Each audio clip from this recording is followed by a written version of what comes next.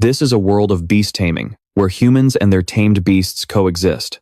Possessing a powerful, rare beast is synonymous with wielding the power to summon storms and shatter the heavens and earth in an instant. At the pinnacle of this world stands a young man named Su Liang. Within his body resides a parasitic beast rumored to be the legendary Moon God Glimmering Butterfly, a mythical creature with the ability to reverse time, space, and even achieve immortality. Su Liang's eyes shimmered with a brilliant moon in his pupils, as if containing the affection, grace, and sorrow of the moon god. He is the king of the moon, the one sought after and worshipped by countless people. A few hours ago, amidst towering buildings, a voice rang out, "That's just too awesome." In a room, a young man sat engrossed in front of a computer screen, thinking to himself, relying on a legendary beast and striking good looks to reach the top of the world and lead millions of followers.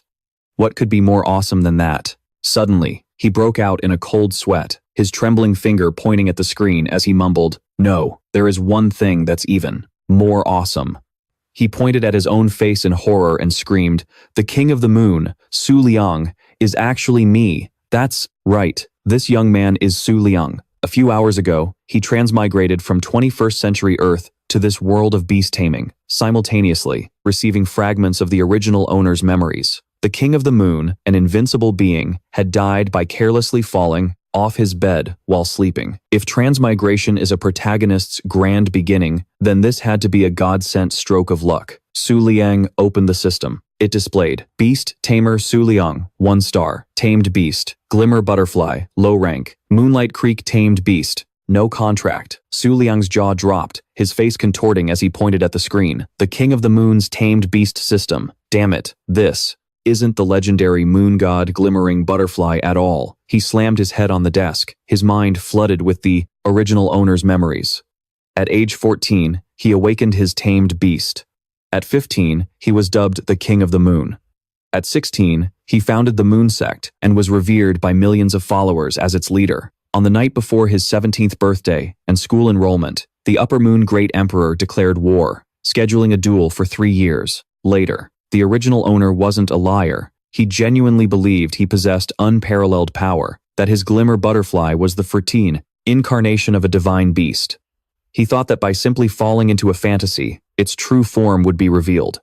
As long as you believe, you will approach. The truth was the King of the Moon's catchphrase. Even when facing the Upper Moon Great Emperor, an 8-star beast tamer, he showed not the slightest fear. Su Liang clutched his head, his face grim. Enough. If I hadn't seen my own tamed beast, I might have actually believed it. He squeezed his eyes shut and gave a bitter laugh. Forget it, I'll just check out my tamed beast first. Before him, a small butterfly appeared. It was the Glimmer Butterfly, Su Liang's tamed beast. In his pupils, the shimmering moon glowed. "Come here, little butterfly." The small butterfly flew over and nuzzled his cheek, looking incredibly adorable. Su Liang's happy expression suddenly soured. He glared at the little butterfly. "What am I supposed to do? Forget about the Upper Moon Great Emperor in 3 years. I can't even beat the top students in the academy." He buried his face in his hands and sobbed. Without a golden finger, defeating the Upper Moon Great Emperor in 3 years is just a pipe dream. Wait a minute. Speaking of a golden finger, Su Liang searched the original owner's memories and discovered a mysterious item, the Book of the Moon. Its origin was unknown, but the original owner had been extremely averse to it. Su Liang held out his hand, and the Book of the Moon appeared, hovering and glowing. He took it and opened it, and a flash of light burst forth. It was a picture book. The first page displayed 4 images: the young moon fox, the fluorescent flower, the moon spirit sparrow, and the moon shadow mouse, all low-level creatures. Su Liang thought to himself, so that's how it works. I just need to touch a tamed beast in the real world, and the picture book will activate. When I've collected enough value and quantity, the book will work like a card-drawing game, randomly granting me a tamed beast of unstable rank. He turned to the next page, Supreme Rank Creatures, and the page after that, the Moon God Glimmering Butterfly. The original owner rejected the Book of the Moon because it denied his belief that he already possessed the Moon God Glimmering Butterfly. The Book of the Moon vanished, and Su Liang's face darkened. At the Moonlight Beast Taming Academy, Moonlight-type beasts are everywhere. Touching them will be easy. If I accumulate enough draws, who knows, I might just pull the Moon God Glimmering Butterfly. Haha. He threw on his coat, his resolve hardening. The battle in 3 years is still far off. The urgent task now is to avoid everyone's attention and get strong quickly. The scene changes to the high-end dormitories of the Moonlight Beast Taming Academy. The grounds below were clean and beautiful. A cute, rabbit-shaped spirit beast appeared, being fed grass by a hand. "Good little rabbit, come and eat some grass." A girl walked out, saw the scene, and questioned in a sharp tone, "Bai Yuer, you're always feeding these low-level creatures. What if they get attached to you?" Bai Yuer replied without a hint of fear, "Don't worry, Su Jing. Of course I'm not going to form a contract with a low-level moonlight rabbit. I'm just playing around. It's no big deal." Hearing this, Su Jing looked annoyed. "What do you mean it's no big deal? You're one of the academy's top students. If you get tainted by so many mixed scents, how will you ever attract powerful tamed beasts?" As she spoke, Su Jing suddenly clasped her hands, her eyes shining brightly. The King of the Moon has never associated with ordinary tamed beasts, let alone high-level riffraff. Even if a supreme rank beast walked past him, he wouldn't even give it a second glance. Suddenly, the little rabbit sensed something and leaped up. Can was still standing there, bragging that his moon god Flash Butterfly hated the smell of bugs. The little rabbit's eyes were still fixed on something before it suddenly darted towards someone's feet. Bai Yuer and Su Kan turned their heads in unison, and the person who made their eyes widen and jaws drop was none other than Su Liang. The moment they saw him, Bai Yuer and Su Kan's cheeks flushed red with embarrassment. Su Liang's eyes shimmered with a powerful crescent moon. A single glance was enough to make anyone feel an urge to submit. Su Liang glanced at the two girls, putting on a cool bad boy facade. But inside, he was panicking. Holy crap, cat ears and beast eyes? Maybe humans and pet beasts shouldn't interact this much. A king of men like me should probably get out of here. Seeing Su Liang turn and walk away, the two girls trembled, completely speechless. A while later, Su Liang arrived at the Moon Pavilion. He stood inside a glass enclosure, looking up to admire the giant, dreamy purple moon, mysterious and magical. Su Liang gazed at it and exclaimed, "So, this is the Moon Pavilion." From inside the room, he looked out at the sparkling, starlit sky. Su Liang walked forward, thinking that, with the number of low-level pet beasts in the pavilion, if he unlocked them all, he might qualify for a lottery draw. He walked on, heading somewhere, when suddenly, rays of light appeared before his eyes. More and more of them appeared, leaving Su Liang confused. Curious, he raised a finger and touched one of the light rays. Instantly, they shattered. The system announced that new pet beasts had been unlocked, increasing the number in his illustrated book. The low-level pet beasts appeared one by one. A low-level moon element, moonlight type. A low-level heat light, moonlight type. A low-level moon tiger cub, moonlight type. A low-level fluorescent, flower, moonlight type. A low-level moon spirit, sparrow, moonlight type. A low-level moon shadow, moonlight type, with the combat skill sneak attack. And finally, a low-level moonfish, moonlight type. Looking at the group of pet beasts, Su Liang thought to himself, the Book of the Moon can provide detailed information and combat skills of pet beasts. It truly is a golden finger. He led the group of pet beasts to explore the area when suddenly, the moon tiger cub froze. Something had terrified the other beasts, causing them to flee in unison. In front of Su Liang were still rays of light, but this time, his face was filled with astonishment. He stood before a mysterious room, strangely quiet, a place even low-level pet beasts dared not approach. This must be the territory of a mid-level pet beast. Curious, Su Liang pushed the door open and stepped inside. It was a vast room, but there was only a single bed. Su Liang's eyes widened and his jaw dropped when he saw a spirit animal, a deer, with dreamy purple antlers sleeping on a giant crescent moon. He moved closer, murmuring, "Is this a deer?" This prompted Su Liang to open his system panel to check. The white flower deer, a mid-level moonlight-type pet beast, possessed a 47 rare beauty, seldom seen even among pet beasts. It had a gentle personality, enjoyed eating grass, and especially loved bathing in moonlight. Due to its strict requirements for a mate, its numbers were now extremely scarce. Only the Moon God Palace still maintained a breeding facility for the white flower deer. After reading this, Su Liang's face darkened. Isn't that a bit of an exaggeration? It's just an animal. Is all that really necessary? At that moment, two young men walked in, complaining, "Damn, isn't the Moon Pavilion supposed to be free? Why are they spending so much money raising a mid-level pet beast like this? I've never seen a pet beast treated so well." Su Liang turned his head to look. The two men were still glancing at the white flower deer, whispering, "Is it because of its looks? I mean, look at it. The white flower deer is so beautiful. It gives you that 'I could' feeling, you know?" As soon as they finished speaking, the white flower deer's eyes fluttered open, unaware that the two men were continuing to shoot the breeze, saying that maybe some rich tycoon was into that. I don't mean as a partner, but you get it. Before he could finish, a stream of water from nowhere crashed down on the loudmouth's head. The two men turned around, their jaws dropping when they saw the white flower deer glaring at them like an assassin. Terrified, they turned tail and ran for their lives. Did it understand what we were saying? Who knows? I heard some mid-level pet beasts have very high intelligence and can understand human thoughts. Anyway, let's just get out of here. Su Liang was stunned, thinking to himself, this little deer really is breathtaking. That, I could, thought, isn't wrong. I finally get why so many people are obsessed with this deer. The white flower deer approached, staring intently at Su Liang. Suddenly, its eyes widened, as if it had discovered something incredible. It turned out. It had seen the crescent moon in Su Liang's pupils. The white flower deer took step after step, getting closer, then lifted its head and pressed its face against his, gazing intently at those shimmering eyes. Suddenly, Su Liang's hand began to glow. The Book of the Moon appeared, emitting a light that made Fortin decide. The white flower deer jumped back in surprise. Su Liang looked at the book. New pet beast has been unlocked. Number in the illustrated book has increased. Damfen Huayu, supreme level, moonlight type. Su Liang's eyes widened, his jaw dropping as he thought, how is this possible? This isn't a white flower deer. It's a supreme level pet beast, strong enough to destroy entire cities and countries. A supreme level pet beast exists to rule over all other beasts. A single threat from one can make lesser creatures feel like their life is worse than death. One attack can level an area, hundreds of meters wide. Cold sweat dripped down his back. Why would such a terrifying pet beast appear at the academy? The entire school could be blown away at any moment. Wait, calm down, Su Liang told himself. If this supreme level pet beast is just relaxing here, there must be a reason. Its temperament is gentle. The academy knows it doesn't harm people without reason. Otherwise, those two guys from earlier wouldn't have just gotten splashed with water. But he still didn't rule out the possibility. What if it was just pretending, like a protagonist from a novel who clearly possesses overwhelming power but hides it by acting like a fool?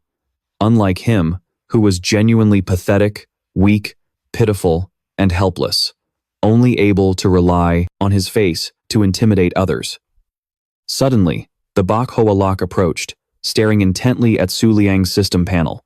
The Bak Hoa Lok turned to stare at Su Liang's face, then glanced back at the system panel. Su Liang thought to himself, so, it can also read my description panel, can't it? Just as the thought crossed his mind, his eyes shot wide open. The Bak Hoa Lok looked furious, glaring at Su Liang, ready to attack. It's not going to attack me, is it? Did I stand here for too long and make it realize my identity? Have I been exposed? Su Liang quickly turned his head and played dumb. Wow, this intermediate level Bak Hoa Lok is so beautiful. I must have gotten careless and stared for too long, huh? But behind that smile, his face was covered in a cold sweat, scared to the bone. I don't care why this ferocious beast is here. I just don't want to be used. Su Liang tiptoed out of the room, pretending to admire the scenery.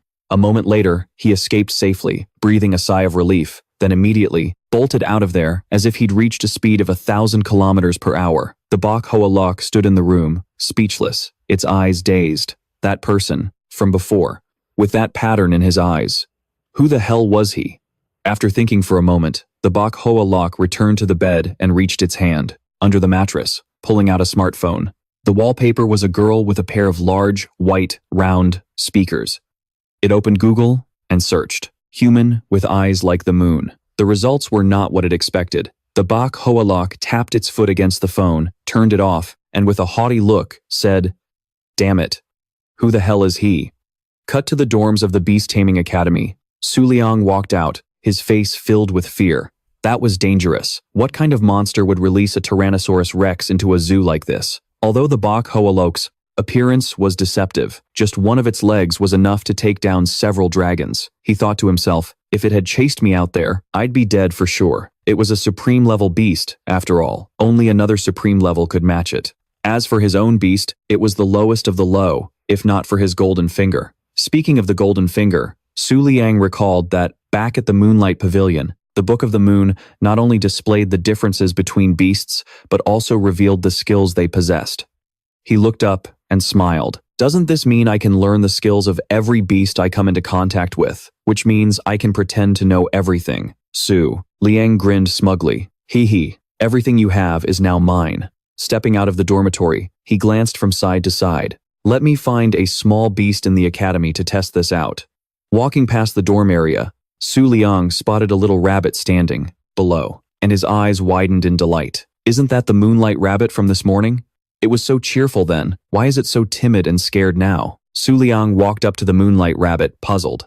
According to this world's lore, moonlight-type beasts usually go berserk when bathed in moonlight, becoming fierce with a massive power boost. So, why wasn't it reacting at all? To the moonlight? The moonlight rabbit looked at Su Liang and gave an innocent smile, but Su Liang saw that expression immediately turn to panic. He imagined a rabbit that had become a spirit, with bulging muscles and cold, sharp eyes. He thought, could it be a wolf in sheep's clothing? With this calm, kingly posture, it might even be more powerful than a supreme-level beast. Su Liang cautiously approached, waving a trembling hand and humming. Little rabbit, so white and round, with 2 ears standing straight up, cut the artery, then cut the vein, sitting perfectly still. So cute. He held out his hand to the moonlight rabbit, planning to use the Book of the Moon to unmask it and see what it really was. But when he touched the rabbit's head, it obediently lay down under his hand without moving a muscle. As he stood there stunned, the Book of the Moon appeared, glowing. The text displayed, Moonlight Rabbit, Essence, Waning Moon. Due to a genetic defect, it is congenitally weak and cannot absorb moonlight to enhance its strength. Only on the night of a full moon, when the moon is brightest, does it possess any combat ability. Su Liang's jaw dropped in astonishment. What? Isn't this the lowest of the low-tier beasts? He covered his face and sighed in despair. So much for a fateful encounter. I guess things like that are just not meant for me. Suddenly, a pair of fair legs appeared, and a phone and a bag of beast food fell to the ground. The phone screen displayed a search query the King of the Moon would absolutely never touch, a weak little beast. Hearing the noise, Su Liang turned to find Bai Yuer holding the moonlight rabbit, staring at him. Bai Yuer peeked from behind a wall, her eyes wide with shock. The King of the Moon, touching a low-level moonlight rabbit. Could it be that I've accidentally discovered his secret? Cut to the dorms of the Beast Taming Academy. Bai Yuer returned to her room, still in a state of shock. Su Jing, who was wearing a face mask, saw her and asked, "You're finally back. What's wrong?" Bai Yuer ignored her and walked past. Su Jing called out curiously, "Hey, what's up with you?" Hearing her name, Bai Yuer finally calmed down and asked, "Do you think it's possible? I mean, just as a possibility, that the King of the Moon actually really likes animals. Small." Upon hearing this, Toucan froze for 5 seconds, his face stiff and mouth agape as he stared at Bok Duyetni. A second later, she lowered her eyes, her mind filled with question marks. "Have you studied so much, your brain's fried? I'll ask for a day off for you tomorrow." Bok Duyetni quickly changed the subject. I was just kidding." She walked into the room, her mind racing with thoughts. So, the invincible King of the Moon also has such a warm side. She took off her clothes, layer by layer, the image of Tu Luang caressing the moonlight rabbit flashing in her mind. Her face turned beet red, and she puffed out her ample chest, excited. I can't be the only one who knows about this side of him, right? The scene changes to the men's dormitory. Tu Luang returned to his room, opening the door and muttering, "Even though I was caught red-handed, it was actually kind of nice. Who knows, maybe girls who like novels are into this sort of thing." He cracked the door open and closed his eyes, deciding to just go with the flow. Running around all night was exhausting, and now he just wanted to sleep. Suddenly, something made him snap his eyes open. A humanoid beast had appeared in his room, with a stunning figure and clothes that only covered the necessary parts. Tu Luang was shocked. Holy crap, this can't be a human body. Could it be a humanoid beast? His face darkened. The oppressive feeling was even stronger than from the cloud-stepping, moon-transforming beast. The humanoid beast approached, step by step. Tu Luang didn't dare to move, but unexpectedly, it knelt before him, bowing its head. "Greetings, King of the Moon. Greetings, Lord Moon God." Hearing this, Tu Luang froze for the second time, his quote, eyes rolling back. "Wait a minute, I think I know this person." In the original owner's memories, this was one of the beasts belonging to the moon sect's 4 moon symbols, but he couldn't remember which one.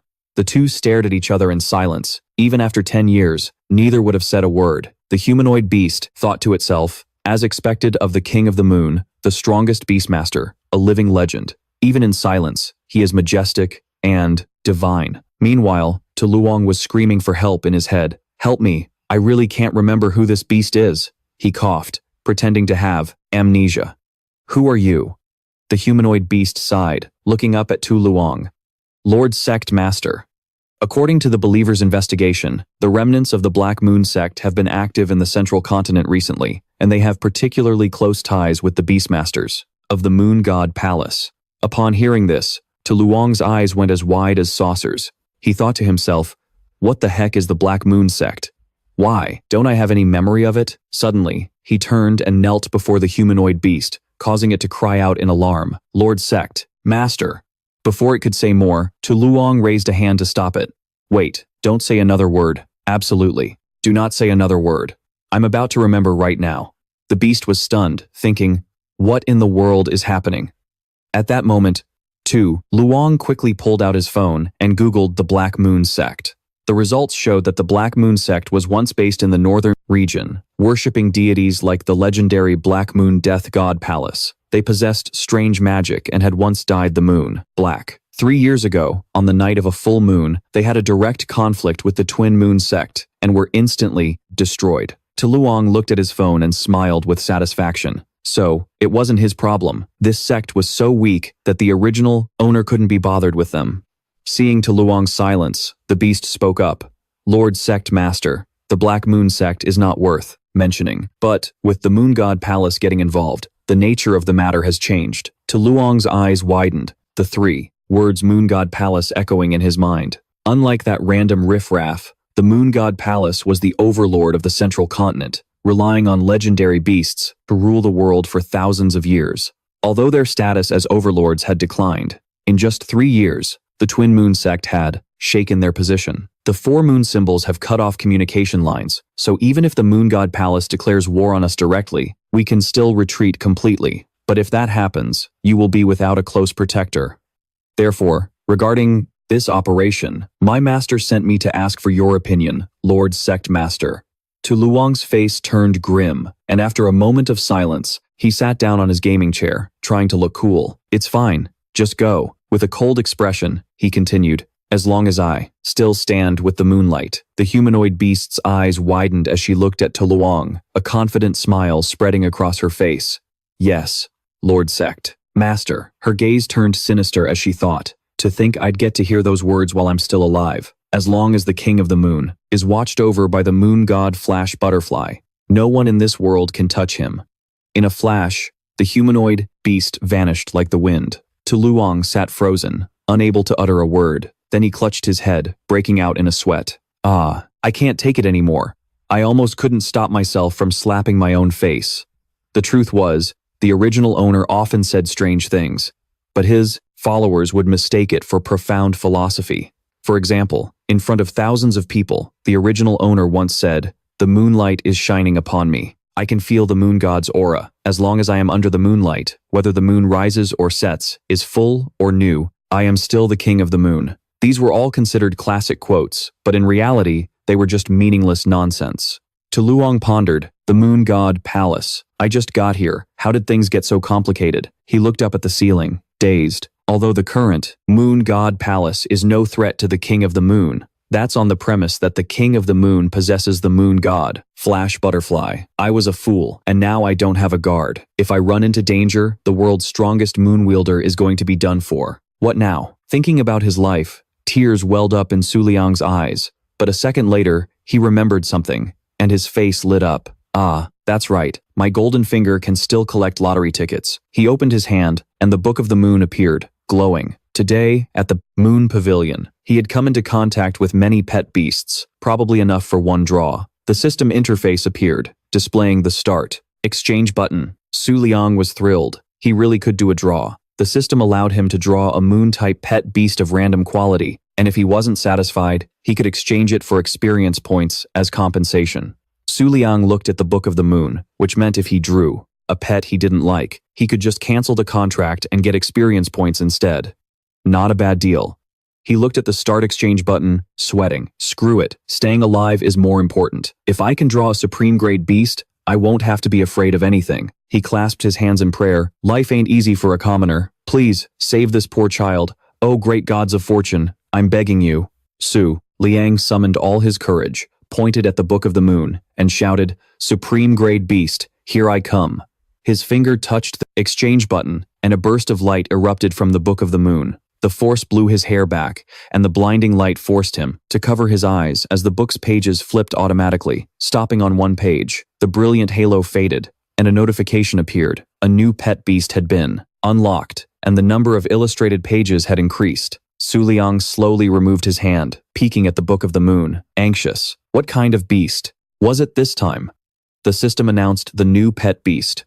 Piercing Moon Shadow, high grade, moon type, with combat skills, moon, scale and latent potential. Su Liang was a bit surprised but very satisfied. A high grade beast with 2 rare skills. His luck wasn't bad. He opened his hand, thinking to himself that if he were just an ordinary beast tamer, he'd be ecstatic to draw this beast. But for the cult leader of the Twin Moon cult, the supreme piercing moon shadow was just average. It couldn't change his current situation. Su Liang smiled, but then immediately let go. The blue light from the piercing moon shadow was sucked back into the Book of the Moon, shattering into tiny pieces. A notification appeared, confirming the cancellation of the contract with the piercing moon shadow and providing beast power value as compensation. The system interface showed Su Liang's face on a star. He was happy. The compensation was pretty generous. He was about to reach 2-star beast tamer rank. But watching the blue light gradually fade, Su Liang couldn't help but feel a pang of sadness. He closed his eyes, took off his coat, and sighed. The original owner had so many chances in the Twin Moon cult to sign a contract with a supreme grade beast, but because he believed in that moon god, Glimmering Butterfly, he looked down on everything else. He clutched his chest, feeling a deep ache. How did I end up in this situation in the blink of an eye? But then he opened, his eyes wide, having realized something. Even though a high-grade beast couldn't solve his fundamental problem, it was still stronger than the Glimmering Butterfly, which had no combat power. If he encountered a dangerous situation, he could at least deal with it temporarily. Su Liang was filled with regret.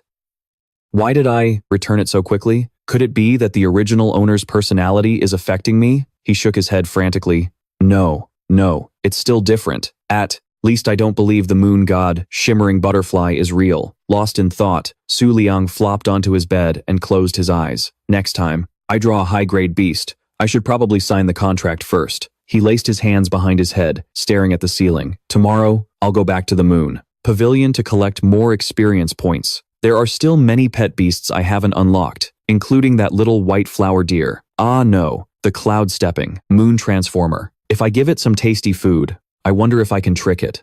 Musing over this, Su Liang's eyes grew heavy, and 2 seconds later, he was fast asleep.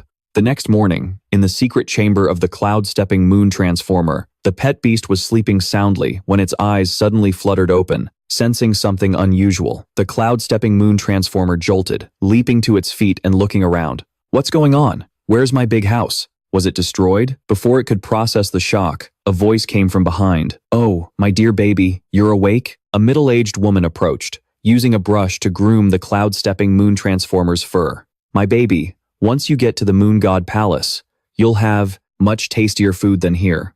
The woman wiped away a tear and smiled.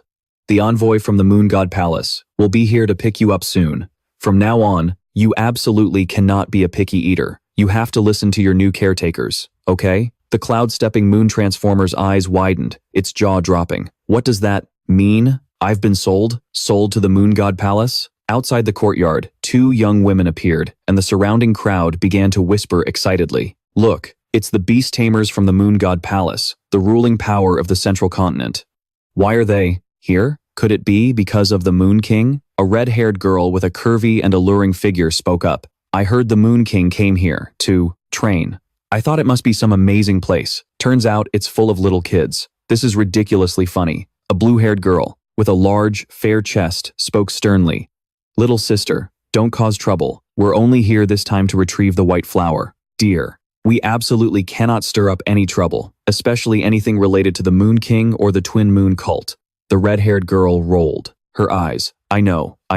I don't want to say any more. We just need to take the white flower deer and leave, right? Just then, another young woman appeared, half of her face obscured, making it hard to tell what beauty lay beneath. She greeted them with a warm smile. Welcome, esteemed envoys from afar. I am Xia, the manager of the Moon Pavilion. The blue-haired and red-haired girls placed their hands on their chests and bowed respectfully. The moon will not fall, for the night is eternal. Xia forced a smile, thinking to herself, still the same attitude, arrogant, looking down on everyone. The era when the Moon God Palace ruled over all is long gone. She turned with a smile. Well then, you two envoys, let's not delay any longer. Come with me to see the white flower deer. The blue-haired girl was blunt. No need, haven't we? Already seen it online? She looked at Thanha coldly. We'll offer 10 times the price. Bring it out here directly. Don't waste our time. Thanha's eyes widened, her mouth agape. What? 10 times the price. The white flower deer was on a brink of extinction due to its pickiness in mates. Even as an intermediate-grade pet beast, its value was comparable to a high-grade one. This particular white flower deer in the academy had a perfect appearance. The Moon God Palace's high offer clearly showed their determination to possess it. After a moment's thought, Thanha spoke up. Perhaps you two envoys are unaware, but this white flower deer is a descendant of the pet beast that belonged to our academy's founder. Because of that, we have always raised it with supreme grade treatment. If you're only offering 10 times the price of a normal white flower deer, I'm afraid it won't even cover the resources our hall has spent on it over the years. The red-haired girl snorted, clutching her stomach, and laughing loudly. Ha! A descendant of some emperor's pet beast? Isn't it just an intermediate-grade beast? Luxurious, supreme-grade treatment? I doubt. A poor place like this has ever seen the real thing. The blue-haired girl cut her off. Shut up! She glared at her red-haired sister. 20 times. Is that enough? The red-haired girl was stunned. Thanha's eyes lit up with dollar signs, while the red-haired girl quickly whispered, Sis, what are you saying? 20 times is too much. It's way over budget. The blue-haired girl glanced at her sister, thinking to herself that her own pet beast, the Moon's Cry, was a rare, high-grade beast with the ability to predict danger and seek fortune. From the very beginning, it had been in a frenzied state, as if something terrible was about to happen. The blue-haired girl walked through the academy grounds, thinking, this isn't the Moon God Palace's territory. As long as I can get the white flower deer quickly, paying a little extra doesn't matter. Suddenly, a dark aura enveloped them, its pressure heavy enough to crush a person. The blue-haired girl broke into a cold sweat, slowly glancing behind her, her eyes filling with terror. Someone had arrived. And what's more, it was the Moon King. The crowd parted as Su Liang appeared, walking straight towards the two girls. The blue-haired girl trembled. Why is the Moon King at the Moonlight Hall? What do we do now? She looked at her red-haired sister, only to see her, glaring, her face as grim as the bottom of a pot, staring intently at Su Liang. Oh no, her mind has been completely suppressed by the Moon King's presence. The blue-haired girl tried desperately to call out, Little sister, can you hear me? Bow your head, don't look at him. But the red-haired girl was frozen stiff. The blue-haired girl screamed, Little sister, wake up, bow your head, don't look at his face. The red-haired girl snapped out of it with a jolt, her eyes wide. She fell back into her sister's arms, her face beat red as she stammered, Did I just make eye contact with the Moon King? Su Liang approached, his figure seeming to solidify before the two girls. His face was grim, his eyes cold as he stared them down. The two girls bowed their heads in fear, beads of sweat forming on their foreheads. When they looked up, they were met with Su Liang's intense gaze, his domineering aura treating Wan everything like dust. It was as if his body housed a true deity. But in reality, Su Liang was bluffing so hard, he was about to burst. Why were two people from the Moon God Palace here? This was so strange. With his status, he should confront the Moon God Palace directly, but he couldn't bring himself to open his mouth and speak. The two girls trembled, thinking, why does the Moon King keep staring at us? Does he want to kill us? Su Liang maintained his cool facade, silently screaming for help. What do I do now? Can someone please come and give me a line? This is torture. Just as he was about to break, Thanha ran over from a distance, calling out, Lord Moon King. She stood beside Su Liang, ecstatic. I am the manager of the Moonlight Hall. It is a great honor to see you in person. She held up her arm, pointing to a pattern on her wrist. Actually, I just joined the Moon Cult 3 months ago. Tu Luang was surprised someone had taken the initiative to speak. Not bad. Thanha looked at the two girls. They are envoys from the Moon God Palace, who came to buy the white flower deer you saw yesterday. Because its appearance is so perfect, the Moon God Palace has offered a high price for it. Hearing about the white flower deer, Tu Luang immediately knew it was the cloud-stepping moon blossom, which was being treated so lavishly only because of its bloodline. No one but him knew the true identity of the cloud-stepping moon blossom. This was not something money could buy. He couldn't let the Moonlight Hall sell a supreme-grade pet beast to the Moon God Palace. Having made up his mind, Tu Luang turned his back and walked away. The two girls let out a sigh of relief. The Moon King was finally leaving. Was he sparing them? Suddenly, Tu Luang's voice rang out, stunning them. Go home. This is not a place you should be. The moon must fall from a mountain. Thanha looked up, thinking to herself, it's broad daylight. Where's the moon? But then, her face darkened. The two girls stared, shocked.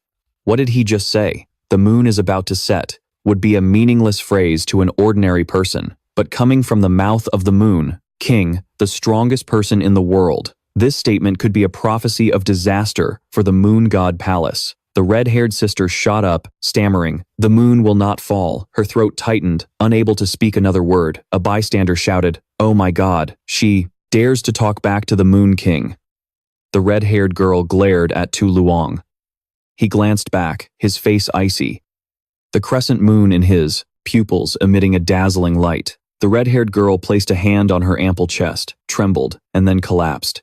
The blue-haired girl, quickly tending Luff, caught her, shouting, little sister, she thought worriedly, forget the white flower deer. This matter is beyond our ability to handle. Us. She helped the red-haired girl up. We have to return to the Moon God Palace and report the Moon King's words to the 10-pillar consort. A great disaster is coming. Ching, Xia watched from afar as the two girls went from aggressive to panicked and smiled. What do you mean the moon won't fall? The night is eternal, and your tattered moon fell long ago. The real moon only sleeps peacefully in the Moon King's eyes. Leaving the crowd, Su Liang let out a sigh of relief. That was too close. Luckily, the young envoy stuttered. Otherwise, I wouldn't have known how to respond. He stepped into a corridor shimmering with light, worrying as he walked, wondering if he had exposed anything. But after saying all that, the Moon God Palace probably won't think about the white flower deer anymore, right? The scene changes to a room where whimpering and squeaking sounds could be heard. The translator says, La, won't go. Cloudstepper bit the woman's clothes to stop her, whining and squeaking again. The translator says, you can't take my head. The two looked on in surprise. What's wrong with her today? I don't know either. Usually, my baby is so well behaved. The woman clutched her chest, sobbing. It probably can't bear to leave its mommy. She ran over and hugged Cloudstepper. Oh, my baby, don't worry. Even if you go to the Moon God Palace, mommy will visit you often. She cheerfully went to the bed. Good baby. Let mommy pack, for you. Suddenly, she pulled back the blanket and saw a phone, novels, and a doll of Su Liang. She was stunned. A pet beast likes these things? She picked up the phone. Isn't this an information device someone dropped? Cloudstepper gritted its teeth, sweating. Bullets. Oh no, my web browser history will be discovered. The woman raised her hand, about to tap the phone. Cloudstepper's face contorted in a furious roar. To protect my history, I'll have to become a demon. It lunged forward like the wind, and 2 seconds later, a scream of, ah, holy crap, rang out. The phone flew from the woman's hand, tumbled across 10 rivers, and finally landed in Su Liang's hands. Su Liang, who was standing in front of Cloudstepper's room, coincidentally caught the phone. Cloudstepper panicked and shrieked, whimpering and squeaking. Why did it have to be him who caught it? Su Liang held up the phone, saw the content, and let out an "Oh." Cloudstepper hid behind the bed in shame. Everyone stared blankly as they saw the text on Su Liang's phone. Oh woman, you have successfully piqued my interest. The corner of Su Liang's mouth curled into a wicked smile. He reached out and pushed the small, cute, humanoid pet beast against the wall. He muttered, should I say it? Woman, you have successfully piqued my interest. The scene fell silent. Cloudstepper blushed, not daring to make a peep. Su Liang held the phone quietly. A moment later, he put the phone down and announced, today's transaction with the Moon God Palace is cancelled. Everyone, dismiss. The two women's jaws dropped. What? Cancel the transaction? Are you buying the Moonlight Inn instead? Su Liang put on a mysterious expression. In reality, he had come to negotiate the purchase of the Moonlight Inn to get in contact with more Moonlight-type pet beasts under the guise of collecting them. But running into Cloudstepper, he thought, a supreme-level pet beast playing dead. Is it for safety or a tactical retreat? A safe retreat is better. In a flash, Su Liang vanished, leaving the crowd stunned. The woman shot up. The Moon King canceled the deal. Did he meet the envoys from the Moon God Palace? What just happened? I'm so curious, she continued, canceling the deal unilaterally. So domineering. As expected of the Moon King. Is this a declaration of war against the Moon God Palace? The Moon Cult will protect us, right? She blushed. But I'm more curious. What was on that information device that made the Moon King show that expression? Behind her, Cloudstepper's eyes glowed red. It launched a kick that sent the woman flying off the bed. Cloudstepper deftly snatched the phone into its mouth and ran for its life. The woman yelled, "Hey, don't just run off like that. What's gotten into this kid today? Is it going through its rebellious phase?" Outside in the hallway, Cloudstepper was running like a mad dog, looking for Su Liang. The other pet beasts scrambled out of its way. It thought, the Moon King is truly extraordinary. Not only did he see through my identity, he even saw my browser history. At the same time, Su Liang was running for his life. Gotta get out of here before there's a murder. Cloudstepper gritted its teeth, its face flushed red. I can't. Let him leave the Moonlight Inn, or I'll have to move to another planet to live. Cloudstepper shouted. Stop. Right there. Hearing the shout, Su Liang paused and glanced back as Cloudstepper pounced, screeching to a halt in front of him. It demanded, Moon King, did you see everything? Su Liang's face went blank. He thought to himself, so that voice is a girl's, and she reads those kinds of novels. Cloudstepper put on a fierce expression and warned, if you dare tell anyone this secret, I will absolutely not forgive. You. Su Liang just stared without saying a word. Cloudstepper thought smugly, I successfully scared him. But the next second, Su Liang calmly recited, tasting sorrow. Sometimes, dying is also a way to say goodbye to one's past. Cloudstepper was so angry it could spit blood. Su Liang continued mercilessly, haha, woman, you have successfully piqued my interest. Now. Cloudstepper covered its blushing face and screamed, shut up, don't say any more. Unintentionally, it had poked a hornet's precumpled nest, and now it had to listen to the speech of the world's most vicious person. Don't think I'm afraid of you, just because you're the Moon King. If I hear you reveal my identity or those words to anyone, I will storm out of the Moonlight Inn, run to your front door, and bash my head in at your feet, splattering my blood all over you. Su Liang thought helplessly. That's right. If I call her by her proper name, its true name within a certain range, they'll know it instantly. This is the special sixth sense of a supreme-grade beast. Cloudstrider glared at Su Liang's stubborn, silent face, and also fell silent. Su Liang pressed. As long as I'm nearby and call you, you'll come to me immediately? Cloudstrider answered instantly without thinking, of course, but it froze after saying it. Wait, what did he say? What did I just agree to? Too late. Su Liang moved. Closer. Then let's make a deal. If I call you and you don't show up, I'll tell everyone your secret. Cloudstrider blushed, embarrassed. Fine, it's a deal. Su Liang gave a cool smile, turned, and left, not forgetting to wave. Remember now, I'm leaving. Suddenly, Cloudstrider called out, Hey, wait. Su Liang turned back. Cloudstrider said warmly, Be careful on the night of the full moon. Su Liang stared for a moment, gave a non-committal grunt, and then really left. Cloudstrider watched Su Liang leave, thinking back to his words, As long as I call, you'll come to me immediately. It mumbled. Thinking back, that line sounds just like a vague confession from one of those overbearing CEO novels. Back at the dorm, Su Liang was panting, tired as a dog, standing in a corner. No way. Did I just successfully blackmail a supreme grade beast? He recalled the image of Cloudstrider squirming in embarrassment, thinking to himself, I only meant to tease it because it looked so interesting. Who knew? I'd end up saying something like that. According to the rules, a Beastmaster and their contracted beast are together until death. To put it bluntly, confessing or proposing wouldn't be out of place, but if it got angry, I'd be dead for sure. Su Liang smiled. This proves it really cares about its reputation, which is actually kind of cute when you think about it. He looked up, thinking about Cloudstrider's words. What did it mean by, be careful on the night of the full moon? As the Moon King, I also feel something is off. Could something be happening during the full moon 3 days from now?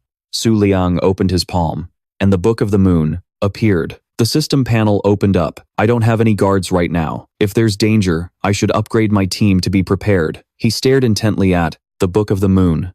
Scene change.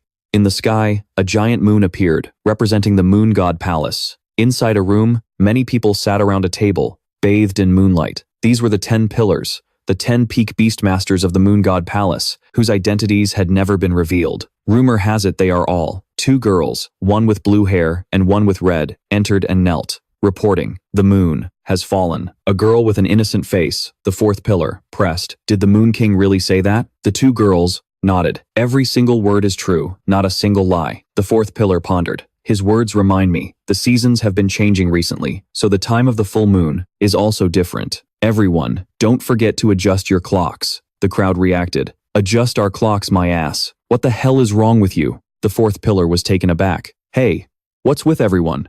Did I say something wrong? A strange creature, pitch black with glowing eyes, interrupted. Silence. A figure like the Moon King would never interact with low-grade beasts. His appearance at the Moonlight Tavern is an anomaly. I believe there is something inside the Moonlight Tavern that attracted the Moon King, and it's very likely an Emperor-class beast. The crowd stared in shock. One person spoke up. Did you say an Emperor-class? If the Moon King manages to tame a special creature like an Emperor-class beast, it proves the divinity within his body is about to reawaken. If that legend awakens, the Moon God Palace won't be able to resist. The 4th pillar pondered, looking at the system panel that appeared. 4th pillar. Have you agreed to help us? The 4th pillar frowned. If the Moon King forms a contract with an Emperor-class beast, do you people even have a plan to win? The system panel replied, rest assured. In this world, the Moon King isn't the only one bathed in moonlight. Recently, after the King of the Moon bought the Moonlight Tavern, the Moon Cult has been brazenly hoarding Moonlight System beasts from all over and moving them to the Beastmaster Academy. This action has thrown the hegemony domain into a crisis. The various powers are terrified, unable to sleep at night. Some believe this is the Moon King's way of strengthening himself, devouring small beasts to supplement his energy. There are even rumors that the divinity within, the King of the Moon, is about to awaken. The situation in the hegemony domain is a brewing storm, where everyone is in danger. But at the center of this tempest, Su Liang is in his room, playing the lottery. He continuously unlocked new beasts. Low-grade moon element, moonlight. Low-grade moon spirit, sparrow, moonlight. Mid-grade moon piercer, moonlight. Mid-grade moon fang leopard, moonlight. High-grade moon in the lake, moonlight. Looking at the list, Su Liang scratched his head. Before, for better or worse, I'd at least pull 1 high-grade beast. This time, I pulled 5 times and only got 1 high grade. Even with the Twin Moon Cult's support, 2 or 3 days is still too rushed. Saving up for 5 pulls was hard enough. He swiped through the cards, thinking to himself that low and mid-grade beasts are only for collection or exchanging for beast power value. They're useless otherwise. As for this high-grade beast, Moon in the Lake sounds like a support type. It won't be much help. The original owner's memories don't have this name either. It must be a beast that few people pay attention to. He searched on Google but got an error. No data on Moon in the Lake. Su Liang's eyes widened, his jaw dropping. How is that possible? The Encyclopedia of Myriad Beasts can't find it? He watched as the Book of the Moon flipped through its pages, and finally, information appeared. Moon in the Lake, a mutated beast, appeared 13,000 years ago, recorded by the Book of the Moon. It has no reproductive function, annihilation bloodline. Its innate trait is to absorb all surrounding motion and impact. When it reaches its limit, it explodes and dies. Su Liang trembled. 13,000 years ago? Isn't that even older than the Moon God Palace's history? This pet beast is practically an ancestor. He clutched his head in confusion. No wonder I couldn't find any records of it. It's not a creature from this era. Suddenly, an idea struck him. Not a creature from this era, huh? If no one knows about the moon in the lake, then no one will discover its true identity. Its ability to absorb impact is perfect for my current situation. Even though it has no combat power, it'll be hard to detect. Su Liang closed his eyes in thought, then opened them. The Moon in the Lake card glowed, shining a light directly on him. He spread his arms, absorbing the light. The moon in the lake contract is formed. In Su Liang's consciousness, the pet beast space trembled. The flash butterfly was suddenly swamped by a current of water from nowhere. It looked fearfully at the moon's reflection in the water, shaking like a leaf. Su Liang opened his eyes. A mysterious white aura surrounded him, and behind him, the silhouette of the moon in the lake revealed a slender, beautiful girl. Su Liang placed a hand on his chest, thinking to himself, this vast, mysterious feeling. It's not like a high-tier pet beast. This is my second pet beast. I hope it can help, because the full moon is coming soon. Outside the window, a giant golden moon peeked through the dark clouds. Scene change, the night of the full moon. On a rooftop, a young man stood with his hands behind his back, staring at the moon. He bit his lip, beads of sweat on his forehead, thinking, damn it, of all the places, I was randomly assigned to guard this area, he muttered. According to intel from the Moon God Palace, the Emperor has already appeared during a full moon. The Moon King will definitely make a move. A voice rang out. You, mentioned the Emperor. You're the top spy for the Black Moon cult, so you must be careful this time. This is the area closest to the Moon King. If you're discovered, you'll be facing him in an instant. You'll be dead, for sure. Scene change. Su Liang is in his dorm, where the flash butterfly was flying around frantically. He called out, "Hey, flash butterfly, come back." But it didn't listen, just flying in circles. Su Liang found this strange. It wasn't like this during the previous full moons. The moon in the lake was fast asleep, nothing unusual. Maybe an extremely powerful pet beast has appeared at the academy, causing a panic among the low-tier pet beasts. Su Liang approached it gently. All right, stop freaking out. I'll take you to see what's going on. The flash butterfly obediently landed on his shoulder. Although the academy forbids going out on the night of the full moon, Su Liang thought that if something unusual was happening, the target was likely related to him. If he ran into danger, a wide open space would be better than a locked dorm room, and it would avoid implicating other students. As soon as he opened the door, he saw everyone frantically looking for their pet beasts. Moon Shadow, get back here. Moonlight Fish, where are you going? You can't go out on the night of the full moon. Su Liang was stunned. What's going on? Was I right? Did some ferocious beast come here targeting me? The room shook as if there was an earthquake, and the young students screamed in fear. But Su Liang wasn't afraid. He looked at the ceiling, wondering, what's this commotion? Outside, a massive explosion occurred. Su Liang looked through the window. It seems like I'm not the target. The young man from the rooftop was sitting on the ground amidst the rubble of the explosion. A giant silhouette appeared in the shape of a rabbit. He was shocked. You've got to be kidding me. It clearly looks like a low-tier moonlight rabbit, but this size and overwhelming aura. From the thick dust, the rabbit's image became clearer. Its sharp eyes stared intently at the young man, making him scream, "What in the world is that thing?" Under the brilliant full moon, the moonlight rabbit silently walked through the dark alleys of the dormitory area. Around it, crimson sparks flashed, as if lighting its path.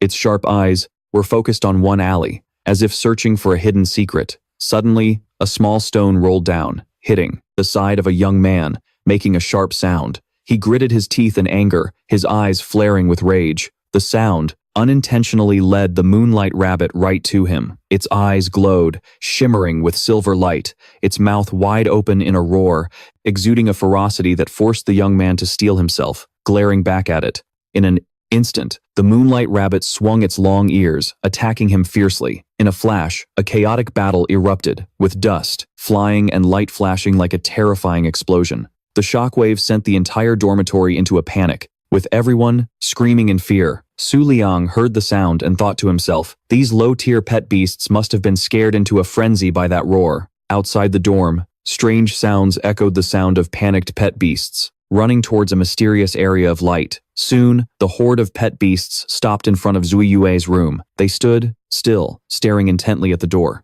Zui Yue appeared, letting out a heavy sigh, her sharp, cold eyes scanning the crowd. It's the middle of the night. What's all this noise? So annoying. Her cold voice rang out. All of you, go back to sleep. Hearing her command, the pet beasts immediately bowed their heads, showing reverence, and obediently retreated. A woman stepped out, surprised to see the pet beasts had calmed down. Did you all run wild? Good little ones, go back to your nests. She glanced at Zui Yue's room and whispered, strange, isn't that the room of that white deer? Why did all the out-of-control pet beasts become normal when they got here? In her private room, Zhui Yue buried her face in her pillow, sighing in frustration. Her face was flushed, her eyes filled with anxiety. What on earth does he want? She thought to herself. She recalled Su Liang's words. We have a deal. If I call you and you don't appear, I will reveal your secret to everyone. She shook her head, trying to stay clear. He was the king of the moon, on par with the great emperor Kang Yue. Why would he need to call me? She touched her neck, pondering. Is it because his power hasn't reached its peak yet? He needs my strength to overcome some danger. The more she thought, the more confused Zhui Yue became. She slammed her head on the pillow, her face flushed, and her eyes filled with panic. He's not actually going to call my name tonight, is he? The scene shifts to outside the dormitory, where a thick smoke envelops the academy. The moonlight rabbit emerged from the smoke, its sharp eyes curving into a sinister smile. It stood before the cracks in the ground, observing intently as if searching for something. Suddenly, a growl echoed. A young man stood on the back of a beast pet, hiding behind the crest on its head, smirking. This power was truly beyond imagination. But to dare cause such destruction in the academy, it seems you're not one of the Twin Moon cult. If the King of the Moon finds out, you won't stand a chance. You're just a wild beast rampaging on a full moon night, he shouted. Don't you know this is the King of the Moon's territory? If you disturb him, we'll all be torn to shreds. The moonlight rabbit was unfazed. Behind it, a whirlwind gathered the broken pieces of rock. The young man continued to shout, even if you're strong, I advise you to retreat, right now. As soon as he finished, the moonlight rabbit grew angry. It whipped its powerful ears, sending a torrent of air and broken stones flying towards him. The young man gritted his teeth, his face darkening, as he commanded his two beast pets to counterattack. A fierce battle erupted, kicking up clouds of dust. In a flash, his two pets were torn apart by the moonlight rabbit, their bodies covered in strange vortexes. But just a moment later, they recovered, as if they had never been injured. The young man laughed loudly. Well done, Ling Du Yue. He looked at the moonlight rabbit, thinking to himself that despite its terrifying power, it didn't seem like a high-level beast with intelligence. And it certainly can't be a supreme beast, or Ling Du Yue wouldn't have been able to block that. He jumped down and yelled, Ling Du Yue, release your restrictions. I permit you to absorb the moonlight. As he spoke, his two beast pets merged, transforming into a new monster with gleaming sharp teeth and crescent-shaped eyes. But the young man suddenly clutched his chest, collapsing in pain. He bit his lip. I'm reaching my limit. Besides the great emperor Kang Yue and the Moon God Palace, no one had ever absorbed unlimited moonlight without exploding. He smirked sinisterly. But with my power, it's still enough to deal with you. He raised his hand, gathering spiritual energy, and shouted, You're not the only monster that goes wild on a full moon night. His beast pet charged forward, and another chaotic battle began. Inside the academy, terrified students fled with their beast pets. Two girls, Su Jing and Bai Yuer, whispered, Could it be an attack from an enemy force? No way, the King of the Moon is here, Su Jing guessed. It's probably some beast pet that absorbed too much moonlight and lost control. Suddenly, a figure zipped past them like the wind. Su Jing was startled and called out, Wait, but when she realized it was the King of the Moon, Su Liang, she stammered in fear. King, King of the Moon. Su Liang pointed to the sky, his voice mysterious. The moon is about to reach its zenith. Only my Hu Zhong Yue is strong enough to handle this.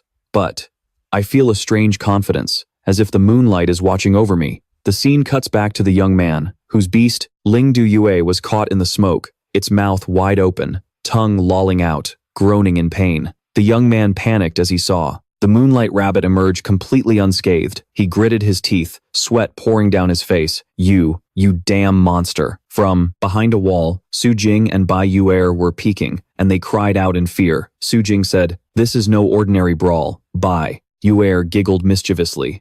The dorms are wrecked anyway, why not enjoy the show? Su Jing got mad and smacked her on the head. Do you have a death wish? Bai Yuer rubbed her head and pouted. But this rabbit looks familiar. Like a high-level lop-eared rabbit, but its physique is just too abnormal. Suddenly, the moonlight rabbit used its ears to tightly bind Ling Du Yue and slam it into the ground, causing the earth to crack open. The young man was horrified. How can a wild beast overpower Ling Du Yue? He yelled, Ling Du Yue, use the moon devour technique.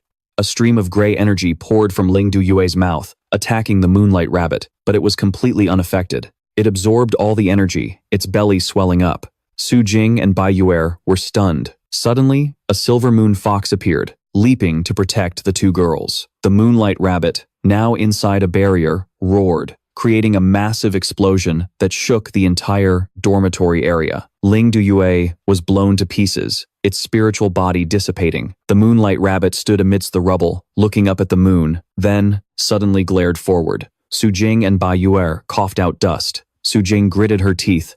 Good thing the moon summoning. Flower beast saved us. A large tiger approached, its cold eyes fixed on the moonlight rabbit, but the rabbit just glanced at it before.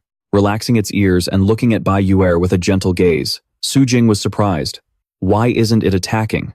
The moonlight rabbit used its ears to move a rock and grabbed the young man, lifting him into the air. He screamed in pain but remained defiant. You're not a high-level beast pet. The king of the moon is coming. You won't escape. The moonlight rabbit coldly threw him to the ground. It raised its leg for a powerful stomp. Bai Yuer panicked. He's going to die. Let Xiao Bai stop it. Su Jing stopped her. Don't be reckless, Xiao. Bai can't take that hit. If you use a pet and it dies, its loyalty will drop. Bai Yuer was adamant, but are we just going to let him die?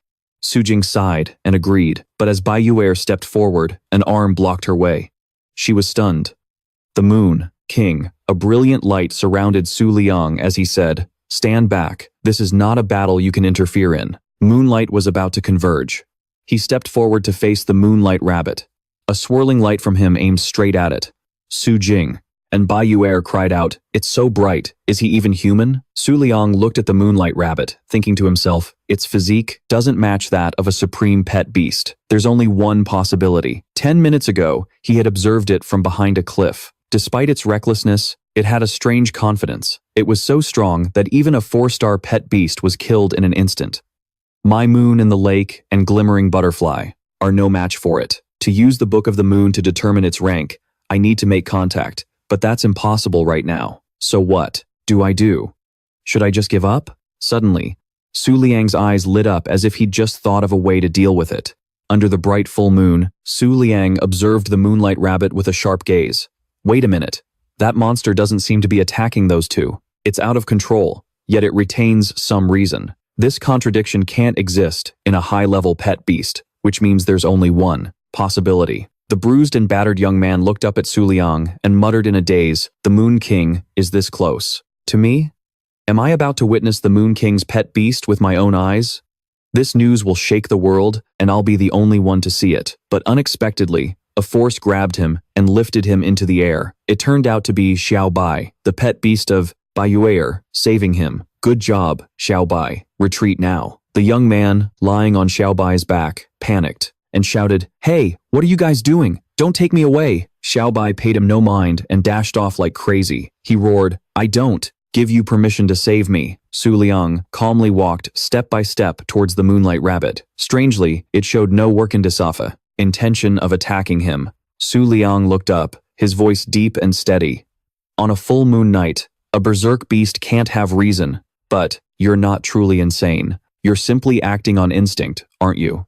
The moonlight rabbit stood still, silent for 5 seconds. Seeing it didn't respond, Su Liang smiled. Acting on instinct. Only low-level pet beasts do that. The truth is clear. He raised his hand towards the moonlight rabbit and said confidently, "You're looking for me, aren't you?" Su Jing and Bai Yuer, watching the show from afar, stared with wide-eyed surprise. Bai Yuer exclaimed, "What is the Moon King doing?" Suddenly, the moonlight rabbit let out a furious roar. Its ears swung powerfully as it charged towards Su Liang with a cold glint in its eyes. Su Jing shouted, "Look out!" Bai Yuer panicked. The Moon King hasn't summoned any of his pet beasts. At this rate, he's going to be crushed. The moonlight rabbit's ears bore down on Su Liang's head. He squeezed his eyes shut, drenched in sweat, but didn't resist. Drops of sweat fell into a pool of azure water, and the moonlight rabbit's ears slowly retracted. At Su Liang's feet, the blue pool materialized, and Moon in the lake appeared, embracing him protectively. Their faces were so close, it made Su Jing and Bai Yuer gasp in astonishment. The young man from afar was also stunned. That's the ancient, mystical pressure of Moon in the lake. It blocked the moonlight rabbit's attack. This is an internal secret of the Black Moon cult. Suddenly, his eyes rolled back, veins bulging as he screamed, The Emperor has been born." Su Liang's face darkened. his eyes closed as if enduring great pain. A second later, he grinned with satisfaction. Exactly right. Moon in the lake blocked that attack, but it can't take a second one. He opened the Book of the Moon, and information appeared. Moonlight Rabbit, low-level waning moon physique. Su Liang smiled. No need to fight anymore. You really are that adorable little rabbit I met before. He placed a hand on the Moonlight Rabbit's white fur, a waning moon physique, only on a full moon. Can you absorb infinite moonlight, making you strong enough to defeat high-level pet beasts? The Moonlight Rabbit remained, silent, not reacting. Suddenly, a group of students rushed over to Bai Yuer. What's going on? Are we too late? The young man replied. It's not that you're late, it's that you weren't needed at all. The students were terrified. The Moon King has been disturbed. We're dead for sure. Su Liang glanced over, thinking, reinforcements are here. I can't drag this out. He turned back to the Moonlight Rabbit and asked directly, You came here for me, didn't you? The Moonlight Rabbit bowed its head respectfully. As the students stared in disbelief, Su Liang smiled. So persistent about the moonlight. I admire your will.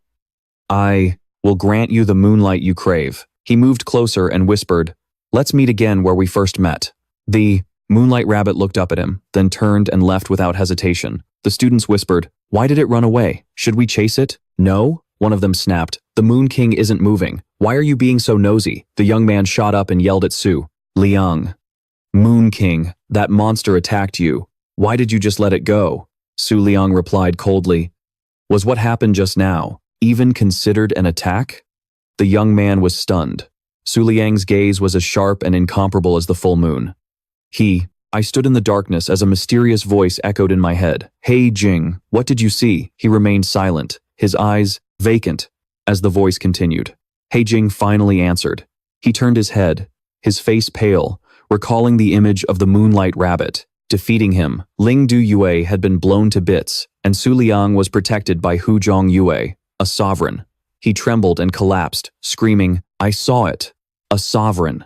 Drenched in sweat, he clutched his head and muttered, The King of the Moon is too terrifying. The mysterious voice spoke again, We'll stop here for today. Continuing will put too much strain on you. Suddenly, a figure appeared. Hey Jing, last night, the Tram Tin Yen Nengjiet appeared in the northern region. He was stunned, sweat beading on his forehead. As the voice went on, the vice leader of the Black Moon cult's third branch has already arrived in the northern region. You will continue to act as our inside man, observe the King of the Moon's movements, and report back. He Jing jolted awake in the infirmary, panicked.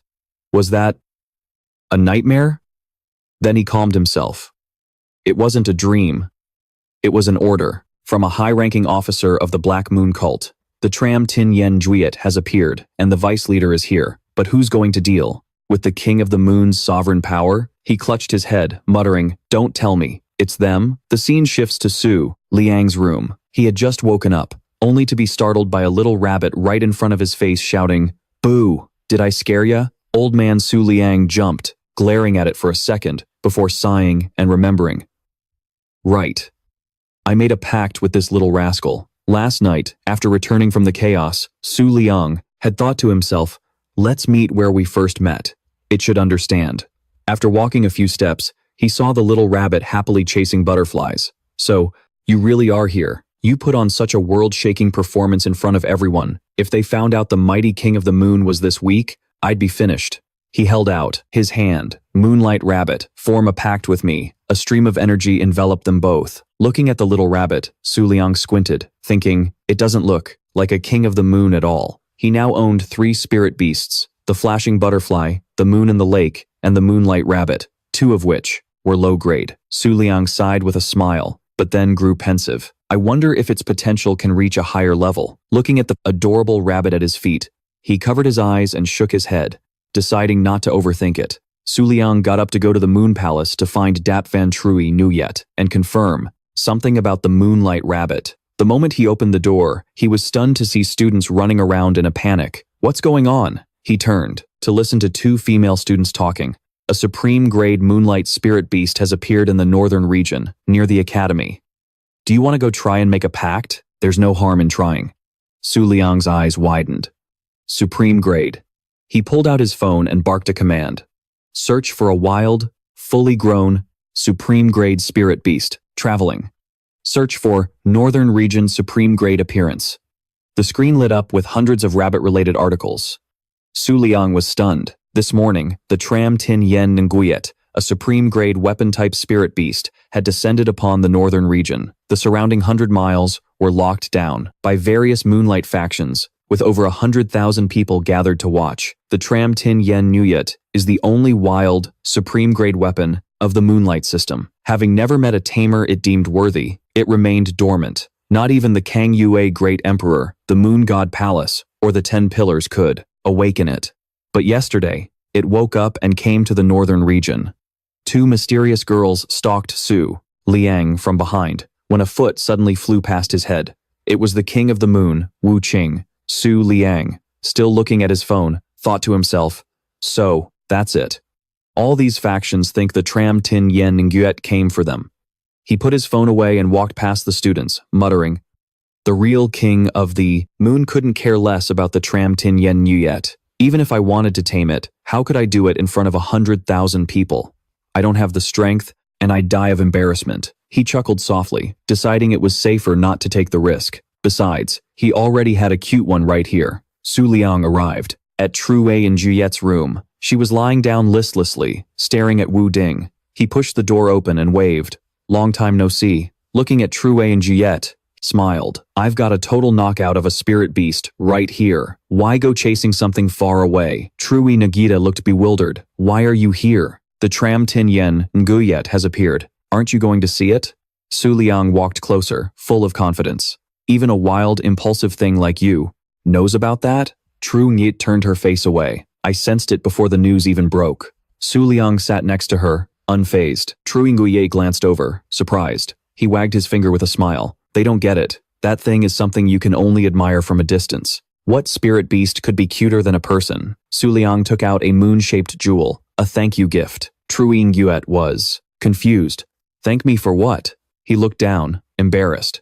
It's thanks to your reminder that I was able to tame the moonlight rabbit. Trui Nguye looked at the jewel, shocked. Isn't the specially made spirit food for supreme-grade beasts incredibly expensive? Su Liang smiled. Not expensive at all. If you like it, I'll bring more tomorrow. I've got thousands of these in my spirit beast space, all provided by the Twin Moon cult.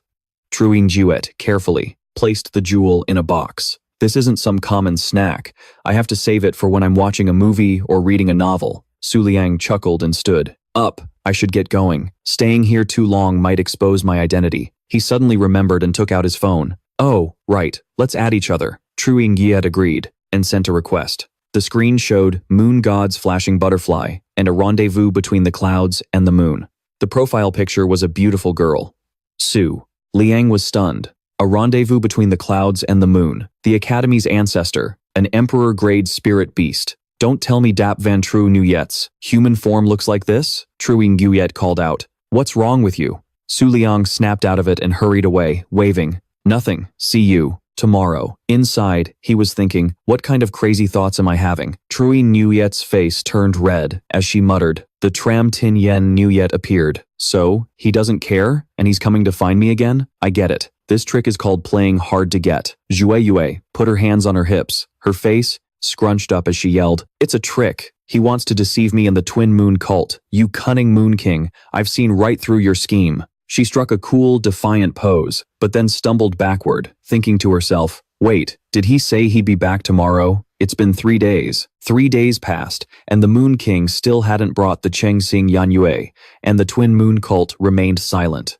The situation in the northern domain grew even more uncertain as thousands of people lined up, taking turns to try and tame the Chengxing Yanyue. A girl with a striking appearance slammed her hand on the table and shouted, don't push, you're just here to watch. Do you really think you can tame it? That was Shang Ruyu, the vice principal of the Moonlight Beast Taming Academy. She held out a registration form to ensure everyone's safety. No registration, and you'll have to bear the consequences yourself. She rested her chin on her hand and muttered, why do I have to babysit this bunch of low-level students? Suddenly, she was startled, her eyes widening. The heavily injured He Jing was walking over. Shang Ruyue asked cautiously, Teacher He Jing, shouldn't you be recovering? What are you doing here? He Jing forced a smile. I had the medical staff revive my beast pet. It's nothing to worry about. Ruyue looked at him skeptically. Is that so? She stood up. If you say so, I'll leave it to you." She lowered her head, smirking with contempt. Another daydreamer. The students surrounded Heijing, worried. "Teacher, are you all right?" He forced a smile. "I'm fine." A green-haired girl stepped forward to register. Behind her was a strangely dressed person, their face completely covered. Heijing thought to himself, "That esteemed person has arrived. I've never met them, but there's bound to be a signal." After the green-haired girl finished registering, the next mysterious person stepped up. She raised her hand, and on it was the symbol of a snake coiled inside a small triangle. Heijing was stunned, his eyes wide. The girl's piercing blue eyes glowed, staring daggers at Heijing, radiating killing intent. His face went pale, and he broke out in a cold sweat, quickly letting her pass and calling for the next person, thinking, "It's her." The scene shifts to a mystical place, where a shimmering barrier surrounds a rushing stream between two cliffs. A girl with a green figure spoke up.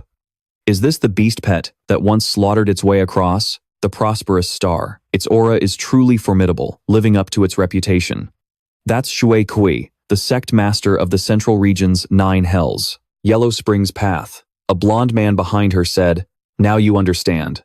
This young man is from the Northern Domain's Moonlight Beast Taming Academy. Any beast pet that isn't of the Moonlight attribute will be rejected by the barrier. Any beast tamer who rushes in recklessly will only find death." 2 other girls from the Northern Domain, Wan Yue and Ling Yue, chimed in. "A sect master without a Moonlight attribute, beast dares to dream of taming. The Chengxing Yan Yue? What a daydreamer." Shui Kui glanced over, thought for a moment, then turned away with a sinister smile. "I see, the inner disciples will retreat, but I'll stay behind to see which fool overestimates himself and throws his life away."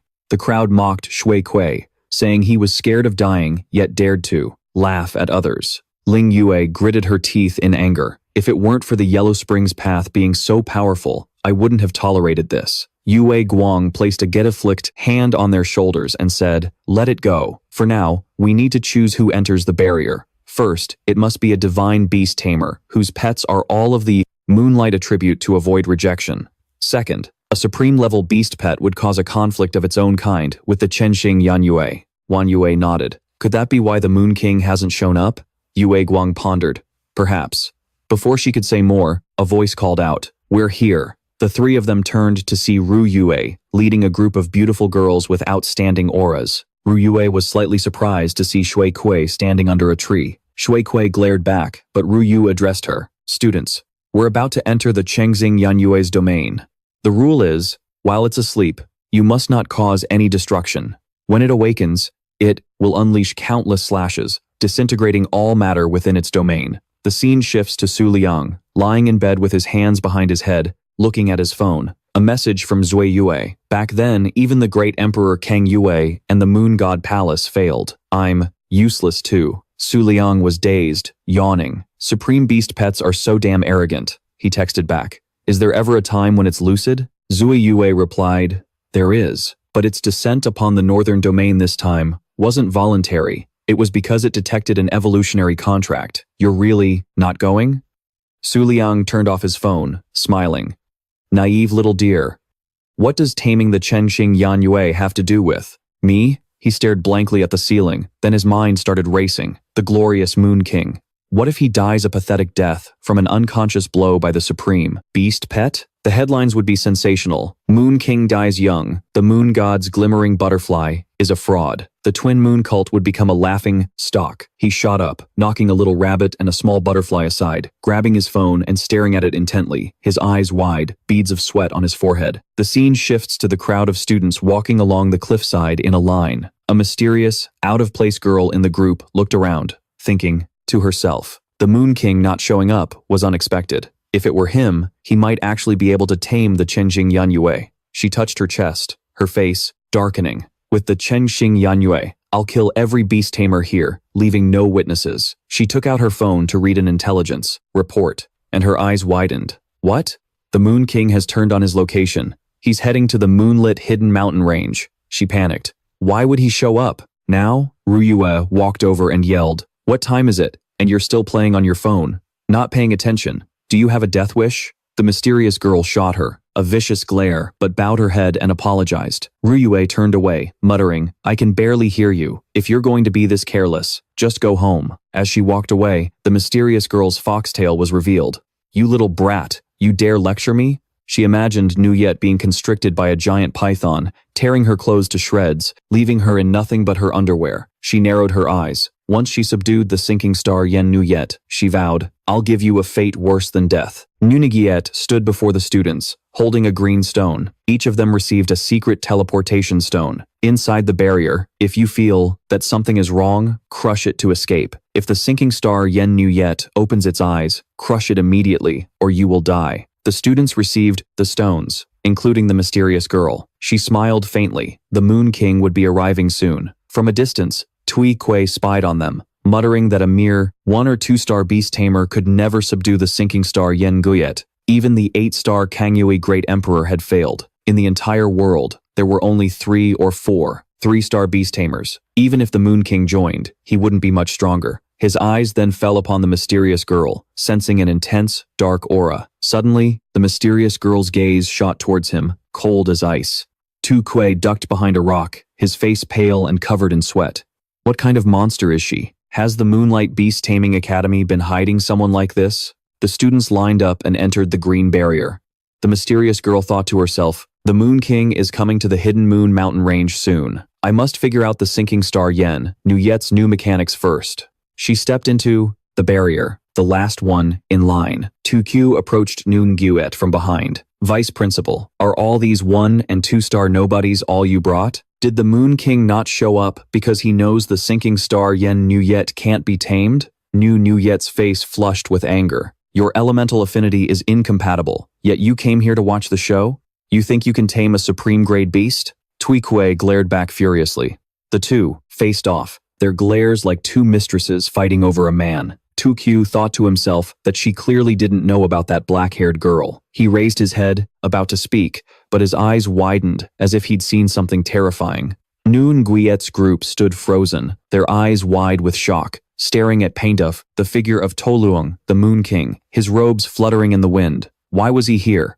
They looked like they'd just seen a ghost. Noon Nguit stepped forward, bowing her head timidly. "Lord Moon King, so you have come to subdue the sinking star Yen, Nguyet." Nguyet Fan and Nguyet Lin were stunned, exclaiming in unison, "But what if the Moon King's emperor-grade aura startles the sinking star Yen? Nguyet?" Nguyet turned and scoffed. "Ha, a bunch of blind fools. If the Moon King has come, it means he is confident, enough to make the sinking star Yen Nguyet submit, even without releasing his emperor-grade beast." Hearing this, Toluang let out a sly smile, thinking to himself, "It's actually simple. I just need to touch the sinking star Yen Nguyet's main body, and I can unlock the Book of the Moon.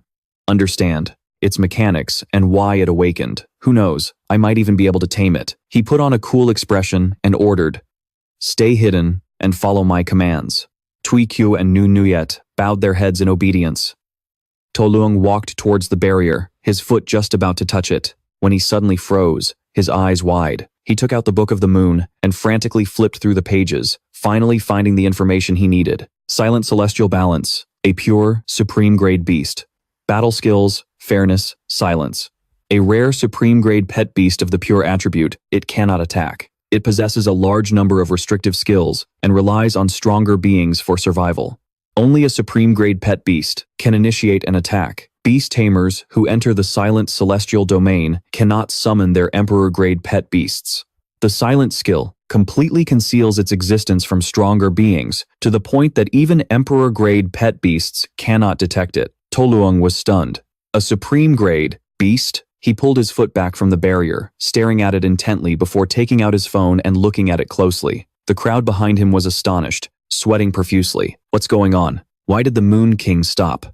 Noonjiet stepped forward to inquire, "Lord Moon King." Before she could finish, Toluang turned with a sinister smile. "How could you so easily let the vermin from the Black Moon cult inside?" The crowd gasped, in horror. "The Black Moon cult?" Toluang declared. "From now on, this area is under the management of the Twin Moon cult. No one is allowed to enter. I will handle the rest myself." As he walked away, the crowd remained in a state of shock. Tui Kui suddenly realized that terrifying woman was a beast tamer from the Black Moon cult.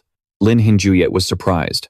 Weren't they driven out of the northern domain by the Twin Moon cult? They must have returned for the sinking star Yen Guet, Van Guet replied. The Moon King said, "She's just a mosquito." "But what about the students?" Noon Juyet said worriedly. "They have the teleportation stones. They should be fine. Su Liang was lost in thought. The silent celestial balance counters Emperor-grade beasts. The Black Moon cult thinks, I have an Emperor-grade beast, which means that if I go in there, I won't just be facing one. Supreme-grade pet beast. This is the most dangerous challenge of my life. He took a deep breath and smiled smugly. If this were me right after I transmigrated, I wouldn't have dared to go in. But the me right now, that's a different story. He stepped straight into the barrier without a hint of hesitation. The crowd gasped in admiration. As expected of the Moon King, his presence is overwhelming. Hack Kin's eyes widened. The Moon King really went into the snakes. Throne, what do we do? He shouted. There are remnants of the Black Moon cult in there. We have to go in and help. The crowd was startled. Hack Kin clenched his fists, looking excited. The Moon King is one of our students. Nyungyet nodded. That's right. So what should we do? To go in and help him? Hack Kin shook his head. No, your powers are too strong. You'll provoke the sinking star Yen Nuyet. My pet beast has just been revived and is still weak. I'll be enough. The two girls looked at him suspiciously. He was covered in bandages. Could he be trusted? Nyungyet was curious. Why is he acting so strange today? Isn't he from the Twin Moon cult? Is he genuinely worried about the Moon King? Hack Kin stepped forward. Model. A barrier. His eyes went blank. When he reached out to touch it, a flash of light sent him flying hundreds of meters. The crowd panicked. What's going on? He Jing clutched his chest in pain. What was that? A voice rang out, making him grit his teeth in anger. That witch. Is she getting off on this? In front of him was a seductive girl with messy hair. Even if your pet is at its peak, dreaming of disturbing the deep star, Scythe Moon is just that, a dream. He Jing saw the butterfly symbol on her thigh and recognized her as one of the 12 moon attendants of the Twin Moon cult, the 7th-ranked member, the Serpent Seat. This is trouble. The girl stood with her hands on her hips, scowling. Didn't you hear the cult master's orders? This area is under the control of the Twin Moon cult. No one is allowed inside. He Jing shot up, thinking she hadn't noticed the silent celestial scale, so there was still a chance. Inside, the deep star Scythe Moon's barrier, the Serpent Seat wandered across a barren land, surrounded by rocky cliffs. She was helpless. After dozens of minutes, she still hadn't found the deep star Scythe Moon. All the riffraff who came in with her had already crushed their escape stones and fled. Good. No one to bother this master. Suddenly, a thick green aura swirled around her. A flash of light zipped past her back. She flinched, her eyes widening, the aura of an extremely powerful pet beast. She leaped up, the green aura filling her vision. She saw the deep star Scythe Moon. Finally, I've found you. Such a magnificent, supreme weapon. It was worth refusing the contract. With the silent celestial scale to keep my attributes pure, she raised her hand. Deep star, Scythe Moon, come with me. I know what you want. You rejected the Azure Moon Great Emperor and the Moon God Palace because they come from imperial lineage. A proud weapon like you refuses to be looked down upon. She boasted, even if I'm not their equal, am I not a 6-star beast tamer? She lunged forward, shouting, Deep Star Scythe Moon, become a piece of me. The Serpent Seat's hand was about to touch it, but the Deep Star Scythe Moon erupted in a blinding light, creating an impenetrable barrier. The Serpent Seat was stunned, sweat pouring down her face. Impossible. I've been rejected. She clutched her head, gritting her teeth. The saint said I was the most suitable one. Where did it go wrong? Suddenly, 3 figures appeared, shouting, You woman from the Moonlight Beast Taming Academy. The Serpent Seat flinched and turned to see a group of furious students. You're the one who defeated more than 2 disciples of the Spirit Moon sect, aren't you? We're here for revenge.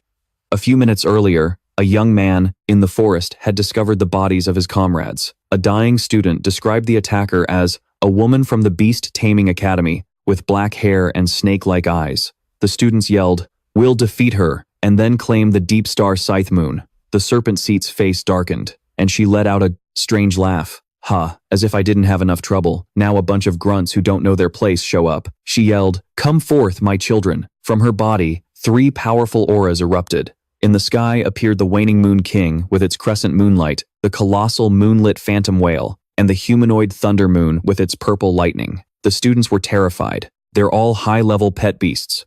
She summoned 3 at once. That's not something a student should be able to do.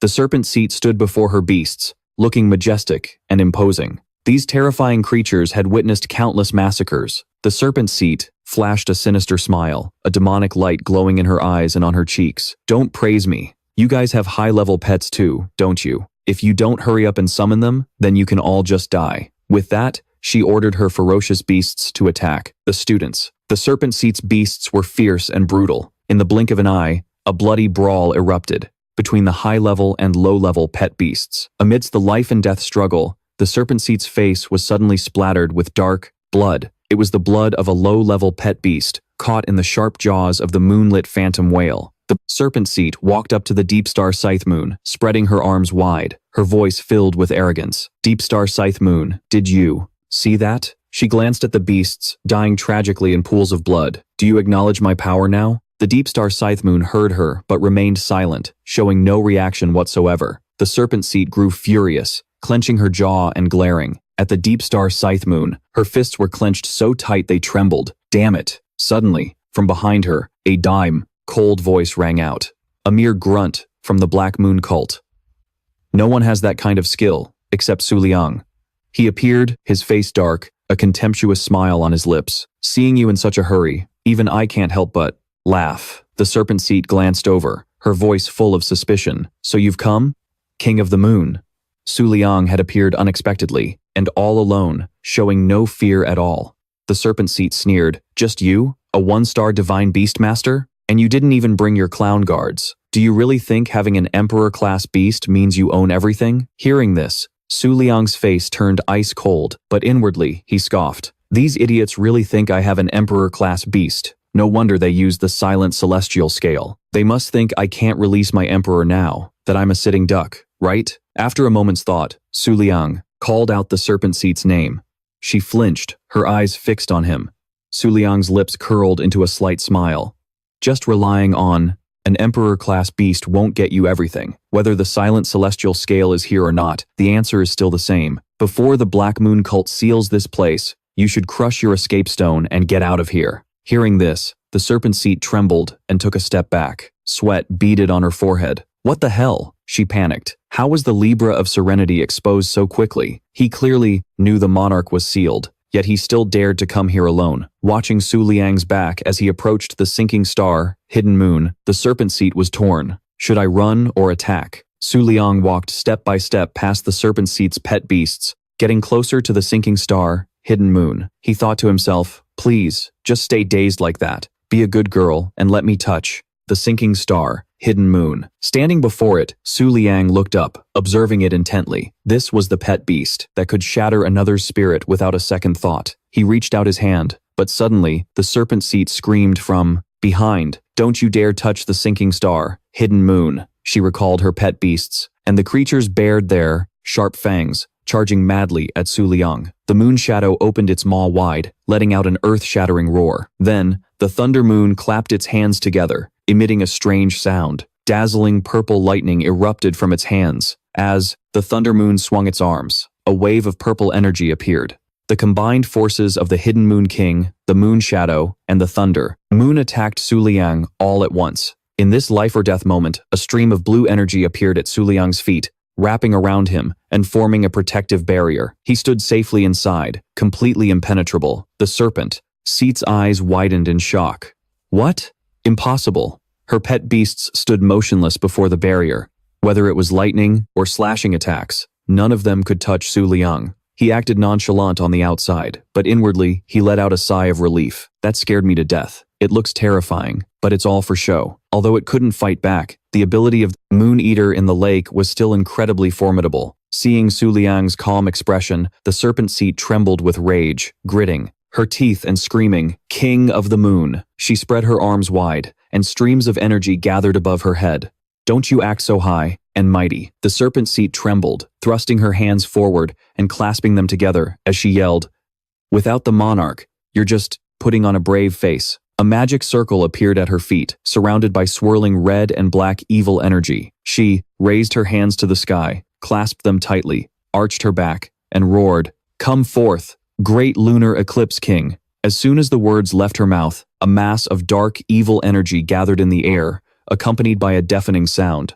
The students inside the barrier heard it, and were terrified. Su Liang watched the serpent seat's ferocious display, took an unexpected step back, and bit his lip. This is the silent battle technique of the Libra of Silence. It conceals memories, allowing her to summon another supreme-level beast without the sinking star. Hidden Moon even noticing. Before him, a writhing, scaly body appeared. It opened its mouth wide, bearing 4 sharp fangs and a long, coiling tongue. This was the Great Lunar Eclipse King, a supreme-level pet beast, the pride and joy of the serpent seat. She smirked. What now? Faced with my most prideful creation, you're scared now, aren't you?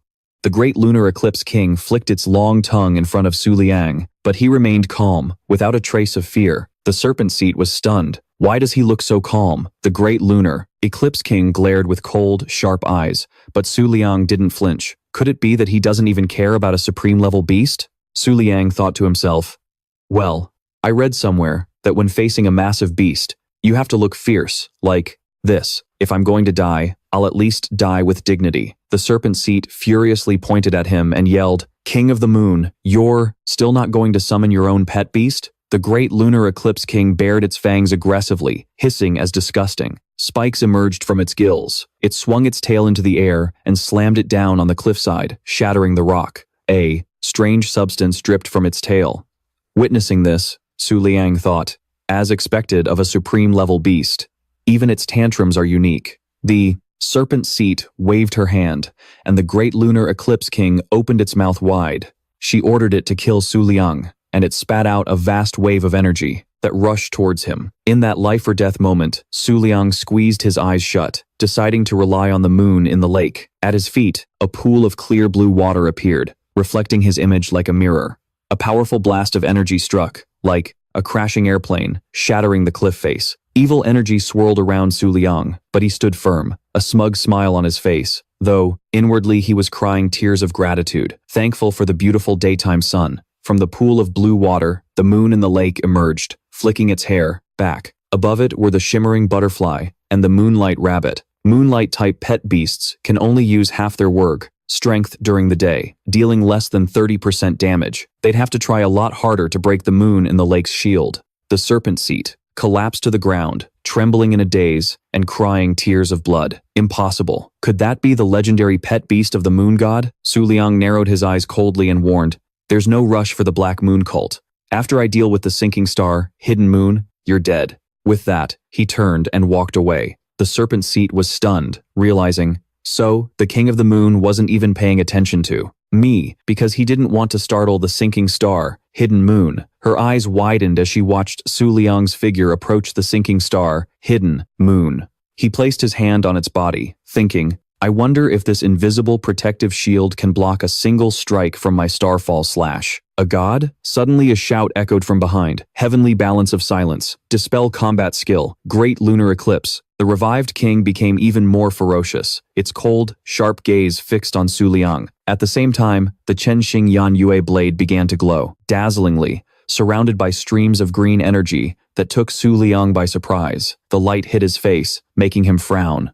I'm screwed. I have to retract the protective layer, or my supreme aura will be detected. Suddenly, a golden hand grabbed the Chenxing Yan Yue, gently pulling it out of the ground. In a flash, a girl with a seductive figure and a full chest appeared, holding the Chenxing Yan Yue blade. That was the Chenxing Yan Yue, in human form.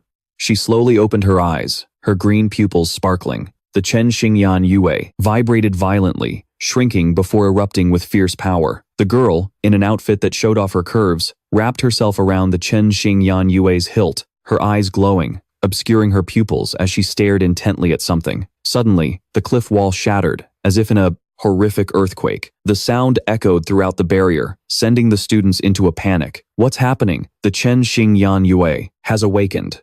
Run! Su Liang stood within the moon in the lake's barrier, facing the Chenxing Yan Yue. He gritted his teeth, thinking to himself, a single strike from the Great Lunar Eclipse King is less than 30% effective. The moon in the lake's protection can still hold. Suddenly, the turquoise water began to move, forming a vortex. The moon in the lake enveloped Su Liang, and he panicked. This is bad. Is the block rate really less than 1% against a supreme-level power this great? He glanced over at the serpent seat and saw the Great Lunar Eclipse King, cowering with its face hidden, like a dog. Su Liang was speechless. The girl carrying the Chenxing Yan Yue leaped into the air, preparing to attack. Realizing he had no way to block it, Su Liang lowered his head in thought, then shouted, stepping on clouds, chasing the moon. Save me. 10 minutes earlier, the students who had been attacked by the serpent seed ran to report to the academy heads. Elder, are you listening? A woman from the Moonlight Beast Taming Academy attacked us. Ling Yue held her head, thinking calmly. That wasn't someone from the Beast Taming Academy, but a seat-level disciple of the Black Moon cult. She sighed. For ordinary students to encounter a seat-level disciple and survive was already lucky. Ling Yue glanced at the messy-haired girl beside her, curious. Why is she so calm? Isn't she worried about the Moon King's safety? Suddenly, a sound made her jump to her feet and shout, "The Chen Xing Yan Yue has been disturbed." Everyone gasped in astonishment. The Chen Xing Yan Yue has opened its eyes? The messy-haired girl screamed for everyone to back away in panic as a burst of aura flared up and then vanished. What was that? Could it be the cult master's imperial power? Faced with the Chen Xing Yan Yue's attack, Su Liang raised his hand to defend himself. The waters of the moon in the lake protected him, but the force was so immense that he had to grit his teeth. I clearly called the name. Why isn't anything happening? Could it be that this barrier, combined with the heavenly balance of silence skill, is soundproofing everything? The Chen Xingyan Yue radiated an intense pressure and a brilliant aura. In less than 3 seconds, it would explode. In his desperation, Su Liang came up with a plan. Times have changed, after all. He grabbed his phone and started typing furiously, sending a text message for help to Chasing the Moon. With only 1 second left, the Chen Xingyan Yue was about to explode. The girl frowned and swung the blade towards Su Liang. With death imminent, Su Liang decided to rely on himself. He spread his hand, glaring at his target, his palm filled with power. The girl gripped the Chen Xingyan Yue tightly and charged forward with immense force. Su Liang also raised his hand, ready to receive the blow. At that moment, Su Liang's move was like a grapefruit falling from the sky. Catch it! Catch it! Suddenly, a dazzlingly brilliant light erupted from Su Liang's hand. The light engulfed Su Liang, creating a blinding flash for anyone watching. In an instant, a terrifying explosion shook the entire area. Nearby students were all hit by the backlash of the explosion's power, thrown dozens of meters away. Over where the messy-haired girl was, she stood firm within a solid barrier, but she couldn't avoid being shaken by the shockwave. The crowd cried out in horror. Was that an imperial power just now? They looked towards the thick black smoke, shouting worriedly, "Lord Moon King, is he still in there?" If that wasn't an illusion, the situation inside must be incredibly dire. Within the barrier, thick smoke and dust covered everything, with shattered rocks below. From within the smoke, a figure slowly crawled out, accompanied by the sound of coughing. It was none other than the serpent seat. She emerged from the body of the great lunar eclipse king, yelling loudly, "You brat! Open it! I'm suffocating!" She looked up and, not feeling the heavenly balance of silence, thought to herself that it must have detected the Chen Xingyan Yue's attack. Seeing the Chen Xingyan Yue floating in the air, she realized it had regained its composure, but as her eyes scanned the area, she panicked. Wait, where is the Moon King? He was standing closest to the Chen Xingyan Yue just now, so why is he gone? The serpent seat was stunned, asking herself, could the Chen Xingyan Yue have killed him, leaving not even his bones behind? She fell to her knees, raising her hands, her whole body trembling. But the Chen Xingyan Yue, which had been disturbed by her plan, was now covering its face, its cheeks blushing. The serpent seat thought to herself, could it be, I've defeated the Moon King? She covered her face and broke into a triumphant smile. Ha ha ha, the king was really killed by Tram Tin Yen Nguyet. That idiot was still staring at his phone right up to the very end. How ridiculous. Zachi Toa stood amidst the chaos, screaming to the heavens, I have defeated the great king of the moon. She turned back to look at Tram Tin Yen Nguyet, a triumphant smile on her face. Now, Tram Tin Yen Nguyet is mine. But when she turned around, she was stunned. Tram Tin Yen Nguyet was radiating a brilliant, rainbow-colored light. Something made Zachi Toa's eyes widen, her expression shifting from joy to utter bewilderment. Tram Tin Yen Nguyet had been stirred once again. At that moment, the girl with the umbrella clung tightly to Tram Tin Yen Nguyet, closing her eyes and falling backward. The dying Nguyet Thuk Vuong behind her was now weak, with no strength left to support her. Zachi Toa glanced over, her face a mask of pure shock. In the air, a thick cloud of smoke appeared, mingling with strange streams of green energy. From within the smoke, Tu Luong stepped out, his face as calm as if he hadn't just been in a battle. Zachi Toa's jaw dropped. Impossible. There wasn't a single speck of dust on him, let alone a wound. Behind Tu Luang, the silhouette of Trui Nuet emerged. Zachi Toa looked up, beads of sweat on her forehead, and stammered, "What the hell is this?" The silhouette of Trui Ngiet flickered within the smoke, its crimson eyes staring intently at Zachi Toa. She cried out in terror, "This thing is huge! Is this an emperor-level deer? For a supreme level, it's way too big. But if an emperor-level beast descended, why isn't this domain shaking?"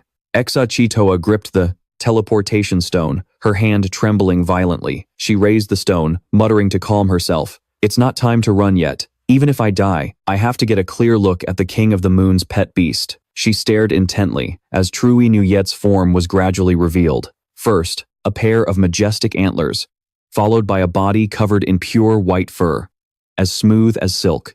Its entire body glowed under the Atensa, moonlight. Its form was colossal, its eyes brilliant. This was the supreme-level pet beast, Dap Van Trui Nguyet. But that wasn't all. Behind it, the beautiful figure of Trui Nguyet's ancestor appeared. Seeing this, Zachi Toa collapsed, unable to believe. Her eyes. Impossible. This thing is 4 or 5 times larger than Dai Nuyet Thukvuong. Even though Dai Nuyet Thukvuong was considered 5-course himself, a terrifying beast in the Black Moon cult, compared to this, it was like a tiny creature at its feet. She wondered in a daze, how can his 1-star pet beast possibly unleash its full supreme-level power? This is clearly his only weakness. But Tu Luang stood there, smiling with satisfaction at Trui Nuyet's appearance. He thought to himself, how magnificent. To think a tiny, white, flower deer could become so glorious. I was startled too, but how did she get here in time? She moved, in the blink of an eye. I don't even know how she saved me. And is that girl's silhouette behind it Trui Nuyet's ancestor? Will it become like that in the future? Trui Nguyet glanced down and sent a telepathic message. How did you manage to block Tram Tin? Yen Nguyet? I don't want to get hit by another one of its slashes. Tu Luang was stunned. Block it? If you're here, you must have a plan, right? He closed his eyes, thinking, wait, I was hit by a slash just now, which means I made contact with its true form. I should be able to see its detailed information in the Book of the Moon, but reading it might not solve the problem. If it doesn't work, I'll just have Dap Van True Nuyet get me out of here. Tu Luang searched and opened a page in the Book of the Moon. Tram Tin Yen Nuyet. A legendary moonlight system, supreme-level pet beast. In ancient times, after the Rosei, moonlight shattered, it lost its scabbard. For thousands of years, it has been constantly awakening and falling dormant, unable to return to its scabbard, and thus refuses all communication with other beings. Tram Tin Yen Giet's former scabbard, Thuong Huyen Giet Shuang, Hoa, moonlight system, supreme level, is currently unsealed. After reading, Tu Luang held his face in thought. So there's a supreme level scabbard. If I knew information about the scabbard, it probably wouldn't be hard to talk to it. But if even the most ancient moon god palace couldn't communicate with it, that means Tram Tin Yen Nuyet's era predates even the moon god palace. It's possible that the current host of Thuong Huyen, Nuyet Shuang Hoa, doesn't even know its origin. Lost in thought, Tu Luang was startled when Tram Tin Yen Ju materialized, its eyes wide open, radiating a blinding light. Seeing this, Zachi Toa bolted, screaming, "We're screwed!" It opened its eyes again. She scrambled towards Dine Jut Thuk Vuong, yelling, "Hey, you rotten snake, protect me!" Hearing its master's call, Dine Nguyet Thuk Vuong struggled to its feet with a roar. It was now in a critically injured state, its body covered in spikes, looking absolutely horrifying. Tram Tin Yen Nuyet looked over, and its eyes widened in surprise when it saw Trui Nuyet. Trui Nuyet shot back a cold glare, as if to say, "What are you looking at?" The two pet beasts locked eyes, their auras clashing violently. Suddenly, a stream of green energy appeared around Tu Luang's feet, wrapping around his legs, and he instantly shot towards the thick smoke ahead. Zachi Toa, perched on Dai Nuyet Thuk Vuong's back, was astonished. What is the King of the Moon trying to do? He's left the protection of his supreme-level beast. Tu Luang flashed a wicked grin and shouted, "Tram Tin Yen Nuyet, submit to me." He stood right between the terrifying auras of Trui Nuyet and Tram Tin Yen Nguyet, an absolutely soul-shaking display of power. He reached out, his hand touching the calm, blue stream of light. Chengxing Yanyue's pure white eyes flared open, glaring furiously at something. A moment later, a brilliant flash of light illuminated the entire sky, obscuring the hills below. Su Liang still held out his hand and spoke. The sheath of the supreme crescent moon flower. Chenxing Yanyue, you're looking for her, aren't you? Hearing this, Chenxing Yanyue's eyes widened in surprise as it stared at Su Liang. He continued, in the name of the Moon God's Glimmering Butterfly, I will find that sheath and bring it before you within 3 years. In return, you must agree to one condition. Cheng Xing. Yanyue fell silent, then slowly closed its eyes. Once again, they were shut tight as its soul merged back into the blade. At the same time, Su Liang touched the light before him. Sheji saw this and gritted her teeth. He broke through. Impossible. Could he have actually tamed it? Beneath Su Liang's feet, the waters of the moon-reflecting lake appeared, swirling around Chengxing Yanyue in midair. The two streams of energy from the lake and Chengxing Yanyue merged, flowing entirely into Su Liang. Dap Yunzui watched in a daze, thinking, I'm afraid the entire outside world is about to be shaken by this. Su Liang clenched his fist with a satisfied smile, but Shezi Zuo, witnessing this, ground her teeth in fury. Impossible. More than 10,000 beast tamers have vanished because of Chengxing Yanyue. It possesses an unbreakable trait. Once it forms a contract with a human, it can self-destruct if that person dies. That's why, as long as he makes Chengxing Yanyue form a contract, he can never truly be defeated. She lowered her head in disappointment. It seems you only realize it when you face him yourself. He is the great, glimmering butterfly god, the king of the moon, Su Liang. Suddenly, Shezi Zuo went berserk like a wild beast. If it's come to this, then let my death serve as a message to the Black Moon cult. She opened her mouth and roared. The great lunar eclipse king appeared instantly, this time evolving into the war halberd, crushing Crimson Moon Wheel, and launched a frenzied attack at Su Liang's back. Su Liang turned his head to look at her, thinking, this woman has seen too much. I don't have a habit of silencing people, but I have no other choice. Jue Yue breathed out a powerful stream of purple energy, suppressing the great lunar eclipse king and causing it to roar in agony. In the blink of an eye, it disintegrated into dust. A dazzling circle of light appeared, where the great lunar eclipse king had just stood. Su Liang looked at this phenomenon and thought, was I a bit too careless with what I fed my previous pet beasts? Fresh red blood dripped down from Shezi Zuo's neck. She clutched her throat, crying out in pain. Moon God Palace, Moonlight, Pavilion, White Flower Deer, King of the Moon. So, that's how it is. Dap Yun Yue isn't an innate supreme being, but a descendant of an emperor. And what's more, its ancestor was something terrifyingly powerful. She clutched the teleportation stone tightly, muttering, I can't die yet. This information is more important than Chengxing Yanyue itself. Someone has to know. She planned to create a diversion and take the chance to escape. Since this area wasn't completely sealed off, as long as she got away from the King of the Moon, she still had a chance to escape. Sheji Zuo mustered her strength to crush the teleportation stone, but a streak of energy shot past, snatching the stone away. She and Jue Yue were stunned. It turned out to be a Glimmer Butterfly, a tiny little thing that had taken the stone and brought it to Su Liang. Before the reblossed, astonished eyes of Sheji Zuo, Su Liang looked at her with a triumphant smile. On a supreme-level battlefield, who would ever notice? A low-level Glimmer Butterfly? Am I right? Hearing this, Sheji Zuo gave a faint smile. It's late, but I finally understand why you're called the King of the Moon. As she finished speaking, Jue Yue drained all the spiritual energy from her body. Sheji Zuo's body faded, and before turning to dust, she said, King of the Moon, it was my honor to fight you. The purple-haired girl who witnessed this stared with wide eyes. The King of the Moon emerged, completely safe, without a single scratch, still looking as cool and handsome as ever. Su Liang turned and ordered, Sheji Zuo is dead. Break the seal on this area. From now on, I will be in charge of Chengxing Yanyue.